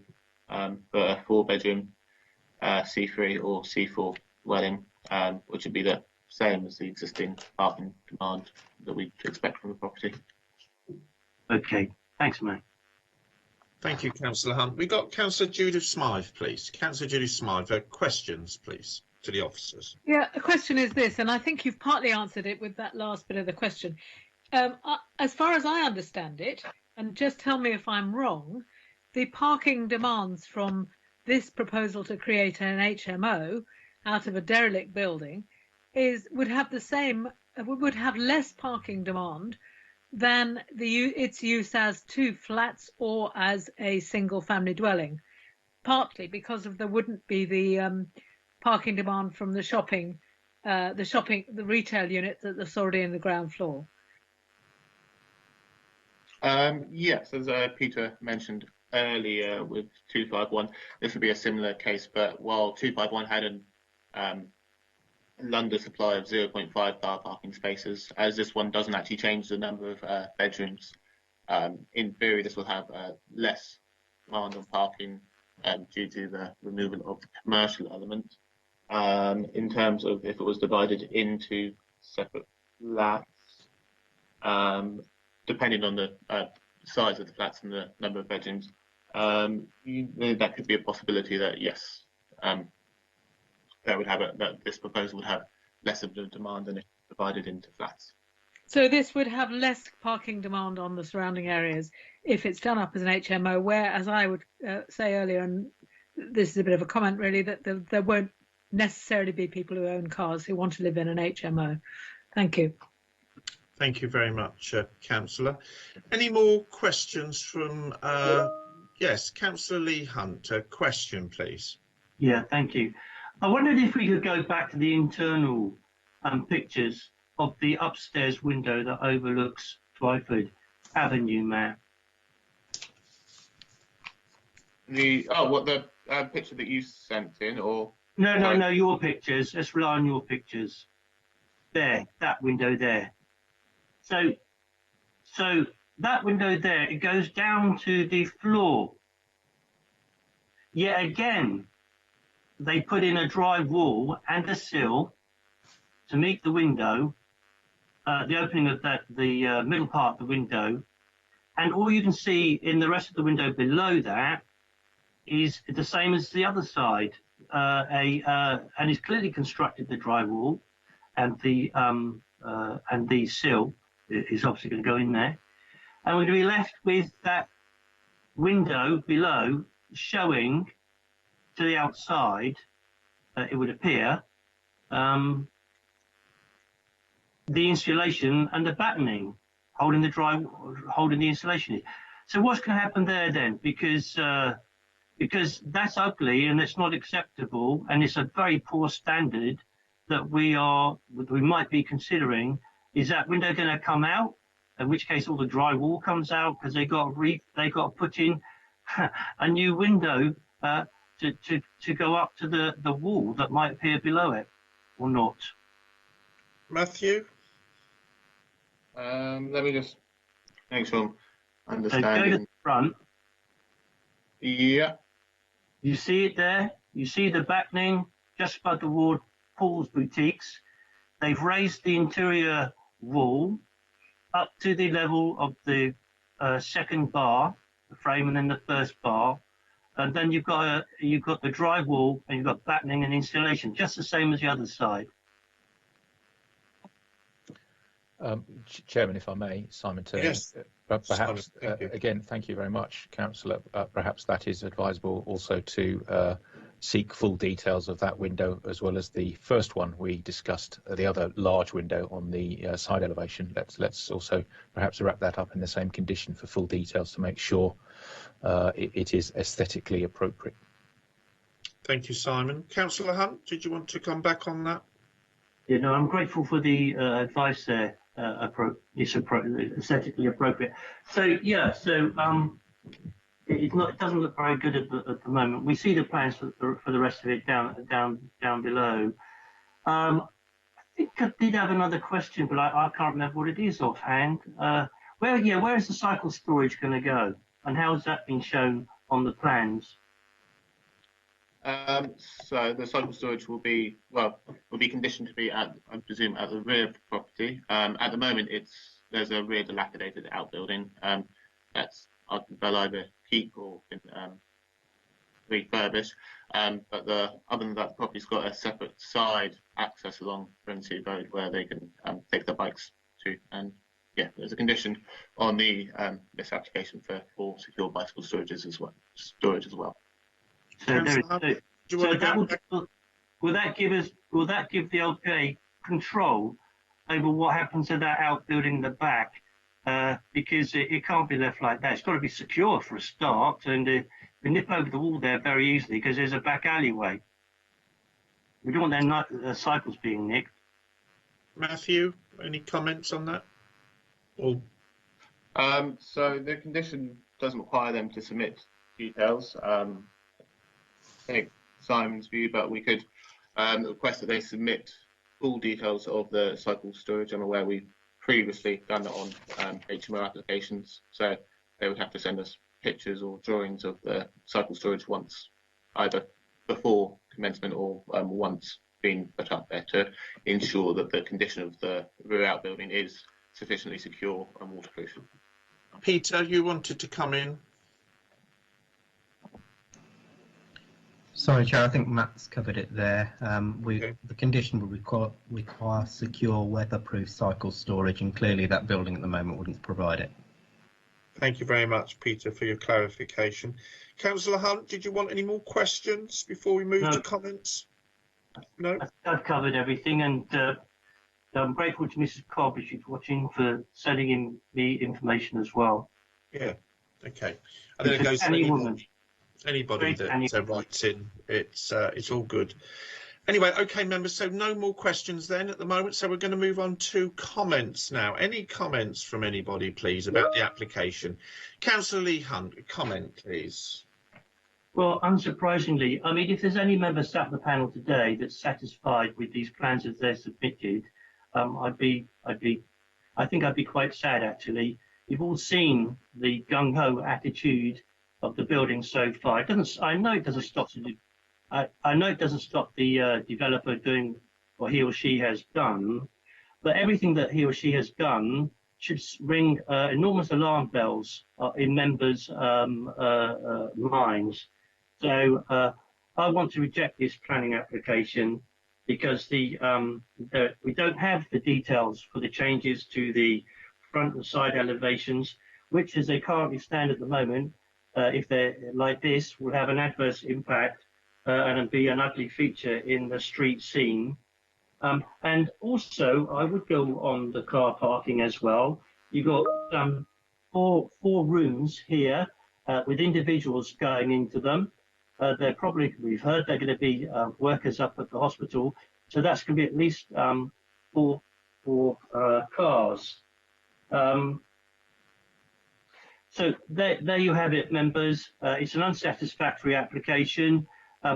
You see that I've gone into it, and officers have agreed that conditions could be applied. But at the moment, I'm not satisfied with that, and I think the plans should be rejected because of the adverse impact on the street scene. They'll create an ugly feature if they're left like this, and the adverse impact, which we debated earlier on, around 251, on the already overcrowded streets around Grunson Road and nearby. I think that's it. Thank you very much. So you're proposing at the moment for refusal, Councillor Hunt? Yes, on those grounds, the windows, the ill-fitting windows, there are no plans, proper plans. We can come back. We can come back and tie it up if that's the way that it may go. Councillor Judith Smythe, please. You were next for comment. Well, I've already made a point through a question about the car parking, which I believe would be less with this development than with many alternatives. I mean, the whole point of a planning application is to look forward to improving a building. And whilst I can see that the existing temporary botches that the developer have done are there, they're not necessarily at all what they would be when the building is fully developed, because indeed the new development would have to be concurrent with the existing with the plans that we're going to approve or disapprove, and would need the building regulations approval too. So and the other thing is that whether or not the person lets to people from the hospital is not a matter for a planning decision.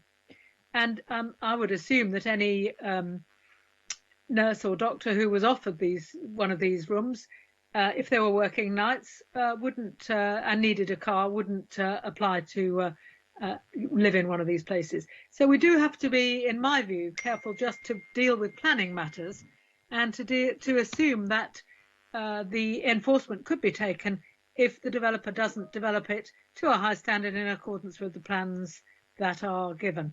And I'm very surprised at how we're dealing with this application slightly differently than we would do to a regular HMO application, which we often pass with a slightly heavy heart in, for example, Somerstown and other places where we don't really think about parking very much at all.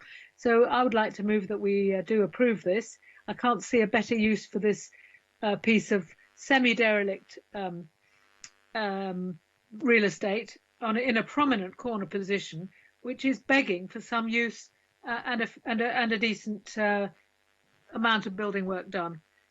So I would like to move that we approve this application. Okay, thank you very much. Councillor Lee Hunt, you were due for another. Yeah, members, I mean, I hear what Councillor Smythe says, but I could not disagree more. To put these plans through, as they are shown right now, already the officers have said we have to deal with that big window, which is a loo, not a, it's a huge window. There's certainly plenty of people looking in.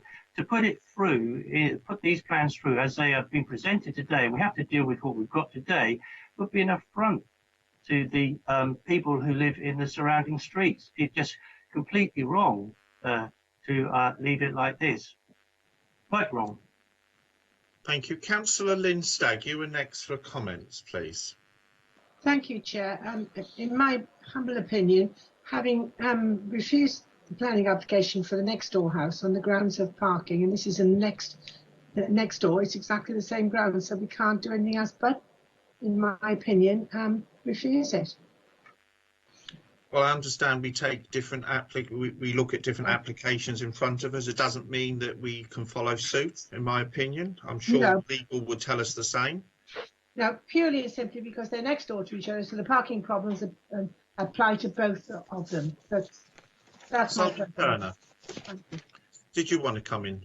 Thank you, Chairman. Yes, just on that point, Councillor Stagg, just to be very clear, that the first one I think was a fine point, finely balanced, let's put it that way, and that was for a 3-bedroom. So there was a discrepancy on the residential side only, but as Peter and Matthew explained, also to take account of the loss of commercial parking was weighing in the balance. Nevertheless, that decision was made on that application. For this one, it's a 4-bedroomed existing.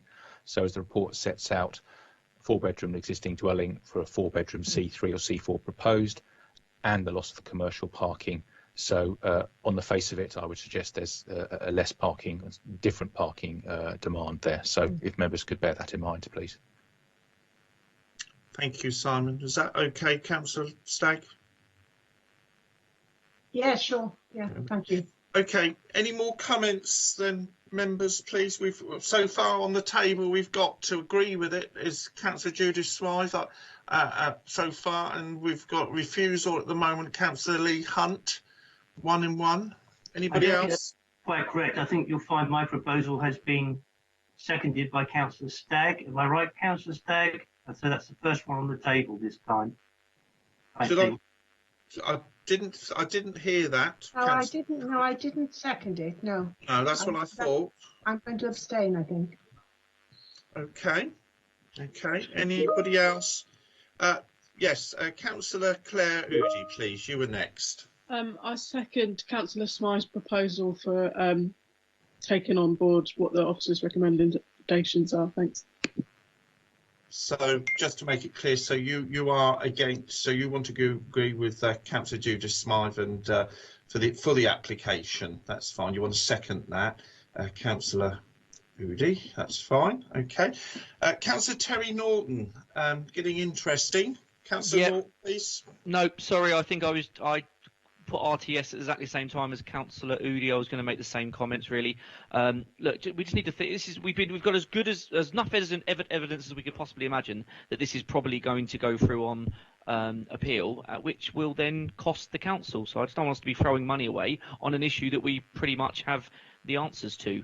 But you know, there we go. Councillor Lee Hunt again.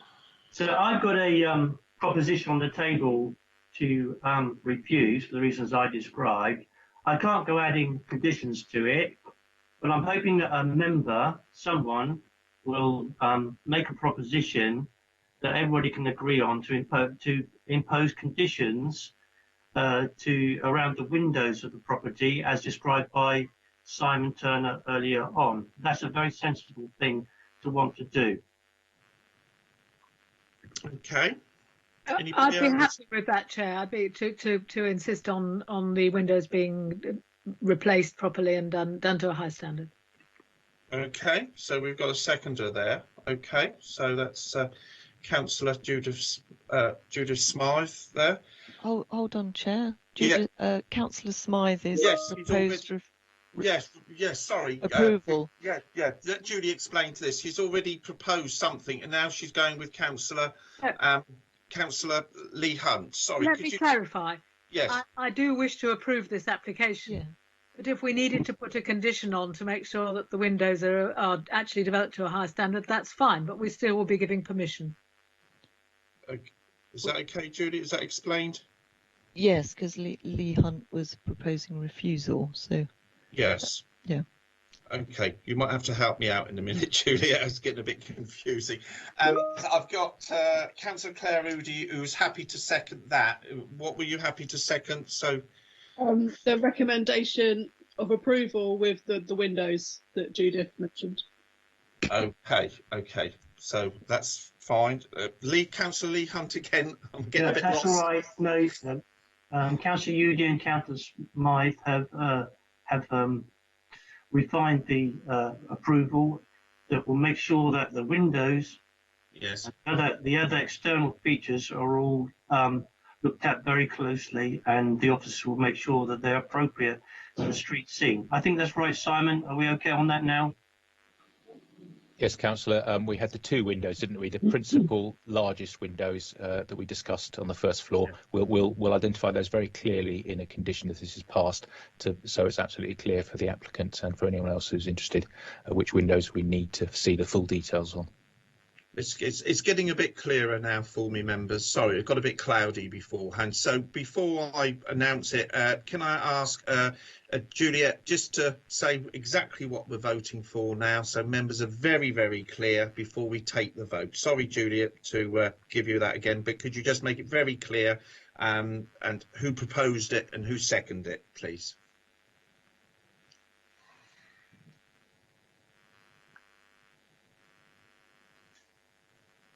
Sorry, I didn't unmute myself. Sorry, I just wanted it clear, that was all.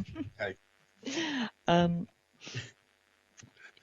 Okay, so we have a recommendation for approval of planning permission subject to the imposition of the additional conditions relating to the windows, and the amended condition also for the requirements of the details to be submitted and approved by the local planning authority in relation to the cycle parking, and also the conditions set out in the report. Okay, and that was approved by, sorry, I just must make sure, who was it approved by now? Sorry, I've got a bit lost, will to live. Councillor Smythe and seconded by Councillor Udy. Okay, there we are. Okay, members, I just wanted to make sure it was very, very clear for everybody. Just before I go to vote, very quickly, officers, did you want to add anything before I go to the vote, please? No? Okay, then. So that's what's put in front of us. So I now call upon Councillor Judith Smythe, please to indicate that you are for or against the motion, or do you wish to abstain? I'm for the motion. Thank you very much. Councillor Matthew Atkins, for or against the motion, or do you wish to abstain? Abstain, Chair. Councillor Atwell, for or against the motion, or do you wish to abstain? Abstain. Councillor Lee Hunt, for or against, or do you wish to abstain? I'm against. Councillor Donna Jones, do you wish to for or against? Or do you wish to abstain? For. That was for. Okay, Councillor Terry Norton, do you please indicate if you're for or against the motion, or do you wish to abstain? I'm for. Councillor Lynn Stagg, would you indicate if you're for or against the motion, or do you wish to abstain? Abstain. Councillor Luke Stubbs, please indicate if you're for or against the motion, or do you wish to abstain?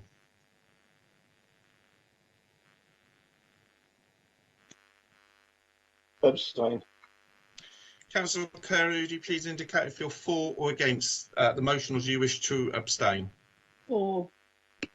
And now I'll cast my vote, and I wish to be against it. Right. Right, there are 4 who are for the motion, 2 who are against, and 4 who abstain. Okay, so Juliet, where does that lead us to? The motion's carried, Chair. The motion's carried. Thank you very much then, members. So can I just say thank you to everybody for putting in the conditions about the windows. It's very important. Thank you very much, Councillor Hunt. Well, I think that's it now, isn't it, members? Thank you. Can I thank everybody for participating this afternoon, the officers and the members, and can I thank members for using the chat? It's very, very good. It seems to flow much better using that. And as I say, thank you so much, everybody. Enjoy the rest of the evening and take care. God bless you all. Take care. Bye-bye now. Thank you, Chair. Bye-bye. Thank you, I'll end members. the live stream. You'll still be audible for a couple of minutes. Thank you, Anna. Thank you, Chair. Thank you, everyone. Bye now. Thank you, Councillor. Thank you, councillors. Thank you. Bye. Bye-bye now. Thank you, Juliet.